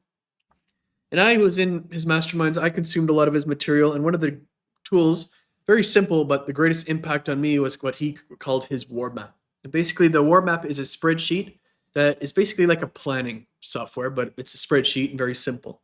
And it has 2 levels. It has the annual plan, which basically looks like this, where you can see what you're doing at a high level. And then it has the, monthly or weekly plan, and it has spots for 3 to 5 things each day that you can just put in there, and you can just have this open and just knock them out. It always makes it so you know what you're doing. And the template for this will be in the description, or it will be in this presentation if you downloaded it. But you can really just search Sam Ovens War Map online, and I'm sure you'll be able to find it. It's one of the simplest but easiest planning tools that you can do. So every month, you have your main objectives for the month. Then you have all of your calendar days inside. How do I break that main objective down into actual tasks that I can complete? Plot 3 to 5 of those each day on the map. 3 if they're bigger tasks, 5 if they're smaller. You just want to get 4 hours worth, however big or small that is. And then you just lock in and execute them, right? So for me, like my monthly objective, one of them was to make this course. So, what do I have to do? Okay, finish this section, this section, this section, and this section. And then the next day, okay, finish these 5 seconds. And then when it was time to record, okay, record section X to section Y. Okay, now edit them together. Now optimize the sound. Okay, now create the thumbnail, right? Like these are 3 to 5 different things that all go into the objective of making this course, for example. And this really goes over the signal and not the noise by forcing you to separate the few actions that matter for your deep work hours from everything else that you could possibly be doing. So, with that being said, the setup is now complete. Beautiful. No? Unbelievable. All 22 steps we've gone over. And the hard part is done. Not that it's too hard, but time consuming. And the car is now built, so to speak. The car that contained thousands of individual parts, when you look at them separately, might make it, extremely complicated. But once it's assembled, driving the car is relatively simple and straightforward. And now the car, or our work system, is built. And now we're going to focus on operating it. So as a checkpoint, your workspace should look something of this nature on the screen. And then like this, it might be what your room looks like. Unfortunately, in this AI generated image, the monitor is the right way. Just put your monitor the right way. Yeah. So basically, going forward now, we've built the system, and now we're going to divide operating system into 4 distinct parts of the day: the morning routine, the deep work hours, what to do between the deep work hours, and the night routine. So each of these parts that are following this will show you exactly what to do and which order to do it. So the complete setup had many individual parts. Now the day will be substantially simpler. And what we're going to do is we're going to do a few things. First, I'm going to explain to you in very short terms kind of the order that I found out about all of these parts of the system and how it progressed over time. You can skip it, but it's just useful to you to know and what hole each part filled as I was experimenting.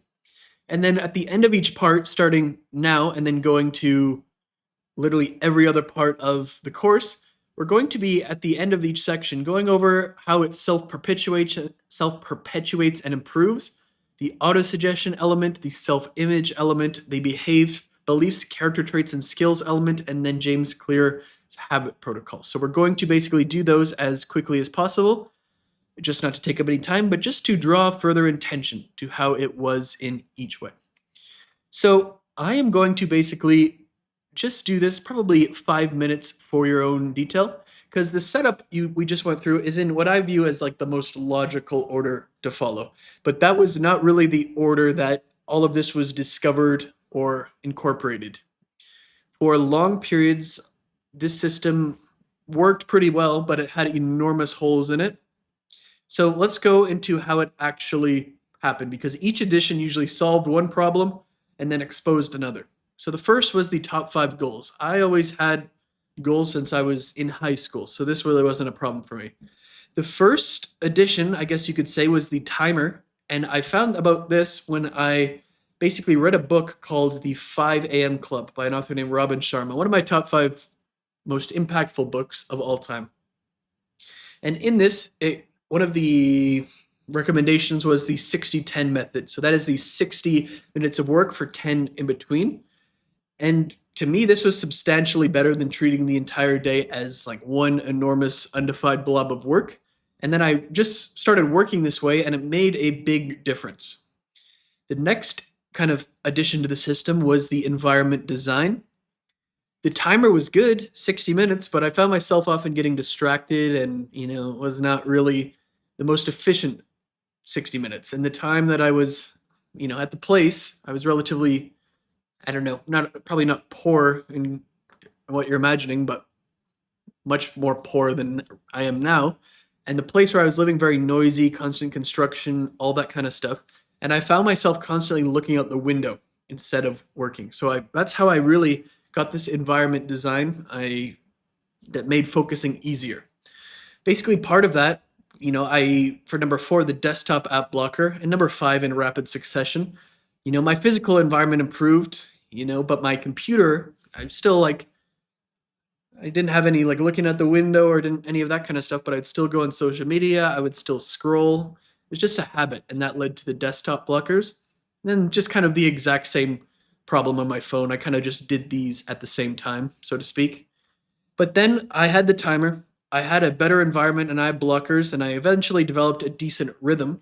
But I still couldn't complete all my work within the same period of the day. I had approximately 7 employees, and I was not particularly good at managing them or myself at this point, and I was constantly being pulled in so many directions, and I never had time for this deep work. So I just blocked my calendar one day until noon, reset everyone's expectations around my availability, expected so much to go wrong, and really like nothing ever went wrong. It was kind of weird, and it just was a permanent change for me. The next is the work form. And around this time, I was reading, maybe rereading Atomic Habits. And I think it was for the first time, which I wrote here. And I was pleasantly surprised to discover, like, I was already kind of applying a lot of this habit protocol without even trying to, just by chance. But the main thing that I was missing was, like, kind of like a satisfying ending and a reward. So submitting the work form created that ending to each hour. And then after using the work form for a while, I found myself thinking, would it be nice to know what I was actually working on? Because I knew I was doing all of this work, but like, what was I actually working on? And I would brag to people about how much work I was completing, and then they would ask, like what? And then I would be like a deer in the headlights, no answer for them. So to my pleasant surprise, because I was using a Google form at this time, I found out that you could easily connect it to Google Spreadsheets, and that's just what I did, right? And then the spreadsheet exposed another problem having to do with the awareness and what happens when you start measuring. I was doing all these work hours, but I wasn't necessarily going anywhere. I was just working hard on random stuff, but no unified direction. And the spreadsheet, I kind of like deep down knew this for a while, but the spreadsheet gave undeniable proof of this. You should just see the mess of things I did this hour that were not really interconnected in anything.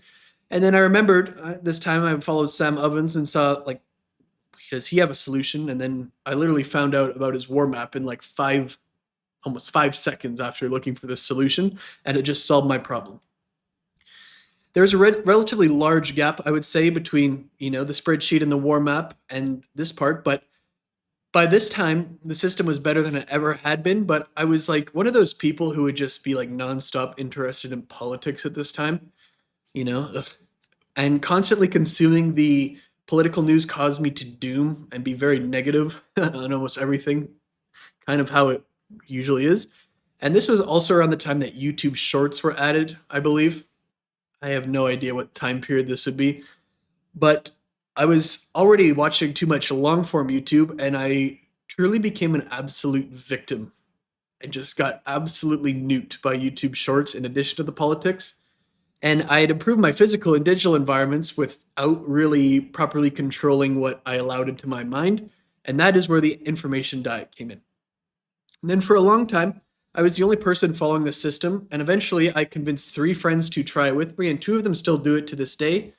So basically we have a group chat. We talk about our hours of work and compete with each other inside of it. And that was the accountability group. And it made me more likely to do the work and much more consistent.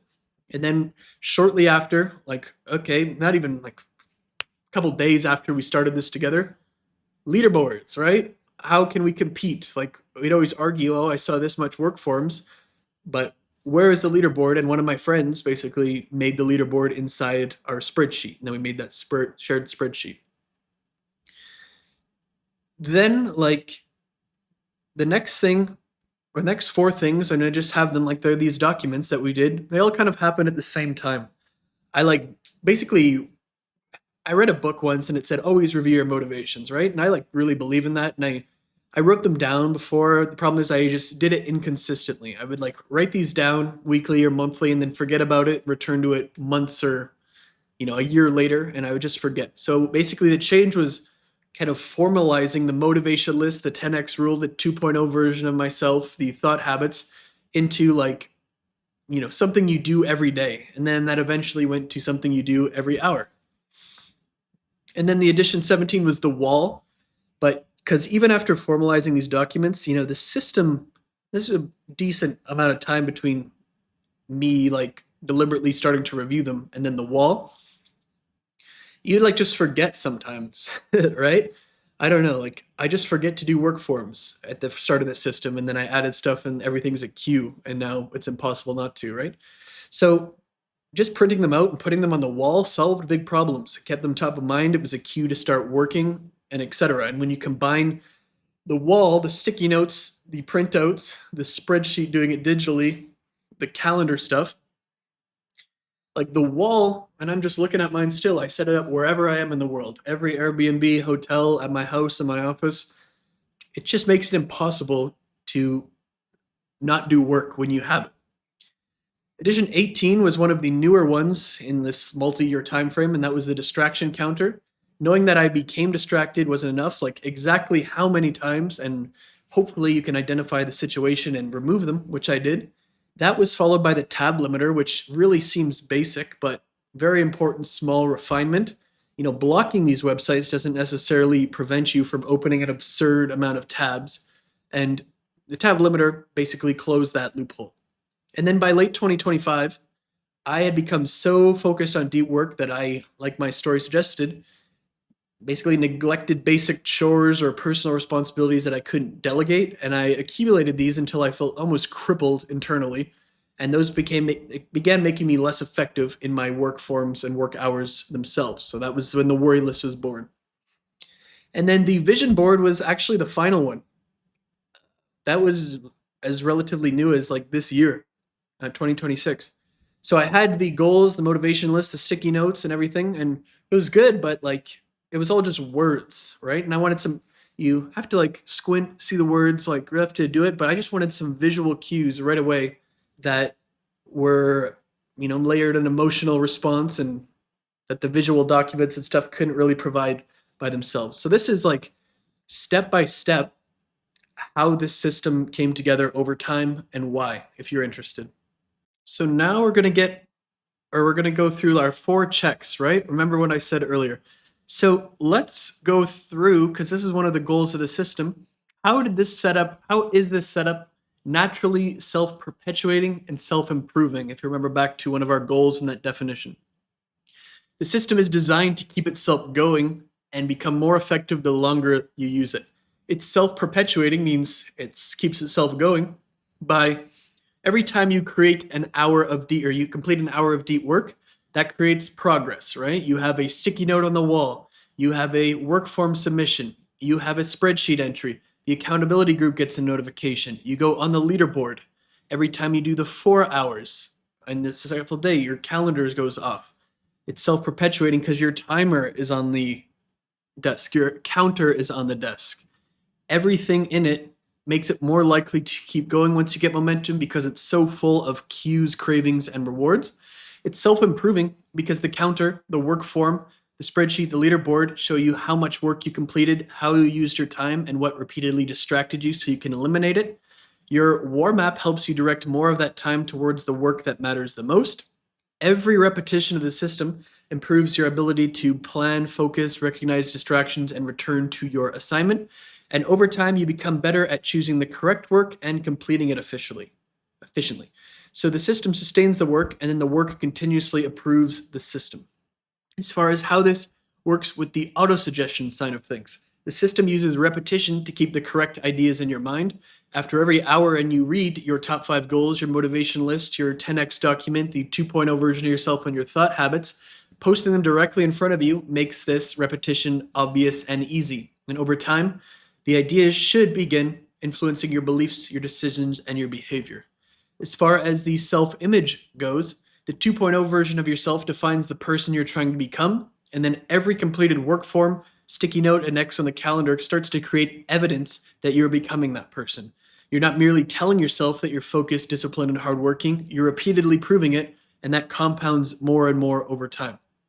As far as the beliefs, the character traits, and the skills go, it works on all 3. Your beliefs are your top 5 goals, your motivation list, the 10x rule document, the 2.0 version of yourself, and the thought habits, because they repeatedly change what you believe and think about.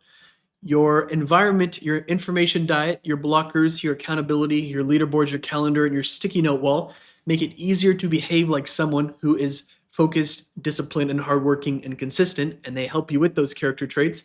And then for skills, your warm up, your timer, your distraction counter, your work form, and your spreadsheet help you choose important work, which is an important skill.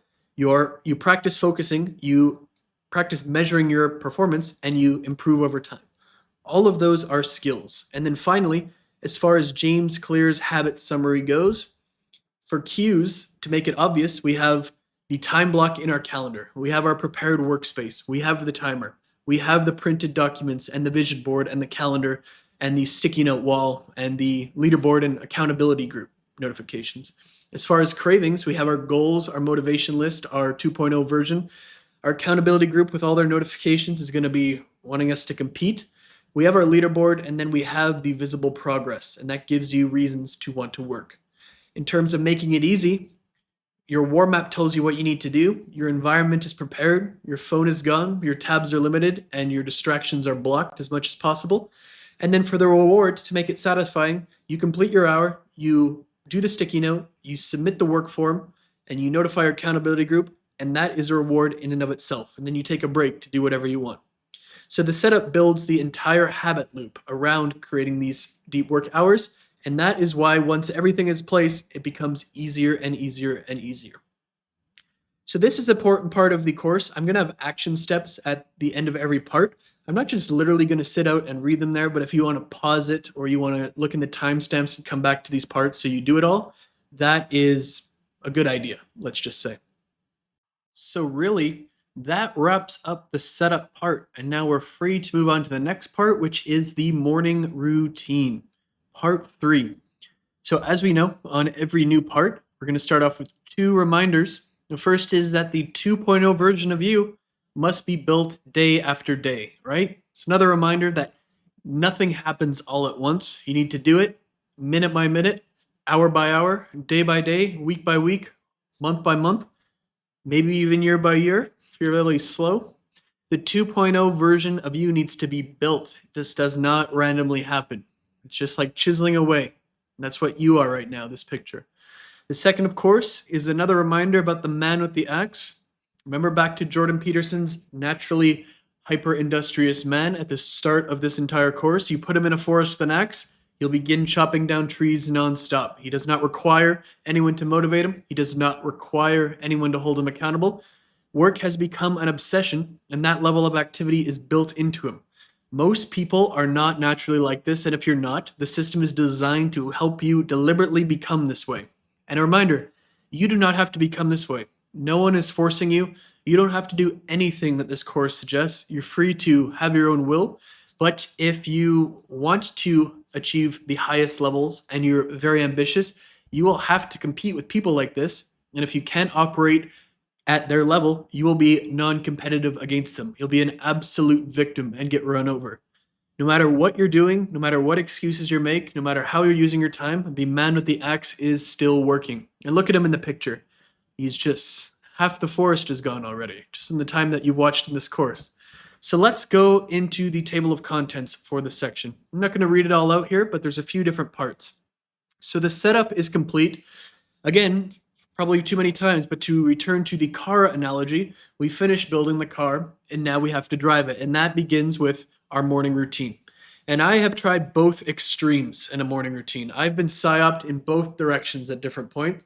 I have been the person who wakes up at exactly 5 a.m., does their 3-hour morning routine, their journaling, their meditations, their touching grass, their grounding, their, insert whatever 30 steps that you think are possible. Like, I've tried it.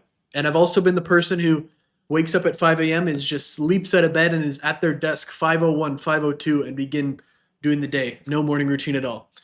And I don't think either of these extremes are ideal. If I had to choose, though, I'd probably do the 3-hour routine because that provides structure and consistency and warm up and takes care of other areas of your life too. But we do not need 3 hours to prepare. So after a lot of experimentation, my morning routine is about 30 minutes. And the purpose of the routine is basically to get our body and our mind in the best position possible to complete that 4 hours of deep work as fast as possible with also maintaining the quality. It's not a routine that's, 17-step biohacking, meditation, visualization that consumes half the day. So here's the summary. walking on the treadmill for 20 minutes, drinking a liter of water, taking creatine if you want to, consuming at least 30 grams of protein, usually pre-made protein shake from the night before. Maybe you buy them pre-made. Watch or listen to a motivational video, probably on YouTube. Plan out what you're going to do hour by hour for your 4 hours of deep work. Stretch for 5 minutes. Create a morning routine sticky note for the wall, and then take a small reward. So several of these things happen at the same time when you're basically on the treadmill. So this should not take more than 30 minutes total, including the time spent on the treadmill, stretching, and like walking to and from. So the complete morning routine might look like, minutes 0 to 20, you're walking on the treadmill, drinking the water, consuming the protein, listening to the motivation and planning. Minute 20 to 25 is stretch. Minute 25 to 30 is to come back to your workspace, etc. So mine, basically, I like to probably give myself 10 minutes of leeway in there. So mine's like 40 minutes, but the actual routine's 30 minutes. But basically, what you want to do is finish it off with a reward and then get started. If you are the person who'd rather plan your hours the night before, you can do that too. Either one. But I do not like to skip this routine. So the routine starts by waking up your body, and that is the first step, which is the treadmill for 20 minutes. I came to this conclusion because even 20 minutes of exercise and cardio can vastly improve your energy and focus, and that makes it easier to complete deep work. You don't have to do it, I guess, but it's overall a good habit that makes everything else easier. So what I recommend is an 8 to 12% incline on the treadmill, approximately 3 miles per hour for 20 minutes. The reason I recommend this is because as far as all of the types of exercise that you could possibly do go, it's one of the only realistic ones that you could do at home with a treadmill and the whole year, no matter what the weather, inside. Easy enough to get a treadmill, cheap enough to buy one, and something that is not so difficult or, so tedious that you either avoid it or it becomes unsustainable to do every day.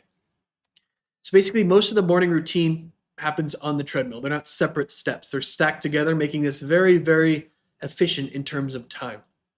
So if you have a full-size treadmill at home or inside your building, if you live in a condo or apartment or within walking distance, use it. If you do not, buy a, a compact walking treadmill desk. They're like $200 or less, and put it inside your house. It might not be the perfect incline. It might be a little small or experienced, but it doesn't really matter. You don't need a full-size treadmill to walk on. A lot of them will let you go up to like 8-9% incline, 2.53 miles per hour, and that is good enough. Do not turn the fact that you either don't have a treadmill or you don't have the perfect one into an excuse to do nothing, right? Here's mine right here. It's pretty bad treadmill, to be honest. Basically, when you're on the treadmill, by the time, especially if you're going hard enough, a liter of water is pretty easy to consume. A lot of the time you can do 2 liters of water if you want. I drink way too much coffee and historically have not drunk enough water. So drinking 1 liter near the beginning does wonders for me, for keeping me hydrated, and makes you feel significantly more awake. Because a lot of the time when you wake up, you're not actually tired, you're just dehydrated. Very, very simple thing to do. Optionally, you can take creatine in it. I like to do it, but it's by no means required. And I like to prepare everything the night before. My water bottles, my protein shake, get my shoes, get my shorts, get my shirt ready, lay it out so that no thinking involved. Just wake up, leap out of bed, throw all your clothes, and just go. Very, very good. If we go back to the information diet, I talked about positive stuff in there, like positive information. And when you're on the treadmill is a perfect time for 20 minutes to listen to something. I usually do Tony Robbins or, motivational video montages or something. Jocko Willink, David Goggins, whatever you want. But it makes the time on the treadmill go by faster. It hypes you up for the day, gets you motivated, gets you in the right frame of mind, and is very efficient because you're stacking it in the same process. As far as the 30 grams of protein go, usually this is a protein shake. I don't see how it would not be a protein shake, but it should keep you full and feeling sturdy while you complete your full deep work hours without requiring you to eat a complete meal. Cooking, eating, cleaning, that creates a lot of friction. It also wastes time and delays your 4 hours. But if you do this instead of eating full meals. It'll keep you energized and sturdy and good to go instead of tired and sluggish after a big meal. Very good thing. I would highly recommend it. And then we want to plan all 4 hours on the treadmill because remember, one of the biggest pieces of friction is sitting down and not knowing what to do. Sometimes it's not enough to know the 4 hours worth that we're going to work on. We need to plan it out hour by hour. And that goes back to James Clear's third law of making it easy, right? So you can pull the actual tasks from your work form or your war map, but a lot of time they'll be bigger and just need to be broken down, right? Don't create YouTube course. It should say finish X. I'm going to finish this section, this section, this section, next hour, this section, this section, this section, and so on. It's very, very important. And then one that I added after a long time is, I would be grinding. I'd be doing these 4 hours. Personally, I do sometimes a lot more than these 4 hours, but I was getting a lot done, but you're just sitting at a computer all day and your body feels terrible, especially as you get older. And they often say strong in body, strong in mind, right? These things are interconnected. And if your body starts to feel achy or stiff, it's eventually going to be harder or another point of friction to doing these deep work hours. So I added 5 minutes of stretching. You don't need to be like a yoga instructor or do some insane routine, but literally go on ChatGPT, put in your situation, whether you're stiff somewhere or whether you're hunched or who knows, and ask it for 5-minute routine. Download an app on the App Store, put it in there, and you'll be good to go. I promise you of that. So very, very easy to follow. And then I just use something called the Bend app for this. Then you can basically apply the same thing as your work forms to your morning routine by creating a wall for your morning routine sticky notes. Usually I'll put the sticky note at a different color at the top and then my work forms under it. We're trying to get our morning routine to stick, right? So it makes sense to do the same loop and same James Clear habit, 4 steps, 4 laws to get us to do that. So we're going to create the morning routine sticky note. Maybe we'll have a blue sticky note for that. And then the work form sticky notes come later in a process during our hours. Then it's very important to abide by James Clear's laws that we have a reward for this, right? We got to make it satisfying. That's the 4th law. All work and no play, right? Makes you a dull boy. So if you want to repeat the behavior consistently, which we do, you should have something that marks the completion that's very satisfying. It doesn't have to be expensive or complicated or time consuming. You just need to kind of enjoy it and consciously decide that this is your reward. So upon the completion of my morning routine, I walk to the coffee shop, Starbucks, and I get a coffee. It's in the ground floor of the apartment building I live in, so it's not necessarily much of a walk. But that is my reward. I completed my morning routine. Now I get to go to Starbucks, one of the best times of my day. Your reward does not need to be like this. You can literally choose anything you want. Mess around on your phone, short walk, a drink you enjoy, you name it. But I am a bit of a Starbucks demon, so I always, spend the 2 minutes going to the Starbucks right there. And that's me this morning, yeah? So the 4-hour reward is a bigger reward that comes after you are done, basically your 4 hours. But this is a micro reward after your morning routine, because of course we want to get this stuff to stick, right? So I really, really love the morning routine and then the 4 hours, because if you get these right, whatever happens the rest of the day happens, So it's just very, very important that we kind of get this right from the very start. So let's go through our checklist again, right? How is this naturally self-perpetuating and self-improving? It's designed to make completing your deep work hours easier. So it just becomes part of your routine. The walking, the water, the protein, the motivation, the stretching, the planning. Prepare your body and mind to succeed. And then the morning routine sticky note gives you immediate proof that you saw it or you started the day correctly. And then tomorrow you're going to see all your sticky notes wherever you put them. And that's going to be another cue to make the basically system keep going. So that creates a loop, complete your morning routine, feel better and know exactly what to work on, complete more important work, make progress, become more motivated to do it tomorrow. And then as far as the self-improving goes, As you repeat it, you just get better at planning your hours, you get better at preparing your body, you get better at stretching and walking on the treadmill and selecting those motivational videos, and you get better at moving to your first hour without any procrastination. It gets easier over time, the plans become easier, and you get to work faster basically after.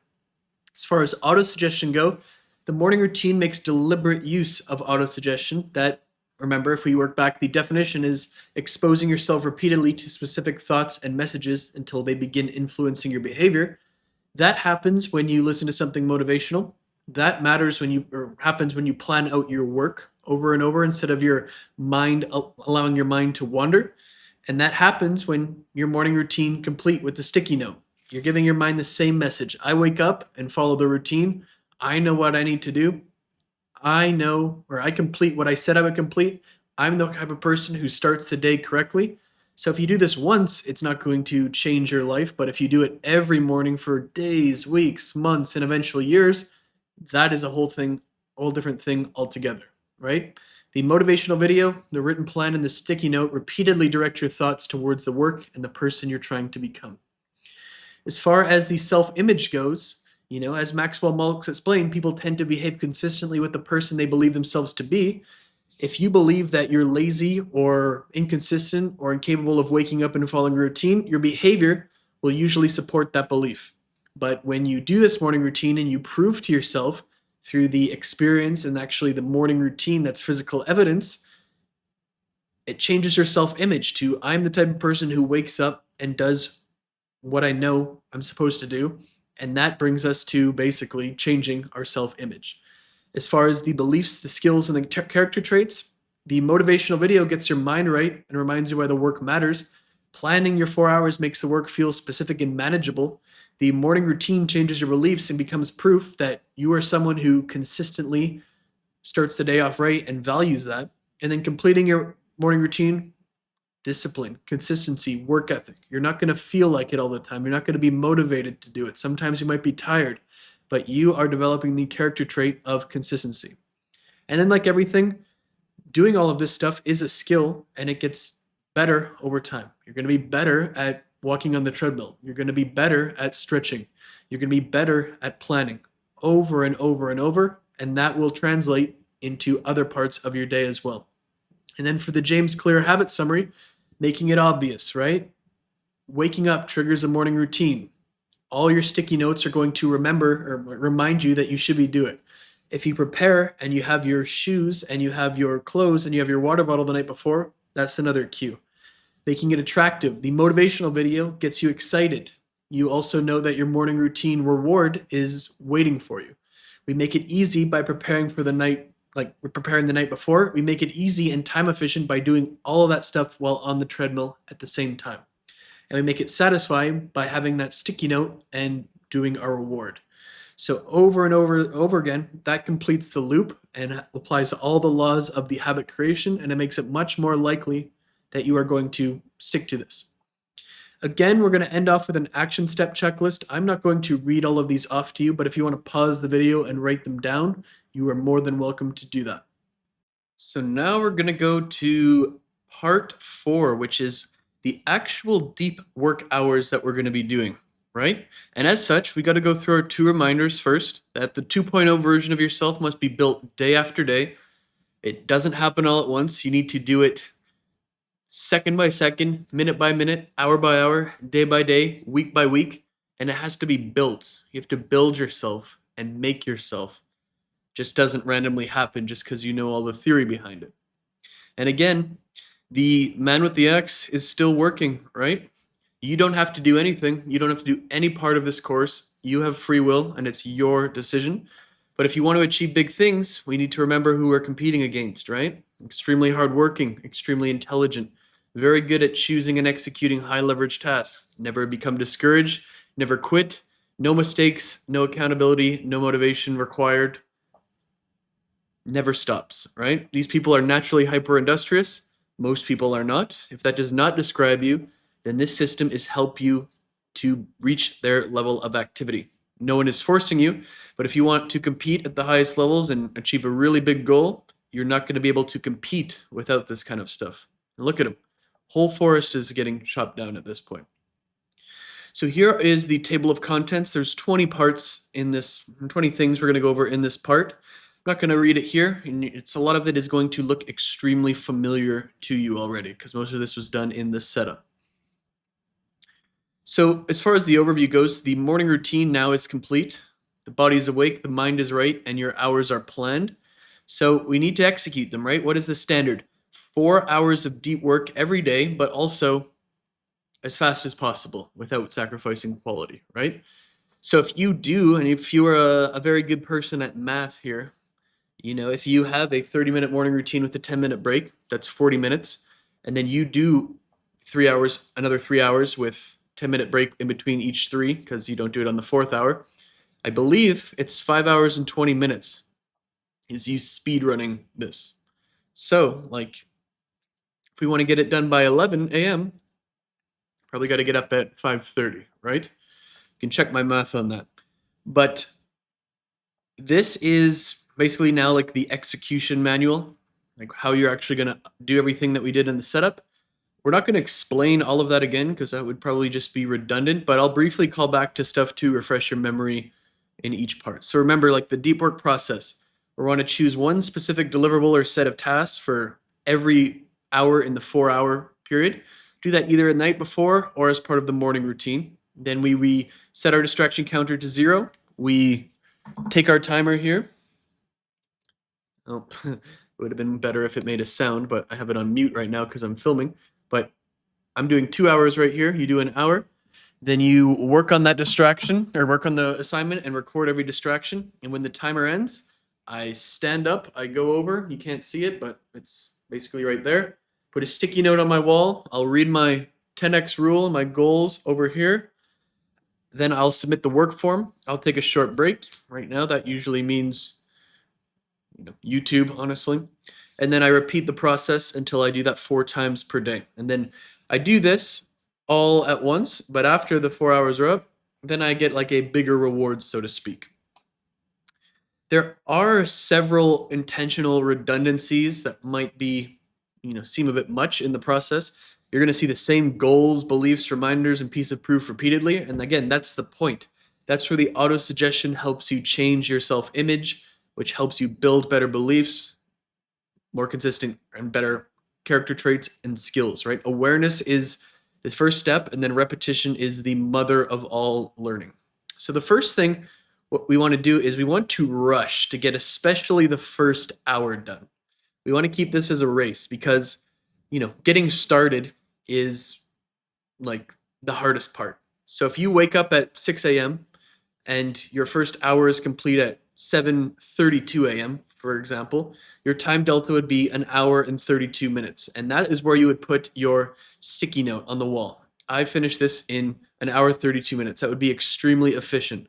If you really want to put this on stuff like your work form and track that with your accountability group and your leaderboard, like that is good too. But we need to rush to the first hour because that's like a hot start, right? That builds momentum. You'll find that if you often don't rush for the first hour, like you're just going to keep putting it off, and that procrastination spirals out of control. So that's why I like to track my first hour completion time, just because what gets measured gets managed, right, and can be improved. And that's why I like to put it as part of my accountability group, but it's not really, for everybody. It's kind of up to you. Like I said before, the first hour on Mondays is the anti-worry hour, and you want to handle as many of your worries that time as possible. Again, drawing back, I've tried this at different times and on different days, and I originally thought the weekend would make the most sense so no one would bother me, but it's kind of the opposite because a lot of your worries are going to be dependent on someone else responding, you making a phone call or sending an email or booking an appointment or paying something or contacting a business, and if they're closed or unresponsive during the weekends, that doesn't really work. So Monday morning's perfect because people are working, businesses are open, and then you can receive responses immediately. And more importantly, you begin the week by removing all of those worries and problems that are in the back of your mind. So once you get that done, like your hourly plan here is what you made on the treadmill and should be specific. Not content creation, not work on systems, not improve marketing, but rather Create this specific part, create an SOP for uploading YouTube, write 3 direct offer static image ads, right? You don't need to plan it out in an insane amount or a microscopic detail, but it has to be like an executable task, right? Not just work on systems or create content. And here's an example of mine. There's my timer, there's my hourly plan. And then once you have your plan and once you're at your desk and your morning routine's done, you start your timer. And like this is, if you could condense one action to represent the entire course and the entire system, like this is that action, right? You are working in 60-minute increments as focused and intensely as possible. You are setting that off, and then you are training yourself to do that over and over and over again as part of your life forever to get better and better at 60-minute sprints. And you take that, 10-minute break to recharge, and then you're just perfect, right? And then the eventual baseline, four of these 1-hour sessions per day for 7 days a week. So you're not vaguely working all day. You're completing one defined hour, taking that break, and then repeating. And after a while, I got to tell you, this is insanely addictive and starts to feel more like a video game. And you begin thinking about all of the high quality hours that you want to complete. It's just night and day difference to just, oh, I'm at work or I'm working. It's just so perfect. Here is that on my desk right now. During this hour, you should record every distraction. So you reset your distraction counter to 0 at the beginning of the hour. And every time you become distracted, click the counter once, pick up your phone, opening an app, clicking away from the tab, anything is a distraction. And it's even more effective on a separate sticky note or paper if you can write down like why you got distracted. And the purpose of that is, well, it would be good just for awareness, to be honest, but then to try to solve that problem. So this is kind of that dual metric we talked about, where the quantity is the timer, how much work you did, and then this is like the quality of your focus level. So as I was making this, on one of my hours, I got distracted 3 times, and you see my timer there, and did my best to fix the problem. After completing each deep work hour, we need this physical record of it, and that is the sticky note with the date and the hour, what you completed, the number on your distraction counter, and basically the time that you completed it. For example, August 3rd, 2026, hour 2, created this section of the document, 2 distractions, finished at 8 a.m. And then you place that sticky note behind the wall on your desk or your computer screen, and here's an example.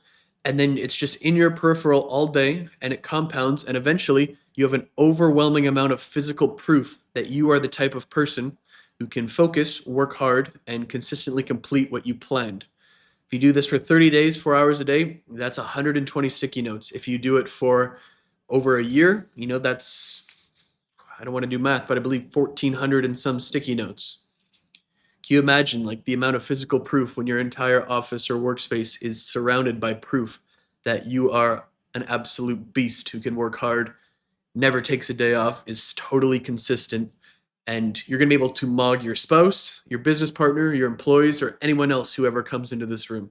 So once you read the sticky note, or once you put the sticky note on the wall, that's where you read your documents, and that's why they're posted on the wall or printed out too. You read the 10x rule, and that reminds you to constantly think bigger and maintain your standards and take more action.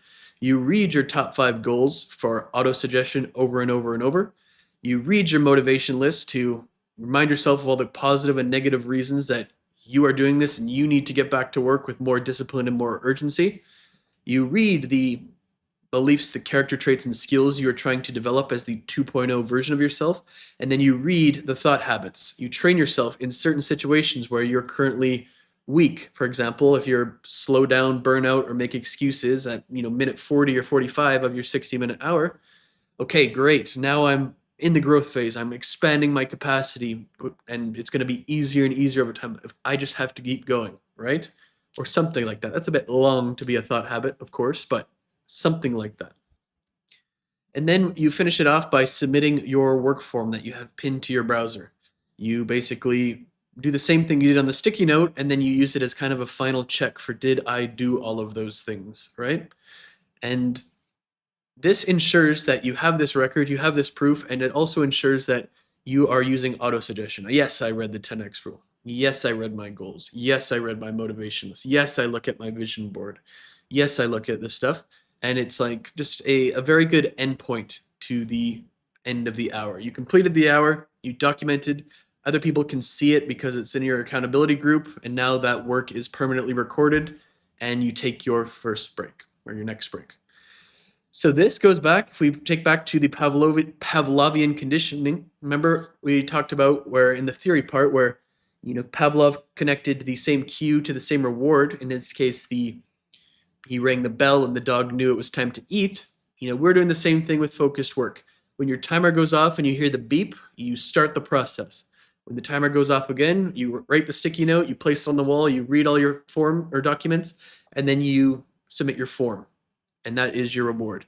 And eventually your brain begins connecting the end of the completed deep work hour with this sequence, and the timer, the sticky note, the notification, and the growing wall of proof stop feeling like random tools, but more they start to become signals that you completed something important and earned the reward that follows. And then you are deliberately conditioning your brain to associate focused work with progress, satisfaction, and reward. And that's why at the end of the 4 hour, the end of this block, that reward becomes meaningfully larger than in between. And look, it's going to be like you with the work forms. You're going to be the dog. The reward after the 4 hours should be bigger because that is not just the hours, but your day. Remember, if we define success as 4 hours of deep work, this is your success reward and it should be meaningfully bigger. I always go to a coffee shop and get a coffee, set my timer for about an hour, and then chill for 15 to 30 after I get my coffee, and then I get back to work personally. Like, you don't have to do more than 4 hours, but like I typically do that, and I consciously treat this as my reward for completing the system. I don't feel guilty about, wasting time or sitting around because I have had a successful day, and then I can keep going on to the other stuff that matters. I'd also recommend you celebrate the successful day by just saying 4 hours complete to someone in your accountability group, but, and then they could go, oh my God, you're so sick. And then they can do it to you. And then it's just an amazing system. And then we want to mark the day as a success, right? We want to go to our calendar. We want to put the big red X. We want to literally just take note and say, another successful day in a long line of successful days. And even if the rest of the day becomes chaotic or something bad happens, or you don't work as much as like you take the rest of the day off, you've already completed 4 hours of deep work and you are a success. You've moved your important processes and projects further. You've reinforced the new self-image and the 2.0 version of yourself, and you've added 4 more pieces of proof to the wall and your mind that you are someone who can focus, right? So the big reward finishes the loop of James Clear's habit protocol and makes it satisfying. And your brain begins associating the 4 hours of completed work and the successful day with a reward. And it becomes very, very, very, very effective. There's me in Starbucks. So that is the deep work period. So let's do our checks. This is self-perpetuating and self-improving because the deep work system becomes easier and more effective every time you use it. Each completed hour produces real progress, another sticky note, another work form, and more evidence that you can focus and work hard. That evidence improves your self-image and makes completing the next hour easier.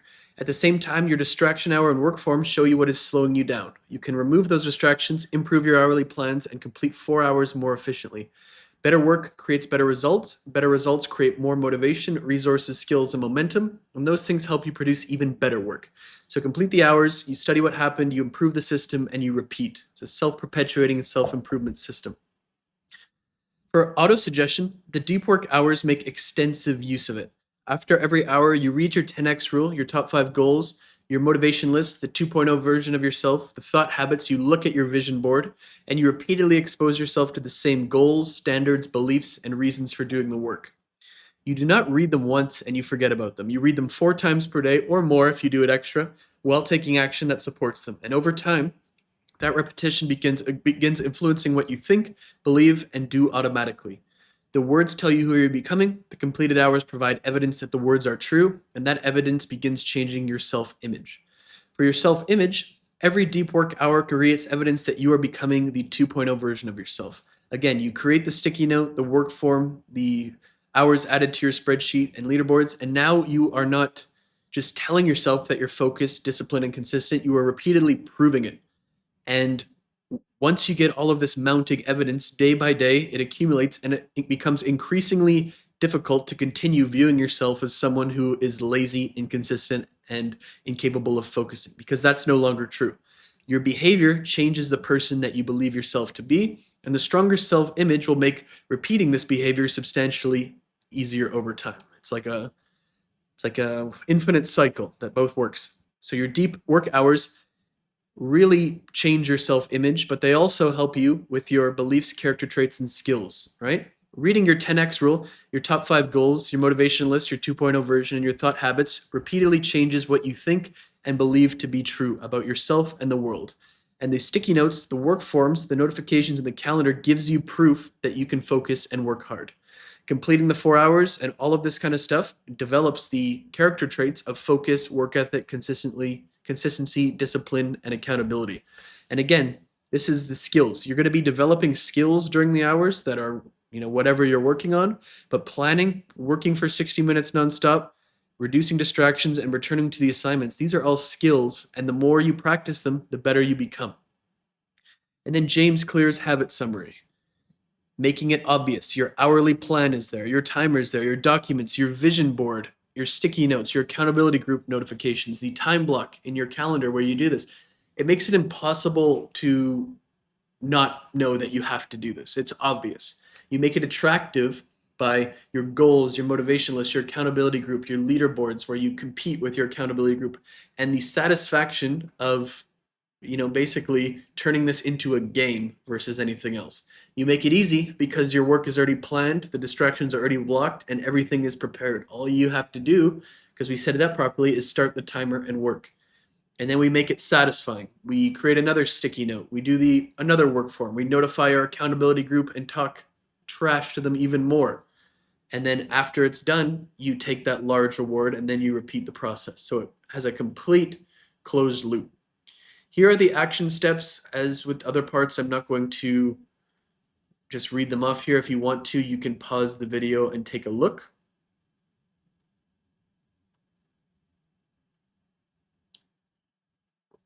That being said, let's get to the next part, which is part 5. So that is what to do between hours. And I know that wasn't the longest section, but I promised you that we would be going back to our reminders between each, or at the start of each section. So the 2.0 version of you must be built day by day. Nothing happens all at once. You need to do it day after day, week after week, month after month. The 2.0 version of you needs to be built bit by bit. It's not just going to randomly happen. Again, the man with the axe. You do not have to do anything or any part of this course. It's completely up to you. You have free will. But if you want to achieve big things, you have to remember who you're competing against. You're competing against hardworking, intelligent people who never get discouraged, never quit. They rarely, if ever, make mistakes, and they don't require anyone to motivate them or hold them accountable. They're naturally hyper-industrious, and this level is built into them. Most people are not like this, and if you want to achieve big things, and this does not describe you, this system is built to help you reach their level of activity. No one is forcing you to do any of this, but if you want to achieve big goals in life, you need to be able to operate at this level, or you will not be able to compete, because the man with the axe is still working. So let's go into the table of contents. I'm not going to read it just as usual, but the overview. So like your deep work hour is complete, because this is what you do between hours. So you finish hour 1, what do you do for that 10 to 15 minutes? You finish hour 2, etc. So these are the short transitions before each hours, and a lot can go wrong in here. So like this is why I'm going to really focus on it. You should take a short break so that you can rest, recover, and prepare yourself for another hour of focused work. I learned this concept from a book called The 5 a.m. Club by Robin Sharma. He refers to it as the 60-10 method. So the 60 minutes on, 10 minutes break like we have talked about so far. 10 minutes is the recommendation, but if it's 5, if it's 10, if it's 15, if it's 20, Like, do what helps you perform best, but this is not like 1 hour on, 1 hour off, or even 1 hour on, 30 minutes off. We need to finish this as fast as possible to make room for the rest of our day. The break has four primary functions. Keep your energy up so you can maintain the quality of work across all 4 hours. Reward yourself for completing that hour so it becomes satisfying and you're more likely to repeat it. Review your performance that hour and identify the biggest constraint, and then get back to work as quickly as possible. The actual between hour routine that I'm going to suggest should approximately take 2 minutes, and then you have, 8 to 13 minutes left.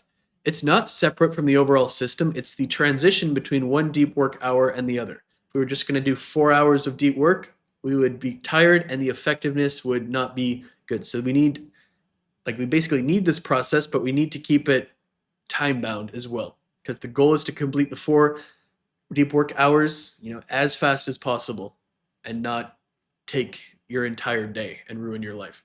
So the first thing you want to do is to create your own place that you go during this hour. And you can just make that very rough. Like, this picture here is my place. It's right beside my computer desk, but this is where I go during my, break.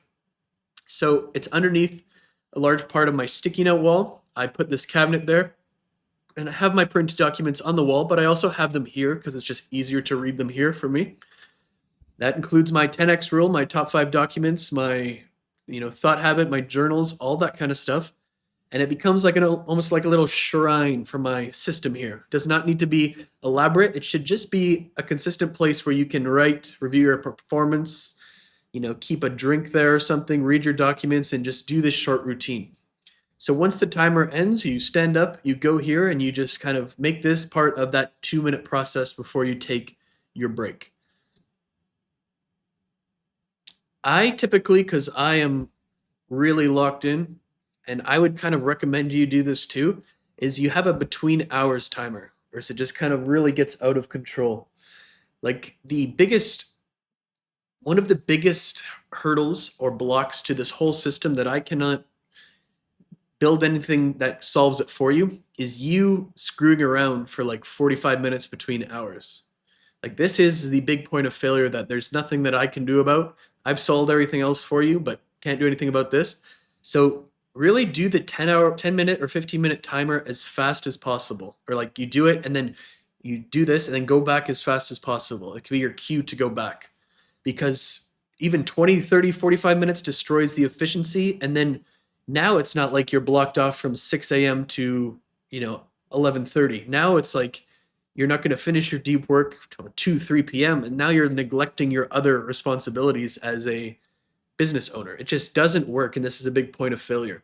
So as soon as your one timer goes off, turn that off, turn on this timer, do the routine, take a little break. And once it goes off, you go to your next hour. So step 1 is keeping the energy up, because, it could be a little bit tiring and we need high energy. So what we want to do is we want to take this time to rest as much as possible. No chores, no admin work, no other stuff. Some of the things we can do are stretching if we want to. If we are feeling stiff, you can drink some water. If you have that treadmill, you can walk on it a little bit. You could clean up your desk or work area, or you could listen to or watch something motivational. You do not need to do all of those things or any of them during every break. You could just stand there or sit down on the couch and get back to it. But anything that you need to do, and those are some ideas to keep your energy up, is something that is very worthwhile and I would highly recommend. The next is that small reward. That's part of the 4th law of habit formation, which makes it satisfying. So to some degree, submitting the form and putting the sticky note on the wall are a built-in reward. But, listen to your favorite song, watch a YouTube video, grab a Coke Zero, just otherwise screw around or play on your phone. And consciously connect that reward to, okay, I'm doing this because I finished the hour. And you can say this out loud to yourself, to be honest. The third part is the self-improvement loop. Because we're trying to get better over time, because we're ambitious and care a lot about ourselves and our future, we should try to improve every hour. And it's not some complicated life routine or journaling process, but it's just like journal entry. What did I do that hour? Is my biggest constraint, right? What are 5 or what are 10 different things or 20 different things that I can write down to improve? And just do this on a piece of paper. And even just like writing these down are going to get you to think about it. And when you do this every single hour, the self-improving loop and the 1% improvements stack up so fast day to day that you're basically unrecognizable by the time, you do this for 6 months. It's just so good. And then what I like to do is I like to calculate my efficiency ratio. So, if I woke up like with the 30-minute morning routine, with the 60 minutes of deep work and the 10 minutes, how efficient am I being? Because again, the number one cause of failure in the system is you not getting these hours done fast enough, usually by taking too long of a break, to where it interferes with your other routine and other activities. So for example, if I had 5 hours and 10 minutes planned for this and it took me 5 hours and 47 minutes, I would divide that to see how efficient I am, right? And then step 4, get back as quickly as possible. Not a 30 or 60-minute break, 10, 15 minutes at the most, because we are efficiency maxing here. We need to get back. We can take a longer break once we finish our day, but we should be sprinting back to our desk and really finishing this off. So now we're going to get to the final part 6, which is the night routine. Amazing. And this is the last time, but the 2.0 version of yourself must be built day after day. It's another reminder that nothing happens all at once. Second by second, minute by minute, hour by hour, day by day, week by week. The 2.0 version of yourself needs to be built. It will not happen automatically. And then finally, the last time about the man with the axe. Remember back to Jordan Peterson's hyper-industrious man. You put him in the forest with an axe, he'll begin chopping down trees nonstop. That level of activity is built into him. Most people aren't naturally like this. But if you're not, this system is designed to help you deliberately become this way. Again, for the final time, you do not have to become this way. No one is forcing you. But if you want to achieve the biggest things in life, you are going to have to compete with people like this. And if you cannot operate at their level, you will be non-competitive. So here is the final table of contents for this part. And the overview is that your 4 hours of deep work are complete. Whatever else you did for that day is complete. And the night routine closes the loop and prepares everything for the next day. There is already enough to do in the system. We don't need an entire, 30-minute or an hour nighttime routine, but take 3 to 5 minutes to clean up your workspace, review your progress, record your efficiency, and prepare everything for the next morning in your routine, and then set yourself up for the best sleep as possible. So we want to clean up our workspace. We want that minimalist workspace, and we don't want to live like slobs, because the more stuff, the bottles, the papers, everything on your desk, the more noise is going to be in your head, right? So throw away any garbage, put everything exactly where it belongs, and leave only the items that you need for tomorrow. The next is review and record your efficiency for that day. This is part of the self-improvement loop, but we really need to know the total time it took for our 4 hours. If we woke up at 5 and we ended up 10:47, that's 5 hours and 47 minutes, right? The fastest planned completion time is 5 hours and 10 minutes here. So if we did 30-minute morning routine, 4 deep work hours, and 4 10-minute planning sessions, that is 5 hours and 10 minutes, right? If I took 5 hours and 47 minutes, that means I'm 89.34% efficient there. And we always want that to go up. I like to track this in a spreadsheet because it just gives you more visibility, your wake up time, your hour one time, the efficiency of your first hour, then the efficiency of all the other hours, because the first step is awareness. And when you begin tracking this stuff, you're going to procrastinate less, you're going to take less long breaks, and you're going to become more efficient almost naturally. To prepare yourself for the morning routine, put out your shoes, prepare your water, put out your headphones if you want those on the treadmill, set your alarms, and remove every unnecessary decision or source of friction ahead of time, so you don't have to wake up and search for your shoes and do all this crap, and you can just get to work. And then prepare for a great sleep. Phone outside the bedroom, nasal strip and mouth tape if that's your thing, white noise machine, make it as dark and cool as possible. And if you can't sleep right away, read for a little bit before going to bed instead of playing on your phone. We need the best sleep as possible so we can wake up and crush it and be a maniac tomorrow, right? So that completes the night routine, and it's self-perpetuating. because if you do the night routine, it makes it more likely you do the morning routine in the rest of the system. It also makes you improve because you're tracking your total efficiency ratio, so you will naturally want to improve, and you know where the distractions and long breaks took place. And then each night prepares the next morning, makes it easier to begin. Each day becomes more efficient, and it's just a loop, a loop, a loop, a loop. So for auto-suggestion, we have the exact same thing. Okay, I need to do this, and it makes it more likely that we start the next day, we read all of our goals, we do all that kind of stuff. It's just very, very important. For the self-image, it's you are the type of person who has a clean environment. You are the type of person who cares about how you perform. You are the type of person who gets a good sleep. And when you start to view yourself that way, it becomes easier and more consistent and so on. For your beliefs and character traits, you believe that you need to prepare and recover and sleep are part of performing well. You also reinforce the belief that measuring whatever it is, in this case your efficiency, is the key to allow you to improve. For your character traits, you're clean, you're honest, you are disciplined, and you have personal responsibility. And then your skills, getting a good night's sleep really is a skill. And as far as James Clear's habit routine goes, the end of the day and the condition of your workspace, you're all set up properly, all of your shoes and everything are down there. That makes it obvious tomorrow morning to start the morning routine. Making it attractive, you have a clean workspace, you have prepared your morning routine, and all of that stuff feels good, so you want to do it tomorrow. Everything's laid out just perfectly and set up perfectly. That makes it easy. And then you finish the day with a clean environment. You are satisfied that you did your 4 hours of deep work, and you can go to sleep, which is a reward all of its own, peaceful and ready to repeat the system tomorrow. So again, this is the final action step checklist. I'm not going to read it off, but if you want to pause the video and do it, that's up to you. And there it is, the end. So the summary and the recap. We completed the one-time setup. We do our morning routine. We do our deep work hours, 4 of them. We do the in-between hour routine, and then we do the night routine, and then we repeat the system tomorrow. And that is the end of what we're going to call the beginner course here. You have now everything required to use the complete system. You do not need the advanced part, which will come after if you keep watching. I don't really know if I recommend it for most people, but you have everything set up. You have all of your habit loops. You have all of your self-image and auto-suggestion that you could possibly need, and you can do this system over and over forever. I would just stick to this system first before you go to the advanced modules and master, even for a month, doing the 4 hours, 7 days per week, not even a single day off. And then once you know that you can consistently execute, and if you want to go to the advanced modules, you can do that.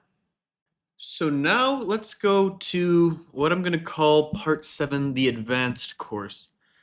I wasn't sure if I was going to put this in, but I thought I might as well, because I know that this, you post something on the internet and it will be there forever, right?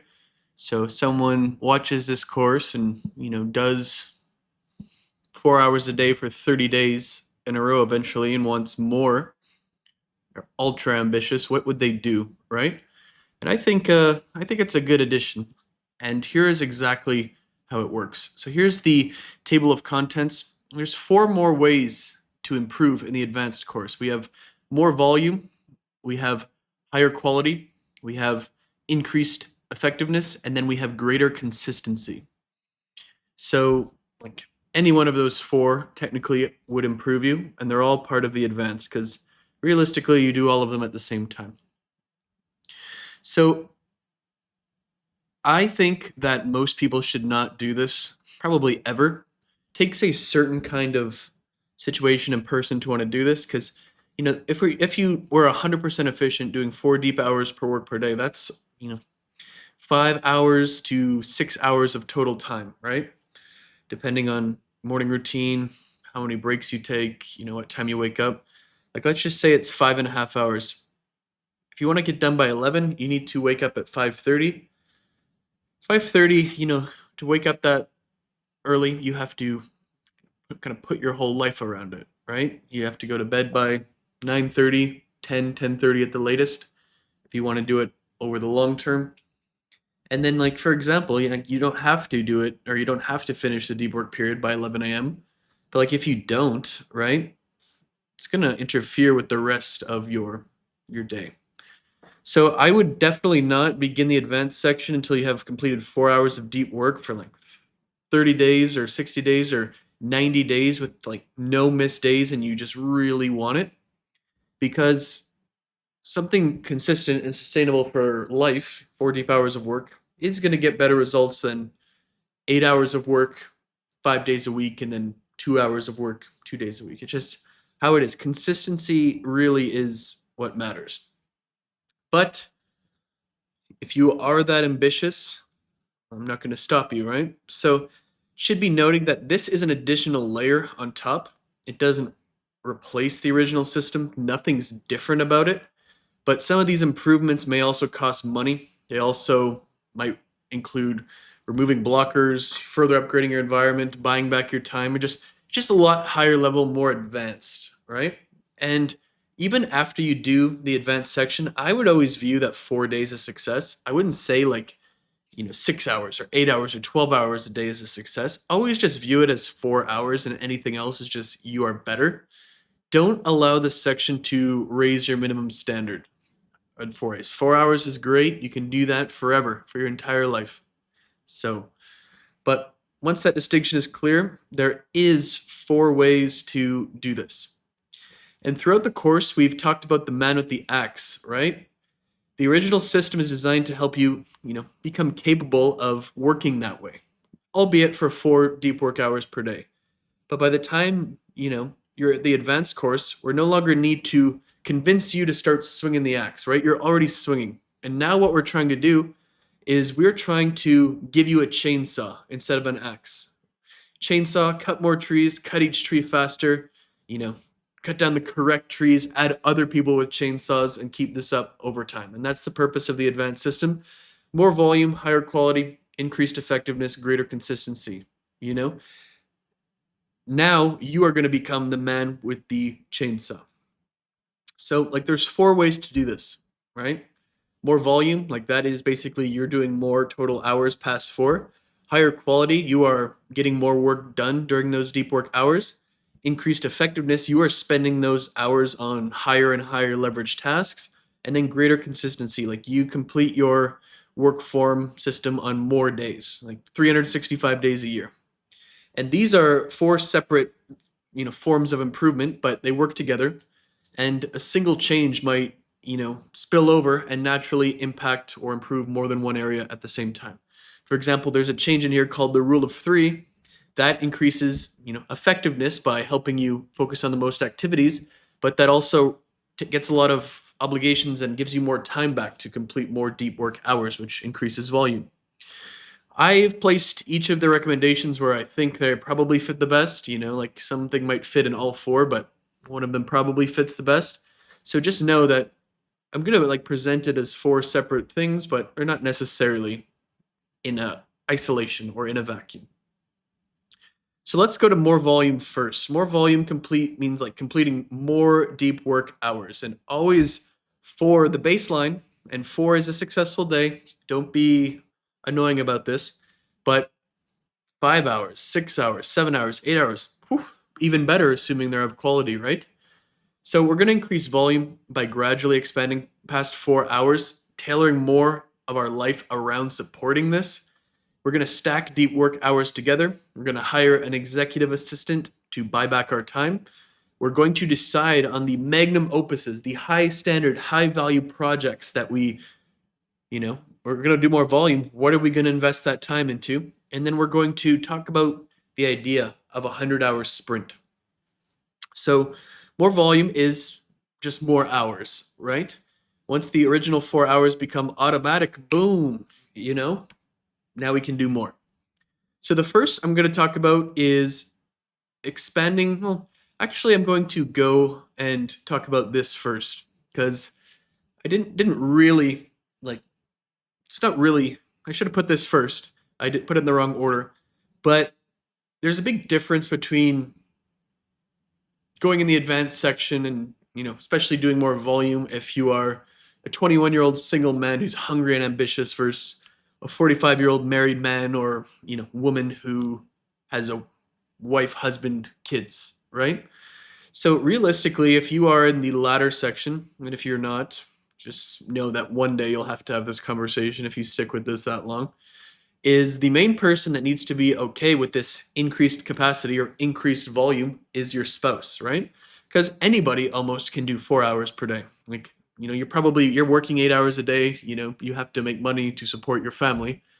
Like you being more effective with it, like your spouse, if you didn't tell them, probably wouldn't even know, right? But when you start like going 6 hours a day, 8 hours a day, plus the time and the breaks, that becomes a different story where they are going to be affected right by it, right?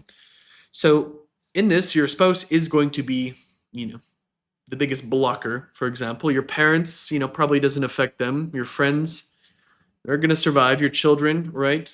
It'd be nice to spend time with them, but they're kids. They're not going to have much say. Your business partner, you'll probably love it. Your employees will probably make them scared of you and they'll work harder. So that's good. But your spouse, yes. And of course, this is not a marriage course or course on how to choose or deal with your spouse, right? You're on your own with that part. But considering how much this will affect them, it is, in my opinion, like non-negotiable that you get their support. And support is measured on a spectrum, right? This will be you negotiating with your spouse. And there's three possible scenarios. Scenario one is they love the idea. And there is a lot of spouses that will fall into this category. There's a lot, like, especially if you're a man, there's a lot of women who, wish their husband would work more, become more ambitious, achieve more. And if that describes your marriage, it's your lucky day, right? Probably won't need to elaborate much on why you want to do more volume. It'll just be yes. The second is they're neutral, right? They're not like necessarily, you know, like they're not necessarily against the idea that you work more, but they're not, necessarily excited about sacrificing more time like with you. So based on my experience and the experience of business partners and clients and friends who have really gone in the advanced section here, I would say that approximately 25% fall into scenario number one. They love the idea. 25% fall into scenario three, which, spoiler alert, will be they hate the idea. And 50% fall here. And in this scenario, like, it is up to you to sell the idea. So like you should probably, assuming you're a business person, you sell stuff, sell it to your spouse that this will help you achieve more for your family, become a more fulfilled, happy version of yourself, and how that will resonate, right? If you need to, make an agreement with them. If you give me the freedom to do this, I'll do X, Y, and Z in return. Just like that. You're asking them to support something that will affect their life, so it's reasonable that you do something in return, right? And the scenario three is they hate the idea. And there's going to be the spouses who already hate how much you work. For example, one of my business partners, his spouse, makes him log off at 5 p.m. on the dot every time. If he asked this, it probably wouldn't go well, right? And I don't know, like, I don't think there's much that you're going to do or I'm going to advise you on this. You're on your own with this one. It's life and marriage are complicated, right? Good luck to you. So the first thing you do is get your spouse on board, right? And then the second thing you do is you expand past 4 hours of deep work. So I recommend, you go to 4, you then to 5. You do that for a week or two, then to 6, then to 7. You might find like if you had problems going to 4 originally, like you started at 1, 2, 3, and 4, like it'll be the same thing here. You're just not necessarily going to go from 4 to 8 or 4 to 10 or 4 to 12. We need to keep up that quality and we don't want to, burn ourselves out. So what I do all the time, because I typically will do 8 of these hours per day on an average day. Again, I consider the success 4 hours, but at least 6 hours or 5, 6 days a week, I'll do 8. And what I do is I think of these as 2 separate work blocks, my first 4-hour work block and my second one. So if you're really doing this and you're really going to be committed to this, I wake up out of bed, like do what the beginner system, finish my 4 hours as quickly as possible. Then I will usually take like an hour break. I'll usually do some meetings if I have them or some work, respond to my team, etc. And then I'll lock in for another 4 hours, in the afternoon to the early or even late evening. To me, that's the best way to do it. You could always do your first 4 hours and then, second block of 1 hour and then second block of 2 and then 3 and then 4. Like This is called more volume, and I will be supportive of you, but to me, more than 8 hours, probably excessive. So when you take into account the morning routine, the night routine, the time and breaks, like this is going to be pushing 12 hours a day. Like if you wake up at 7 a.m., 7 p.m., like you should probably reward yourself. Probably even more if you take 2 hours in between, right? So let's just say that you're going to do this to 8. And the philosophy that you should do is here is passion. You want to wake more, ambition, but you should also go gradualness. 5 hours, 6 hours, 7 hours, 8 hours. Don't just, you get the point. Eventually, like you're going to find that it's often possible and often easier to stack hours together. So the default system is 60-10. A lot of the time, like I will do just basically 120-10, right?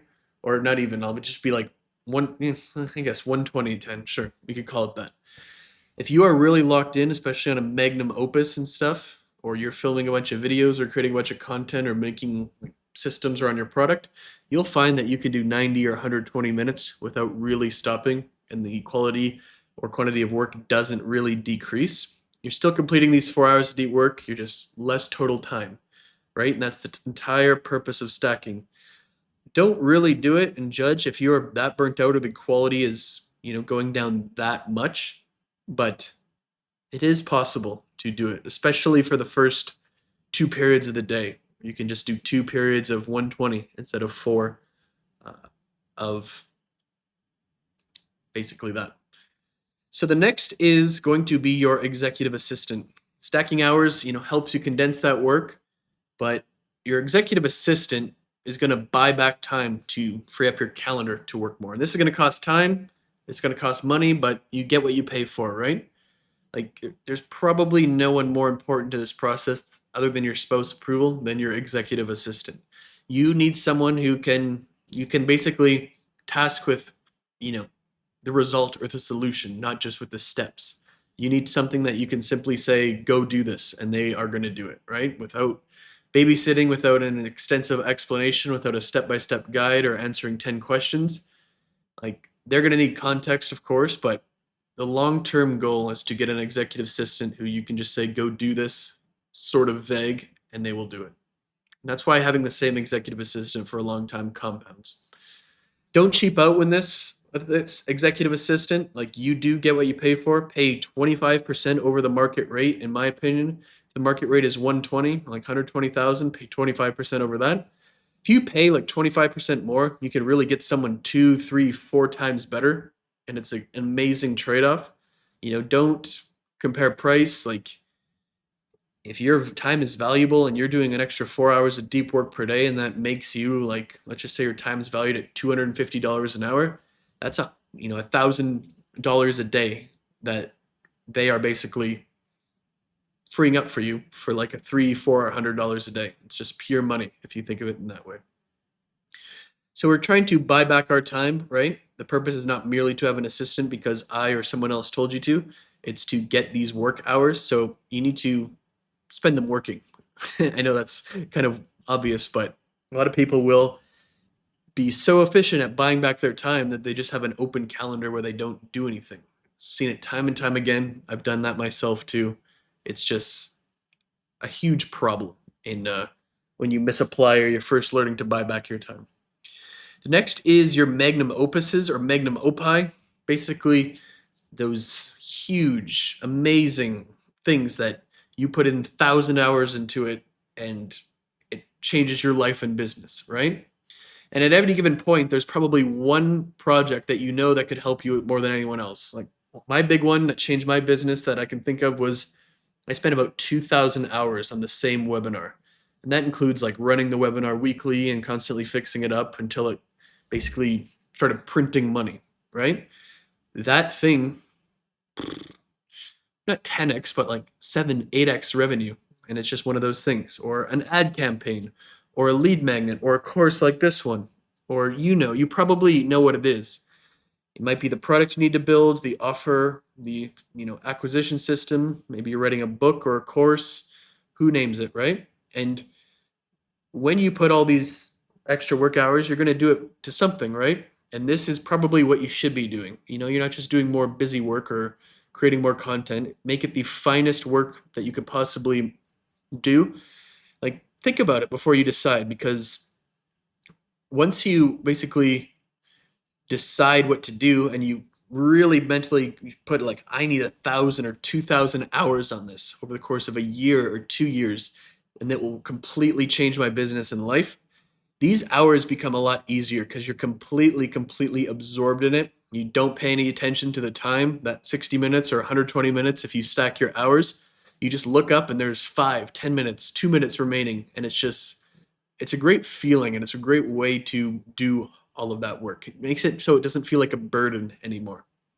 So it's just, what is that one project that really could change my life? And then if you really get advanced, once you identify that Magnum Opus, that project, you basically will work in 100-hour sprints across 2 weeks, focus entirely on that. And that sounds like, this is the super advanced mode.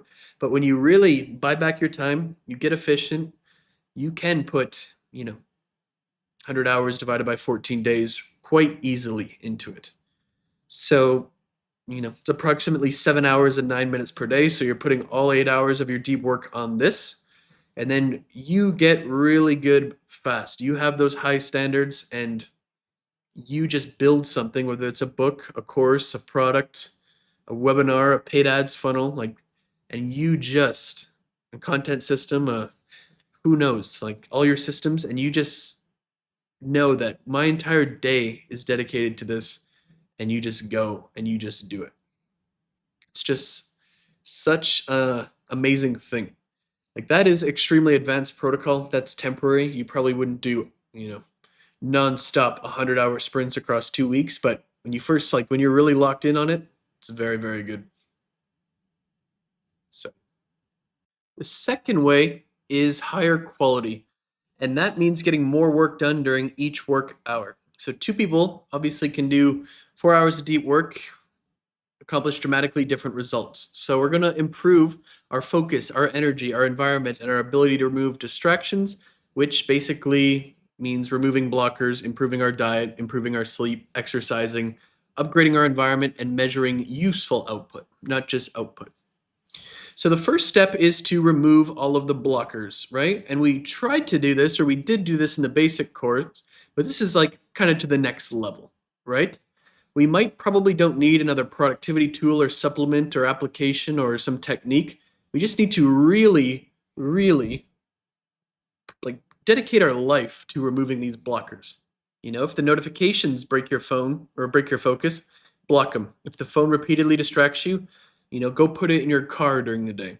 If you constantly stop because you don't know what to do next, make a better hourly plan. If poor sleep makes you tired and mentally slow, buy a new bed, redesign your entire room, that kind of stuff. If eating too much makes you sluggish, wait until after your deep work hours are done to eat a large meal. And if your equipment or internet wastes your time, upgrade it, right? So it's just like, do not only, you don't want to ask, how could I be better? It's like, remember way back to the inversion thinking, what repeatedly gets in my way? And one of the most common blockers is consistently, bringing low energy and brain fog because of the way you eat, because you eat like an absolute animal. And I've been there, don't worry. So one of the most important ways to improve the quality of your deep work hours is to improve your diet and then your body composition. If you're a man and substantially above 15% body fat, I would just try to lean down during this process, track all my calories, that kind of stuff. Life as a man really starts at 15% body fat. You're going to look better, you're going to feel better, and you'll notice people treating you differently. And more importantly for this course, I noticed that I lean down quite a bit. My brain fog and many of the other negative traits associated with feeling tired and sluggish just kind of disappear. And 15% is just an example, but it's a practical target. That's something to go after. So I would definitely not have a complicated diet. I'd probably eat the same thing every day, but I would be tracking my calories, eating enough protein, not eating any fast food or anything fried, and that kind of stuff. If you want to lean down, we talked about throughout the course how important tracking is, right? Tracking your calories is just the same. It's annoying, but once you start doing it, and you start eating the same thing every day, that creates awareness, and what gets managed gets measured, and what gets measured can be improved, right? Eating enough protein, that's part of the morning routine, but usually this should be 1 pound per body weight, or per 1 gram per pound of body weight. Take all of your supplements. I like creatine. I find it really helps my mental version of this. But any additional supplement should support an already good diet, right? We don't need to eat like an animal and then try to solve this problem by taking 17 different pills. It's not a replacement for eating properly.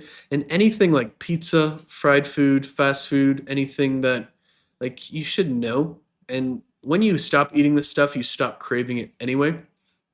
And you really can get a lot more done. Trust me, when you're leaner, when you're eating properly, it's a lot easier to get more work done in the same amount of time. The next is your sleep, and you spend roughly 1/3 of your life sleeping. So let's try to get that dialed in, right? So we have to go to sleep at the same time every night, or approximately, because that is your circadian rhythm. Your body gets accustomed to this schedule. And probably like more important than everything else to sleep is combined is like getting to bed and waking up at a consistent time.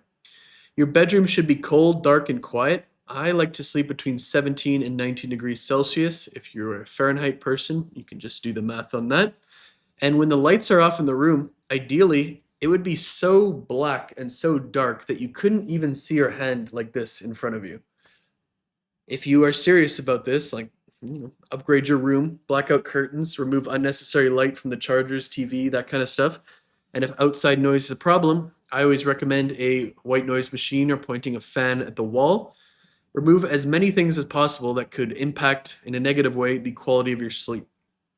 To me, the second most important part is no phone in the bedroom. Your phone should be associated with, or your bed should be associated with sleeping, not scrolling or answering messages or watching videos or checking the news or anything. Charge your phone anywhere but your bedroom, right? Keep it entirely outside. If you must use screens before bed, download like there's a thing called Flux app where it will like change the color of your screen as there. No blue light before bed as long as you can. I always sleep with mouth tape and a nasal strip to force me from breathing through my nose. To me, that's cured dry mouth, that's cured snoring, that's cured a lot of sleep apnea. They say that this is not proven and it's not, medical advice, so I'm going to go with that. It's not medical advice, but definitely try it if you can. I also got a temperature controlled mattress called an 8 Sleep and I really love it. So, basically, the most important thing is kind of developing a thought habit around this stuff. The more or the better I sleep, the more work forms I can get done. You can write that on your thought habit and review it every hour between the time that you're working. The next part is exercise. And I think most fitness advice is far too complicated for the average person who just wants to look better, feel better, be healthier. And we don't need to turn this into a full-time job. Actually, we need to make it as simple as possible. So level 1 is the treadmill, and you should already be doing 20 minutes per day during your morning routine. And you can do a slower speed with little to no incline during your breaks if you want to.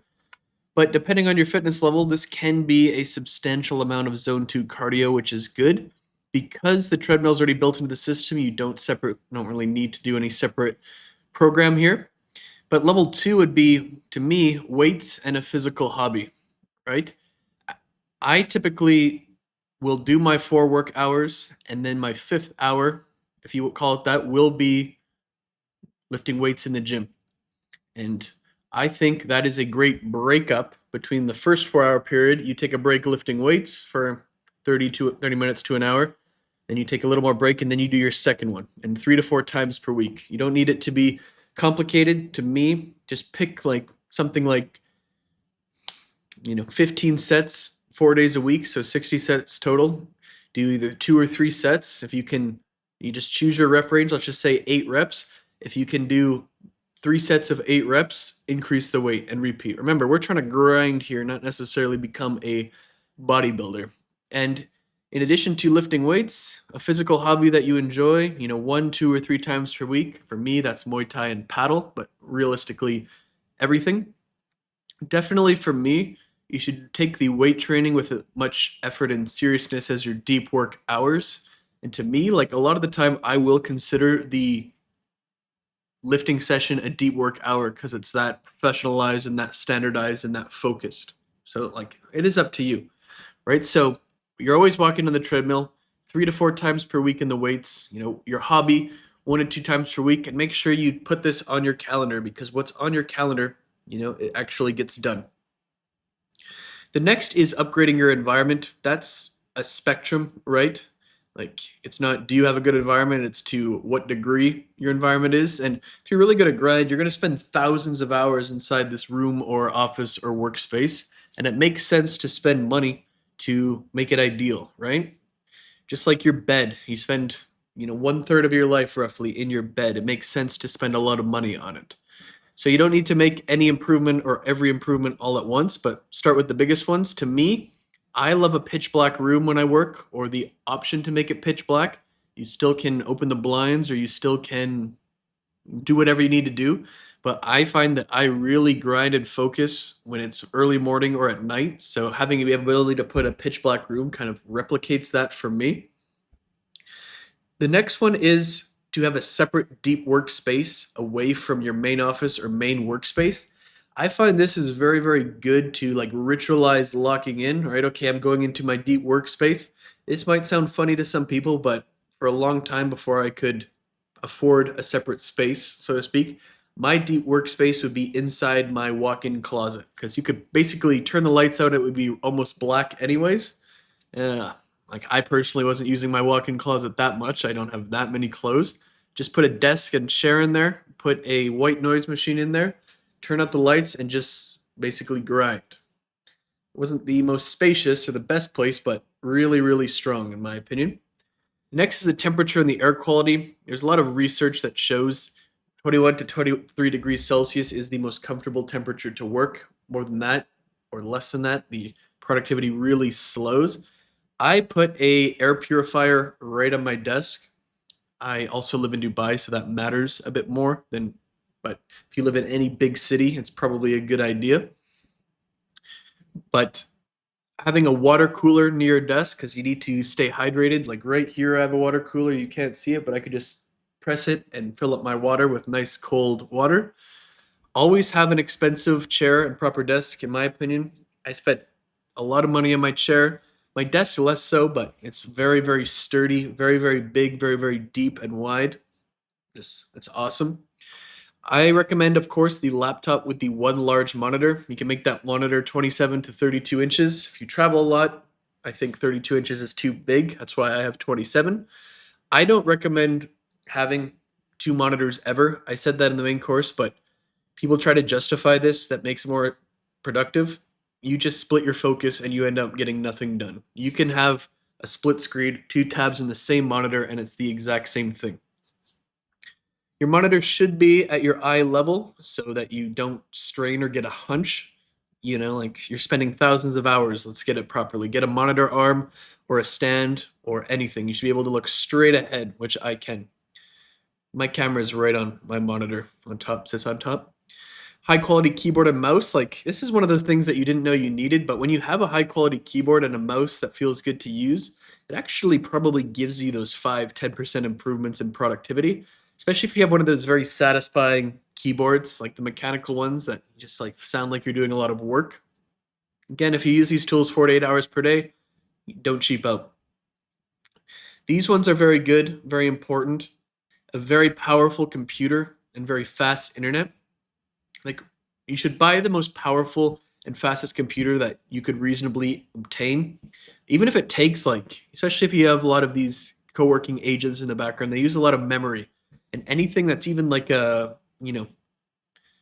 you have 100 delays of 30-second a day or even a week, this stuff really adds up. And files should process quickly, applications should open immediately, videos should render quickly. You should be able to do every single tool that you possibly have without the computer slowing down. Remember, you are going to be on this for thousands of hours per year. Same with the internet, like waiting for pages to load, files to load, videos to process. Get the absolute fastest internet that you could possibly think or achieve. Like, Internet that's 5 times faster from the same company is usually like, you know, 20% more anyway. It's not like it's going to be that much. And then sound isolation, like remove as much outside noise as possible. If you can soundproof the room, it doesn't exactly matter how you do this. You could also use earplugs or noise canceling headphones or have some white or brown noise playing. However you have to make it, but very, very important. And then finally, I've talked about this a few times, but we need to measure useful output. And that always means like measuring two things. And I gave this example before, I believe, but an example of, we need to have a metric that is the total deep work hours. And then we have that one, which is the distraction counter. So it shows you how focused, but we still need something that is useful output, right? It's like the deep work hours, how much time you invested, but we need something to show us what we actually produced. And a simple, not necessarily to show you this, but a simple 2 metric thing. Take a YouTube channel. If you measure the success of your video by views, you might think that every video with more views is automatically better for making money. But views only tell you like how many times people watch the video. They don't tell you how much revenue those views produce. If you have on YouTube or you ever done advertising, there's something called a CPM and an RPM. So a CPM is cost per meal, so cost per 1,000 impressions. Meal is Latin for 1,000, I believe. If it's not, you can laugh at me. And then RPM is revenue per meal. So YouTube would charge a CPM, cost per 1,000 impressions, to an advertiser. Let's say it's $50, and then you basically share that with YouTube and you get $25, for example.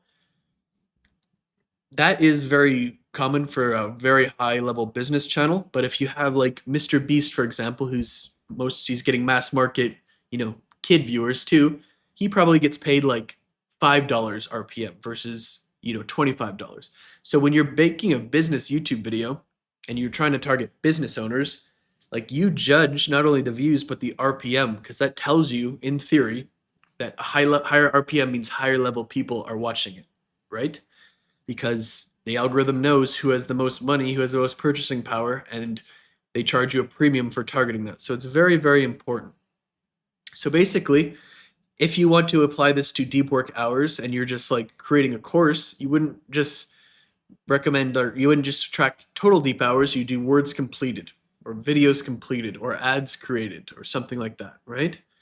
So you really need to add it to your system. Usually you're going to add that on the sticky note and the work form if you're going to do that. And you have to have these 2 different metrics that really help you determine like the useful output as well. Now let's get into increased effectiveness. So this is basically like prioritization and working on the highest leverage stuff, the most important stuff. And we're going to do 3 things here. We're going to talk about the rule of 3. And as a business owner or executive, one of your main constraints is you only have so much time. So no matter how focused or disciplined you become, there's always going to be things that you have to do that will not qualify as your deep work hours, like the messages, the meetings, the approvals, all of that kind of stuff. And one of the best ways to get more of your time back is with Brian Tracy's rule of 3. Brian Tracy's an author. So the rule of 3 basically says that sometimes it's called the law of 3, states that whether you do 20 tasks or 30 tasks or 100 or 1,000,000 tasks during a typical week, just 3 activities will account for approximately 90% of the value that you produce. And those are your big 3 tasks. If you identify those 3 activities and basically compare those to every other thing you did and make SOPs, make trainings, and then delegate it and continuously do this, you're going to have more and more and more time on those 3 tasks that produce the best result. So for me, that's system building, that's paid ads, and that's YouTube videos in my business, at least. So once you have that, you get your list and then you circle them and then basically you remove them and try to get everything else.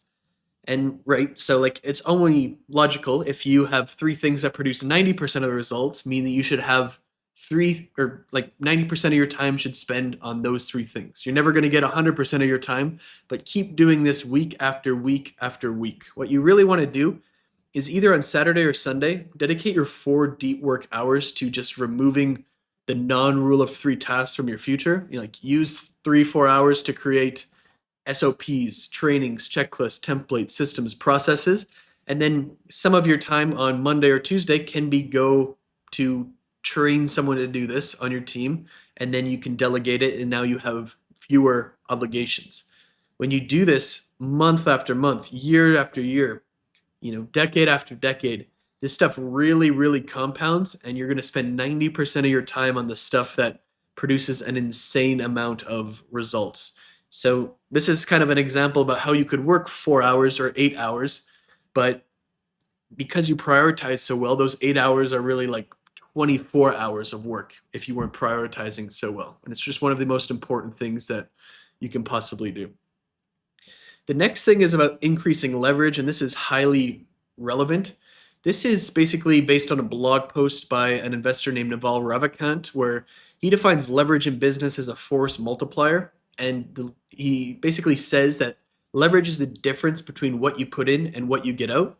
So if you put in 1 hour of work and received approximately 1 hour of output, that's not much leverage.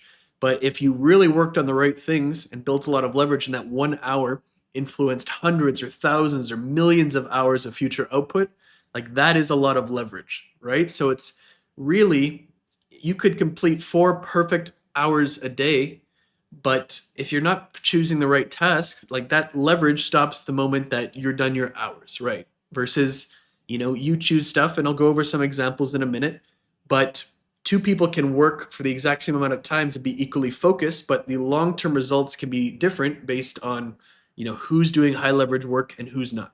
And Naval divides leverage into 4 categories. Labor leverage, which means people working for you. So instead of personally completing every activity, you hire people, and 1 hour spent creating processes, training an employee, or making an important decision can influence hundreds of future hours, right? So that is a form of leverage. If you spend this making a checklist or a process that 100 employees over the next 10 years will use to create thousands of, tasks or projects worth, that's huge leverage. Capital leverage, if you basically, you put $1 into an ad campaign and $5 comes out, and you spend all this time creating new ads that perform better and better, that's a form of capital leverage, right? Versus not. Code leverage is, you're telling a computer what to do, software, AI, all that kind of stuff. So you create the AI project or the software or the code once, and then it can potentially perform the same action thousands or millions of times without you repeating the original work. That is a form of leverage. If there's 10 tasks I had to do each day, I spent 2 hours automating those 10 tasks that was just as good, if not better, and more consistent than I did them. I freed up all that time, right? And then media leverage, which is a good example of what we're talking about now, where I recorded this course, I made this course and recorded the video once, and who knows how many people are going to see it, right? I didn't need to fly to your house every single, if 10,000 people end up seeing it, for example, I didn't need to fly around the world and explain this whole hours-long course to every single one of them. I recorded it once, and unlimited amount of people, in theory, could see it, right? So that is leverage in this sense. The next thing you can do to increase the effectiveness is expand this entire system to key employees, usually your executive team, but this is the force multiplier that's better than pretty much every other force multiplier. If you can get your team members to do this, you have 5, 10 people doing this. Just imagine how successful it's been for you. Now when you do it across your entire organization, it's fairly insane about how good it is. So that leads us to the final part, which is number 4, and that's greater consistency. And that's just more total days. So I guess in the course of a year, there is a measurable, like you doing this 365 days a year, even on Christmas, that would be 100% consistency. You doing this for 1 day a year would be like the least consistency, because if you did it for 0, like that doesn't count. So consistency is that character trait that we've been talking to, but it's not, true or false. It's a spectrum. How consistent are you? Doing it for 330 days per year is better than 260. That's better than 90, which is better than 10. Right. But we want to get it to as much as possible, even when we're traveling, sick, dealing with holidays, difficult circumstances, recovering from failure, etc. And there's 4 things that we're going to talk about. The first is public displays of accountability. Like, we already have kind of like this, but it's still private, but because it's with our accountability group. but we can raise the stakes substantially if we make it public.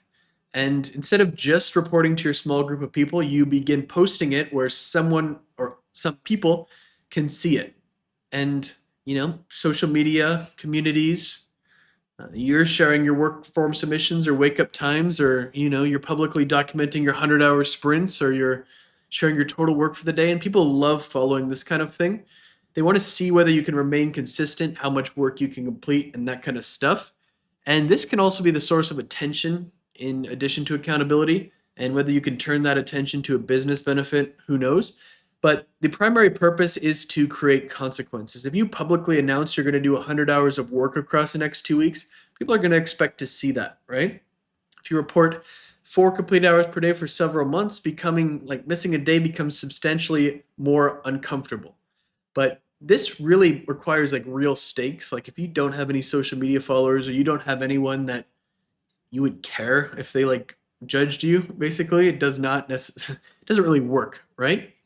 So the audience could be your employees, your customers, other business owners, community, group of people, social media if you want. And the consequences, like there has to be consequence, and it shouldn't be just financial. Like, you could, I don't know. The embarrassment basically should be shameful enough, but there has to be real stakes or it's not really gonna do anything, right? But again, like I put this in here because I could see someone like spending more time posting on social media than actually doing the work. Don't let, it become the work, right? So like prove that you could do the system in private first. Do the basic beginner version of this. Do the 4 hours per day for, 6 months. And then if you want to do this and you want to take on the challenge, do it like this. Public displays of accountability can be very powerful for the right person. The next one is a concept from a book by the author Nassim Nicholas Taleb. Hopefully I said that right. But it's about being anti-fragile. So anti-fragile means that a system or object does not merely withstand shock, stress, and chaos. It improves and becomes stronger because of them. And a robust system withstands pressure and remains the same. So what we want to do here is we want to become anti-fragile and make our system anti-fragile so that we don't need the perfect deep work room. We don't need all the equipment. We don't need these 4 hours blocked off. We don't need everything to go to plan. If we're traveling, if we're sick, if there's an emergency, if there's, Christmas holidays, no matter what happens outside, everything on the inside is going to plan, and we're consistent 365 days per year, even and especially when it's not perfect. Even if there's drama, changes to the schedule, losing access to your normal environment, and this is one of the most important concepts. It's in the advanced course, but if you're going to achieve the basic course, you really need to do this. We need to be able to do these 4, 5, 6, 7, 8 hours of deep work, regardless of what's going on outside of us. You should also kind of take pride into it that every disruption improves the system, right? This goes back to your self-image. You're in a hotel room. I don't have my things. Okay, I brought my sticky notes with me. I brought my vision board with me. I brought my stuff with me. Let's recreate my workspace in this hotel room. And then that impacts your self-image, right? And then the next thing is the self-improvement loop, right? It's a continuous I got this concept from AI agents because I've been messing with those a lot, and those have been in the news and stuff recently. But the 4 systems of making a good AI agent: execution, so you do it; evaluation, you see; persistence; and then refinement, right? You're not an AI agent, but you should review your system kind of like that. You execute the system, you do those 4 hours per day, and then you evaluate where that went wrong. We do that every hour in the basic system, but this is to an even higher level. You write it down, and then you basically make sure that you store that lesson somewhere, and you have a checklist of these are the things that I want to make true in my life. And over a week, a month, 6 months, it becomes, 5, 10, 20 things. And then you keep refining those things over and over and over, and you apply the loop to yourself and to this system. And then the final thing is lifestyle design. And this is where everything in the advanced modules eventually lead. Basically, designing your life around the advanced modules, right? How would you describe this? Like you already have a schedule, you already have obligations, habits, relationships in a particular environment, and the beginner part of the course is to fit that into this. But if you're really going to go for the advanced modules, that kind of needs to reverse. Instead of forcing the system into your life, you have to change your life to make room for the system. You do everything you can to improve your sleep. You do everything you can to get a great executive assistant. You move closer to your office or gym. You establish better boundaries. You improve your environment. You get food delivered instead of spending an hour getting it and cooking it yourself. You remove obligations that waste your time. None of these things change your life on their own, but they compound. You remove 10 minutes of friction here, 30 minutes there, an hour there. You protect 10% more energy. You get distracted 5% less. And you can be, 10x, 20x, 30x better. And then you basically set up your life so that, but 7 a.m. to 7 p.m., working 8 hours is the default. Like, this is what you're expecting to be doing. This is what you want to be doing. And basically nothing under normal circumstances can get in that hours or in that time. Like, this is not exactly fun, and that's why it's in the advanced modules. You can't expect the average person to do this, but if you really want to be that man with the axe type person, literally everything in your life is around this system. You live close to everything, your office, your gym, your food, the restaurants, Starbucks, whatever you want, and you just basically put everything around there. You also have very strong boundaries around communication. You buy back your time like we went, your relationships we already covered, and then even the recovery is designed too. So keep redesigning your lifestyle over and over, improve your biggest constraint, next constraint, next constraint, next constraint, and then you can be 5 times, 10 times, 100 times better at this. So that's the conclusion. Extremely long course, but it eventually becomes a simple way of living. Complete your morning routine, do your 4 hours. You start your timer, you record your distractions, do the work form in the sticky note, use Autosuggestion to read your document, and repeat it over and over.